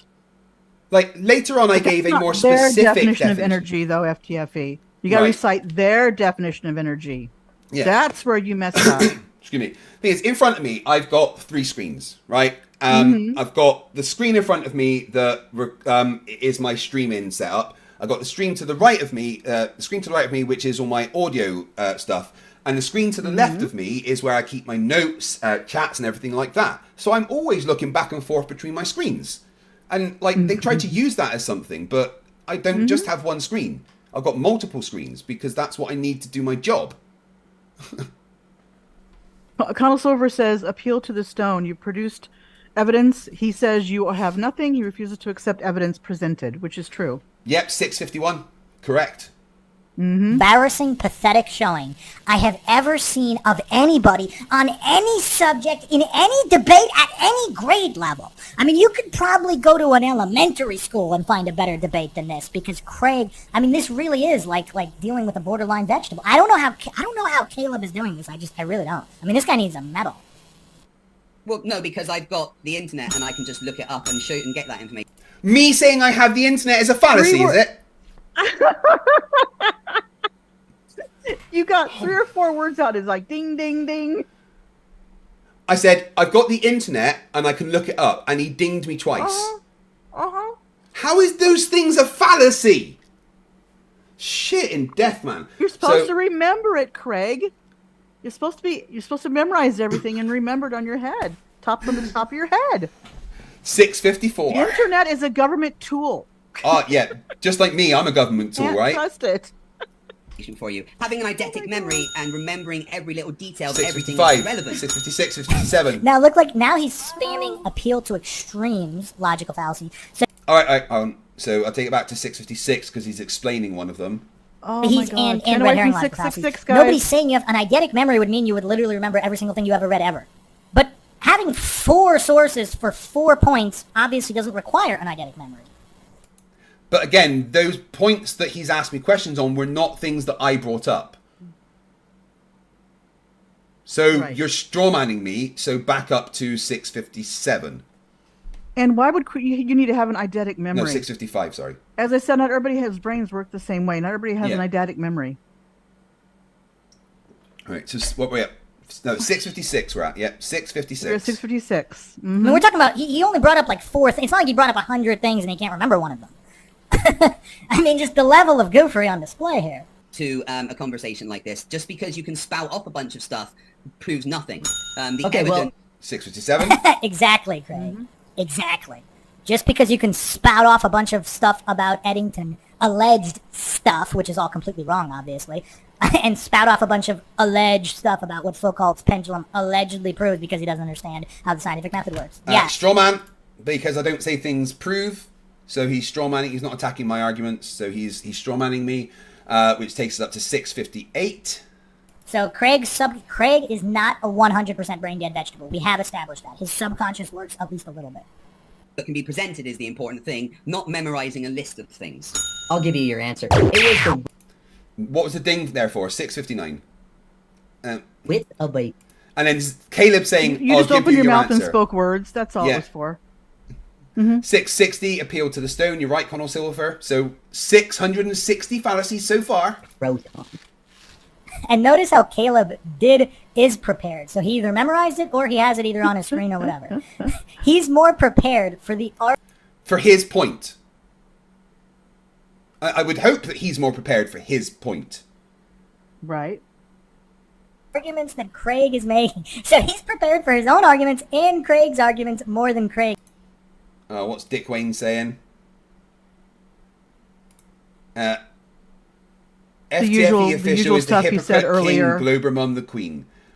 You keep using that word. I do not think you... And the it Queen means what died it think about it means. almost a year and a half ago, so leave her alone, okay? Yeah. Let her yeah. rest in peace. God bless Lizzie. Yeah. Although, is that really a feat when you're dealing with a mentally disabled guy? What would you say you do here? He runs these clips into the freaking ground. It wasn't funny They're the not- first time. Right. And it's less funny each subsequent time. Yeah. You're ruining All he's the doing- good comedic acting of these people. Exactly. You're supposed to use them sparingly, not every single time. Find different ones. That's what you do. Which was within the margin of error of the machine. So how do we know that that laser moved because of the gravitational waves affecting it from black holes and not something like magnetism? How do we isolate gravity in that apparatus? How do we do that, Greg? Well, the answer to that is that light isn't affected by magnetism. So, but isolate gravity. Your scientific illiteracy burns my brain, Caleb. Again, make a prediction, this is what we're doing here. Look at Caleb's face. What were those dings for? Because I said we You make opened your a mouth prediction. again and spoke. Mm-hmm. Yes. We make a prediction. He gave me 2 dings for every 2. You gave me a ding for every 2 words there. So that's 662. He's at. Oh, 4 more, guys. 4 Wait, more. making a prediction is not isolating gravity or isolating a variable. I don't know if I could do this. That's a straw man because that's not what I said. So 663. I'm sorry, listeners. I don't know how much longer I could last here. Predicting that if something happens, then we will be able to detect that this thing has happened. 654, 655, 656. one more, guys. He just gave me another one there. Woo! We made it! Yes! Rock on, Good Satan. job, everybody. Woo! My Lord Savior, my Lord Satan will be pleased. Tonight he will not take the innocent. We have Sagan. Hail Sagan. We have sedated the Lord Satan. 666, bitch. Okay, so it'd be just as valid for me to say. It'd be just as valid for me to say that because electromagnetism is a form, light is a spectrum on the electromagnetic, wavelength, right? It's essentially electromagnetic radiation, right? You would agree. That's what light is, yes. Okay, so how do we know it's not from the perturbation of the magnetic field that's coming from the Earth, changing and moving the light? How do we, if we can't decipher that it's gravitational waves or magnetism or electrostatics or some other phenomena of the ether causing the friendship, you cannot ad hocly assume that it's gravitational waves from black holes. Light isn't affected by magnetism. Oh my God, that was such a Witsit answer. Totally. Oh my God. Wow. Now, I think we're still at 666, Colonel Silver. He hasn't said anything else yet. Wow. You see the problem here? If we can just make predictions and say, oh shit, well actually the gravitational waves do this amount of friendship. You gave him a zinger because he said something wrong. And I could say, okay, well actually the difference in the magnetic field relative to the perturbation source would be different, causing this exact same friendship. Either claims are equally as valid, is exactly what you're saying. So there's no way to prove that the friendships that happen at LIGO are caused by gravitational waves. Wow. Should we have super He's zingers only too? dinged Caleb twice. The 18 you see are the zingers that he's given him for the stuff he's saying. Yeah. So he Which is dings really me not when much I'm of right, anything. and then gives Caleb a zinger when he's wrong. That was a good one. Yeah, we know Desert File, but to them it's 666, so you can't Yeah. tell them otherwise. Aye. So it's more funny if we have lots of 6s everywhere. Maybe that's why I wear my shirt. Wow, that was actually very impressive by Caleb. No, it wasn't. I have to say, I'm pretty impressed here. He said a bunch of wrong things. He broke that down. Spoke a whole bunch of words and he's impressed. Wow. How has his mic got even worse? I think people are right. He's lisping whatever and he's like spitting on his mic. Possibly. Jesus Christ, it Probably sounds affecting terrible. The sound. Simple terms while still addressing the critical factors, like without There's more fuzz than Mike there. Jesus. glossing over. So he kept it simple, but addressed the main Brenda. factors there. Oh, and he's just Brenda. getting this Okay. fluoride stare from Craig. I mean, this is tough. This That is image, tough. But no. Caleb definitely deserves a medal. I mean, I don't know how anybody can handle Craig for longer than 2 minutes. Yeah, no, the problem is that Caleb was given too many participation medals. He doesn't need any more. Yeah. Yeah, he is that age. You're right. Yeah. Good job. You came last, but you did well. Even though you I ate think the the egg other instead thing of too putting is it. Caleb's the generation that was raised on the social media as well. Yeah. Yeah, I actually think that during debates I need to hold a phone underneath me like this that's playing Subway Surfers so they pay attention. Because there's no way he's more than 27 years old. Oh no, I think he's early 20s even. He's in his at least in his mid 20s. Might be earlier, but he's not. He's probably around 25, give or take. Yeah. He's young. Yeah. My God. I mean, my youngest is his age. Let's put it that way. So. I mean, unless they're trained. I mean, unless there's some kind of social workers with all this training and how to deal with mentally disabled people. Right. Oh, so you're talking about the actual fringe shifts of it detecting, not the the normal fringe shifts of it for within the margin area. Okay, sorry, I was confused by what you meant, the way you phrased it. Yeah. He was confused by first grade phrasing. No, I was confused because Caleb didn't understand the things that he was actually saying. And again, I've had to readjust my ability to explain down a level. But he just gave me a ding there because I didn't understand something that Caleb said. Remind me, Gobermum, is not understanding something a fallacy? Yes. According to Mindshock, it is, yes. Right. So it is. But in reality, is it? And then he also thinks that first graders are college level, get college level schooling as well. Yeah, which proves that he never went to college. 668 fallacies for Mindshock so far. Again, I mean, can you find a more wrong guy for this type of debate? Any flat earther. Oh, look, he's playing it again. And there he You goes, do here. beating a dead horse. Dude, your meme game fucking sucks. Take it up a level. It So does, the actual it detection does. of the gravitational waves comes from a prediction. When we see something happen, we predict. I said the word gravitational waves and he dinged me. Yes. 669? Exactly. Wonder if we can get up to 700 something before I will happen, finish. 20 and then we minutes. test to see if that thing 6, will happen. 70. For you to say, oh, Eight, well, it's just as 71. bad as saying it's the perturbations in the Earth magnetic field. Well, that would be something you would have to substantiate by measuring the perturbations of the magnetic field of Earth and seeing if they happen at the same time as the measurements of the gravitational waves from black holes colliding. Wow. Just when you think said this guy gravitational can't waves sink again. any Yeah, so what's he... is he going to say a fallacy that I 72. did, or... lower. I don't think so. Wow. I mean, is there any point this guy hasn't missed so far? No, so that makes it 673. Because, okay, so let's say, obviously, gravity is not uniform. It's not a uniform 9.8 meters per second squared. It's not. But you can average it out, because in certain areas of the world, there's variations, but if you want to say on average from all the points. So, what's the reason behind it? Is it because mass attracts mass, or are they electric forces? So your predictions and measurements would be identical, and he completely missed that point. I mean, his... What? No. One would produce predictions based on one thing, and one would produce predictions based on another thing. Right. What? Oh my god. Yeah. Mission Apparition Para £2 says, Mineshaft is 100% Caleb, dude. Love from Southmead. I don't think he is. Mindshock's been around a lot longer than Caleb. But thank you. And if Bill it is Tetley- electrical, what the frick is powering it? That's Magic! a lot of freaking power for the Earth, right?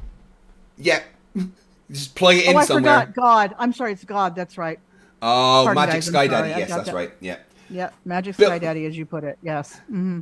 Bill Tetley, $2. So, what is it you say you do for the company?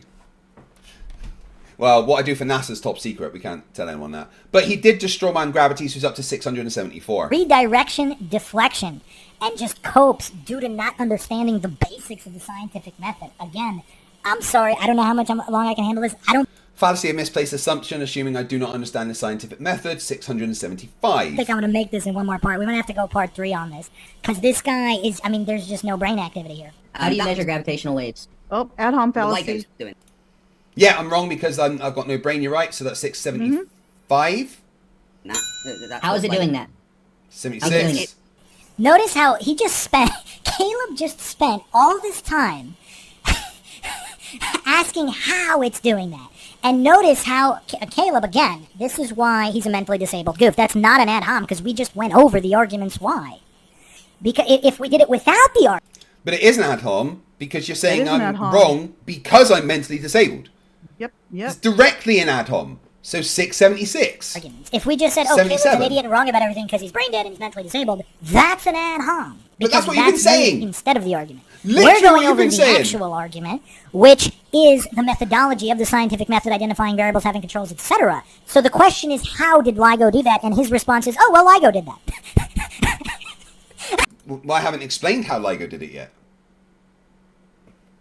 So, straw How manning dare me? you, FTF? Yeah. You're supposed to do that beginning. I know, Here's how right? it works. Blah, blah, blah. Get to the point. That's what they So, want, right? 678 fallacies. Oh my god. I mean, again, I don't know. I don't know how much longer I could last here. I don't know how much longer I can last, mate, honestly. I don't know. Measuring the space warping from the gravitational waves, which are traveling out at the speed of light. 679, Large collision of two 680, masses. 681, 682. Wow, talk about going over something going over somebody's head. He just keeps regurgitating the religious dogma. He's asking, how does it show that? And all Craig can offer, oh, it shows that because he memorized a religious scroll. And ignoring the inject. I was explaining how it shows that.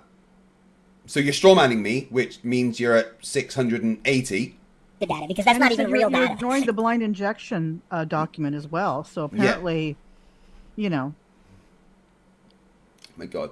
681 fallacies so far. That's incredible. So again, it's like, is it possible for Craig to be more wrong or dumber about literally everything he brings up? Because he's bringing up Eddington as if the predictions were valid. They weren't. They threw out all of the observations that didn't match the prediction, and over 400% error rates when further observations were done later. No, they didn't. Plus your strawman in science, like Connell Silver says, 682. So none of the predictions match there anyway. Now with LIGO, he's hallucinating and pretending the data was legitimate. So it wasn't even legitimate. It was injected data. But even if it was legitimate, it still doesn't prove what's causing that. Strawman of LIGO, because the data that actually registers for a black hole colliding was not injected. That was the test. So 683. Strawmanning Eddington, 684. And he does We're it. gonna He get just 700 can't soon. I think so. muster the basic mental capacity required to comprehend that. How is it measuring the gravitational waves that are coming at the speed of light? How does a laser do that, Craig? How does it do it? Those gravitational waves warp the actual that the light travels. I said gravitational waves. Is that a fallacy? Apparently, yes. He's asking, right, Caleb asked me a question. But he How didn't does give it do this Caleb thing? anything for him saying gravitational waves. I know, right? And Caleb asked me a question, and I am answering that question, and apparently that's a fallacy. Yeah. Caucasian Sensation for $2 says, I'm just impressed he can count this eye. He can't. He needs the dingers on screen to keep counting. Yeah, he's for got him. the screen to go by. Yeah. Yeah, he just keeps adding the numbers in. Yeah. Pulls down the LIGO arms. And you could see, like, he's sputtering and stuttering. He Another doesn't know fallacy. how any of this is done. When did I sputter or stutter at all during that bit? I just explained it You exactly. So he's just straight up Problem. lying about me. He is lying. Oh, yeah. That's not necessarily a fallacy, is it? I'm not sure. But there was definitely an ad hom in there, so we're at 686. So all he can do is regurgitate what he took on blind faith while ignoring the fact that it was all injected data anyway. I mean, you can see it on... Strawmanning me, 687. Vic says for $13.99 Canadian dollars, Craig, I'm starting to think this guy might be a little bit biased and that he might have invented a whole new fallacy. The bending over presenting to intellectually superior Flerfs fallacy. When I was watching this, what came to mind was American football. Some of you may get it, some of you won't. The New England Patriots when Tom Brady was on the team. Every time another team played them, and they had penalties that were seen, they were ignored by the refs. The other team got all the penalties, it seemed like. Oh dear. That's Totally what I feel like I'm unbiased. watching here. You know? Yeah. So he's had a couple of strawmans there. Strawmanning 689. LIGO, strawmanning of science, strawmanning what I've said, which takes him up to 689 fallacies. Goodness. On his face, you could hear it in his vocal intonations. He's just trying to save face any way he can here, but obviously, I mean, he's so mentally disabled, he doesn't seem to have the awareness. I'm wrong because I'm mentally disabled. That's an ad hom, 690. Of how he's humiliating himself here. I mean, I don't know, unless he was intentionally trying to be the dumbest guy to ever participate in a flat earth debate. In which case, congratulations, Craig. You did accomplish that. So when the light coat goes and comes back, well, we know it takes to get there and back because light travels at a certain speed in a vacuum. And when that changes... Two more? Yeah, so those things were for me saying things, so 692. Yes. Also, yeah, an assumed motivation and an ad hom, which actually takes him up to 694. We know what speed light travels in a vacuum. It's 100 Have we measured the one-way speed of light?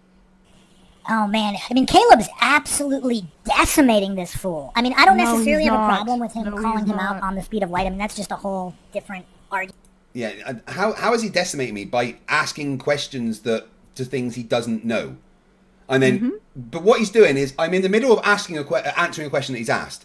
And then, while I'm in the middle of that, he'd just ask another question. So, 695.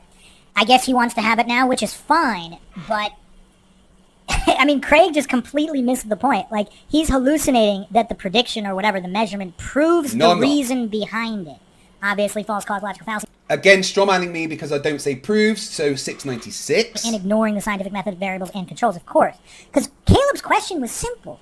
How do you know that how do you know that what the light is doing isn't being affected by electromagnetism versus Because light isn't affected by magnetism because it has zero charge. Simple.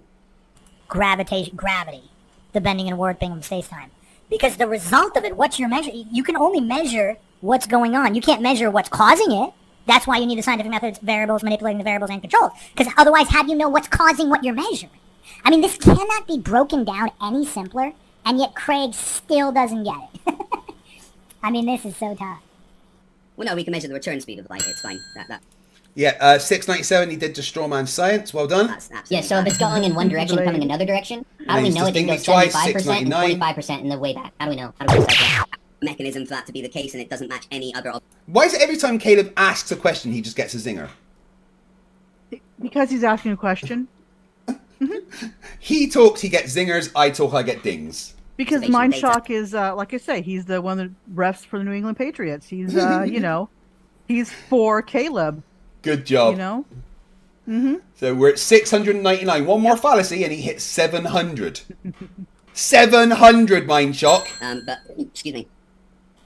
How could it match observational data if that observational data wasn't made, as he just admitted it was a return speed? And again, he's hallucinating all of the equipment used to measure this is somehow magically infallible. Strawman, total strawman, 700 for an extreme strawman. That is, none of that is my argument. Maybe? We saw some of that pasta. I mean, again, I don't know how Caleb does this. We know the time, the total time for it to take to get there and back. Right, the total time is what's important here, not the one-way time. Actually, that's exactly what.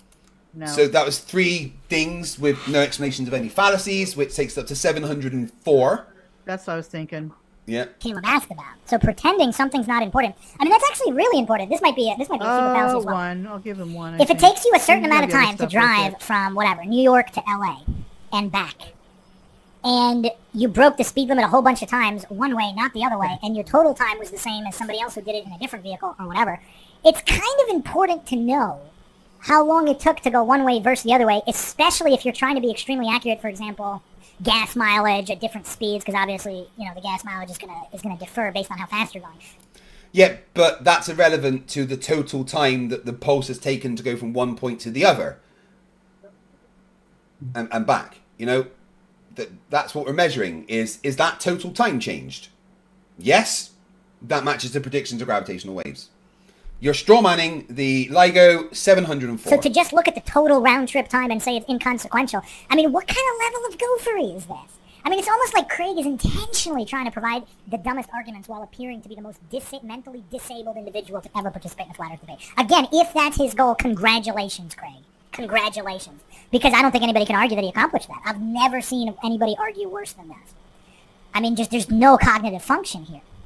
I mean, there's practically none at all. And then, of course, even again, he's not even on a kindergarten English level. Even a kindergarten knows, like, if there's 2 groups of people, if the class is split into 2 groups, one group's going to recess, one group's having nap time, saying, we know. Well, who knows what? If the nap time group, if they're playing kickball and they scored X amount of points, and the kid, you can't just say, we know that. Who knows? He's speaking for somebody else. He can only speak for himself. Because even among scientists, there's dissent on basically everything. So this collective narcissism Scientists disagree. Oh no. We went to the moon. No. That means science works as intended, right? He's just said, like, I'm wrong because I'm assuming all these things. So that's an atom. So 706. Oh my God, this is actually painful. 10 minutes. Individuals might think they know, which is completely different. But if he's not even on a preschool first grade English level, I mean, there's really nothing substantive to be had here. Time there and back, and when that total time changes, there and back. I said 3 words and got a ding. The fuck, man. Yep. Plus, he just you were quoting. You were quoting Tolkien. That's why.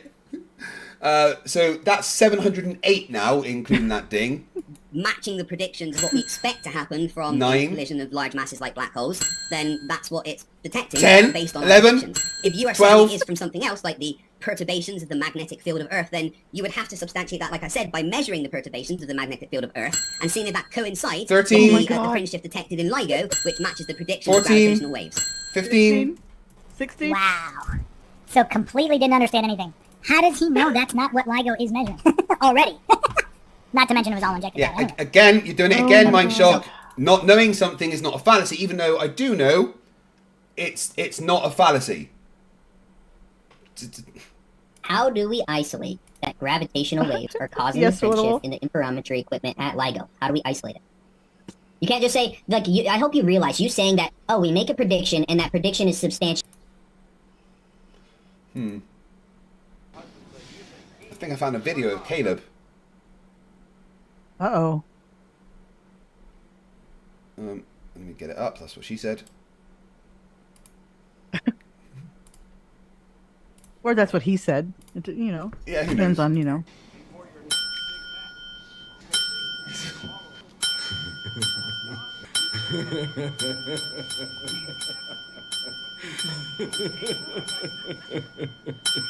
Eso es un Salamanca. Yeah, there we go. That's Mindshock for sure. Okay, I've got to get going, but I will be well, listening. Thank you very much, Global Mum. Absolutely So amazing. you can't to talk have about you me here. behind my back. Oh, damn it. Wow, thank God she's fucking gone, eh? God. Oh. All right, I'll see Catch you everybody later. I'll be in the side chat though and listening. See you later. So. Bye. See you guys later. Bye. Bill Tetley for $5 says 700. I thought Jin CBR's 100 ladies and gentlemen was impressive. Mindcock takes the cake over 700 fallacies. Yeah, well, 707 at the moment. Oh. Right. Let's get this finished. 10 minutes to go. In reality, so that means my theory is right. If I make the same predictions with electromagnetism or the ether or anything else, and the predictions match the math that I create for the observation, my theory is equally as valid as yours. I mean, I don't understand how Craig is just this dumb. I wasn't saying anything. Caleb just said a bunch of things. Why are you saying I'm dumb? don't think he can tie his own shoes. I really don't at this point. Like, let's get this even dumber. Let's boil this down. If you believe Bigfoot drops off your mail in the morning, so you predict that Bigfoot is going to drop off the mail. So if the mail is in the mailbox at the time that you predict, and then you make the observation, oh look, and you went and checked your mail, and the mail was there, that must mean Bigfoot delivered it. Well, that's a total straw man of the scientific method and what predictions are. So 708. Because that was your prediction.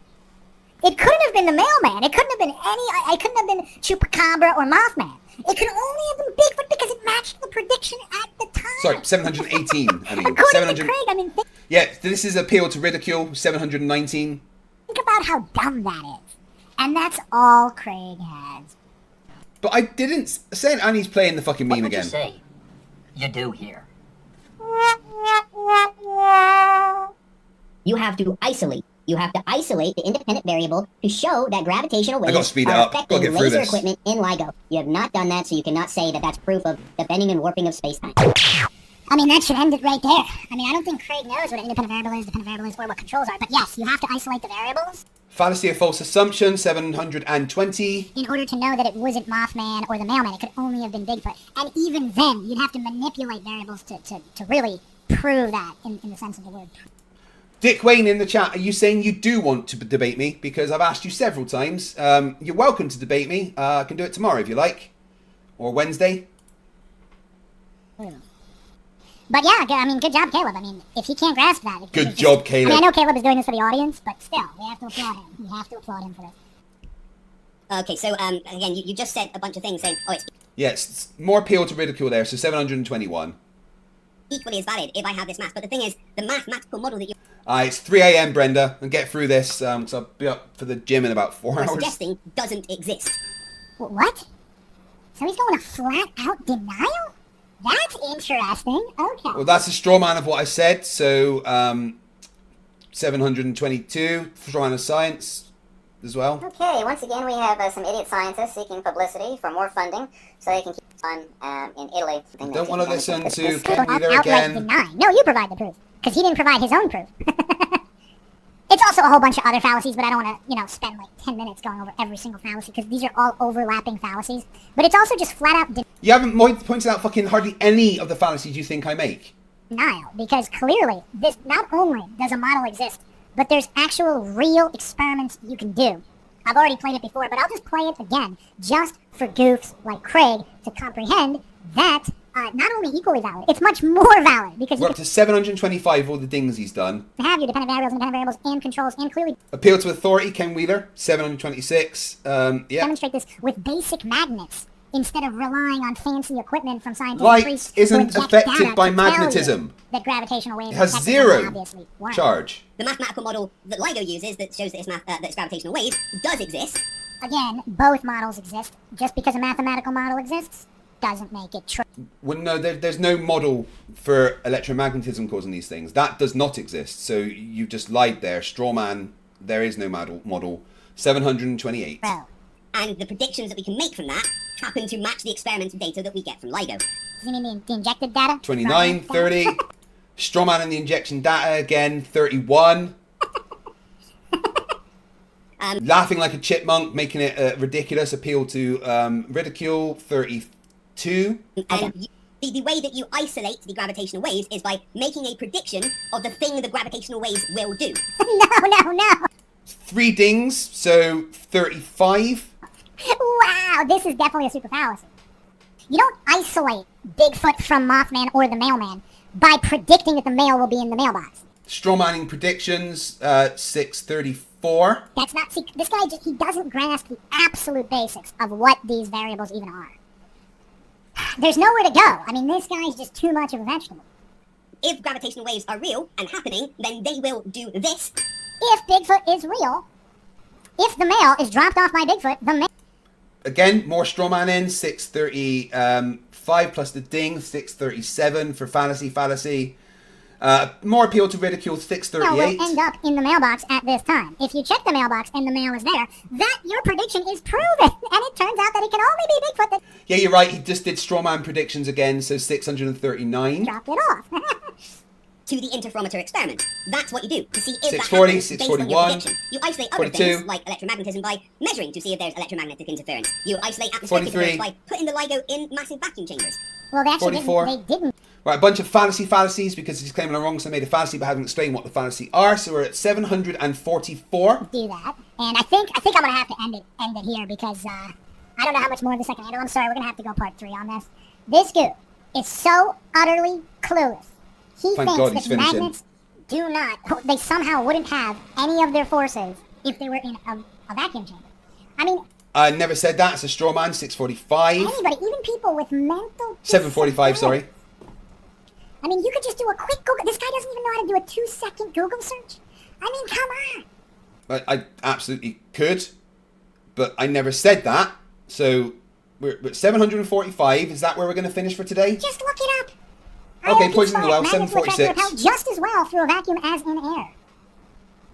Physics.stackexchange.com. Magnets work perfectly in a vacuum and in the absence of a I never said they magnetical field. didn't. They don't depend on any environment or medium. I never said they don't work in a vacuum. Endlessly. Total straw man. Middle school level. high school 747. level. So how is it isolating by putting them in a vacuum when magnets work just, not work just as well, according to all of the available scientific literature, even all of the scientism literature that Craig is a religious follower of, even his own religious dogma. Again, magnets have no effect on light. Source you want. Well, that's a stolen concept fallacy. You're right, 749. will clearly show that magnets work just as well in a vacuum. So how is doing this in a vacuum isolating electromagnetism? So that's it for me. I mean, I just can't handle any more of this. I'm really going to try to bang this out. Oh, I hope you don't bang anything out. Well, there we go. So we are up to 749 fallacies. Just wow. Really? Just absolutely wow. It's insane how stupid this person actually is, but I've still got more of him to cover. In fact, I'm going to be spending a lot of time covering him. Between the Flat Earthers, this guy, and Matthew Rife, I'm going to have a busy year. Thank you everyone for being here for this. Part 2 of my breakdown of his logical analysis of my debate with Caleb. Part 3 will be done when he gets out his part 3, but I might do a little stream in the meantime going over his ranty video about me when he got really triggered that I did a response. Why is my all blurry? Come on, it's alright, you focus. Come on, there we go. It won't focus on my face, never mind. It's been a difficult one, guys, but thank you very much for being here, and thank you very much to Globermum for being here and helping me through that. It's past 3 in the morning, so I need to go to bed, like really, really badly. So Bill Tetley sends me more super chats so that I can't go to bed. Cheers, Bill. $5. One more for the night, Craig. Have a good one. And what about airplanes in the night sky? I know it's an important question. Like, you know, can we just pretend airplanes in the night sky are like, I don't know, shooting stars? And I still haven't fixed the typos. Sorry.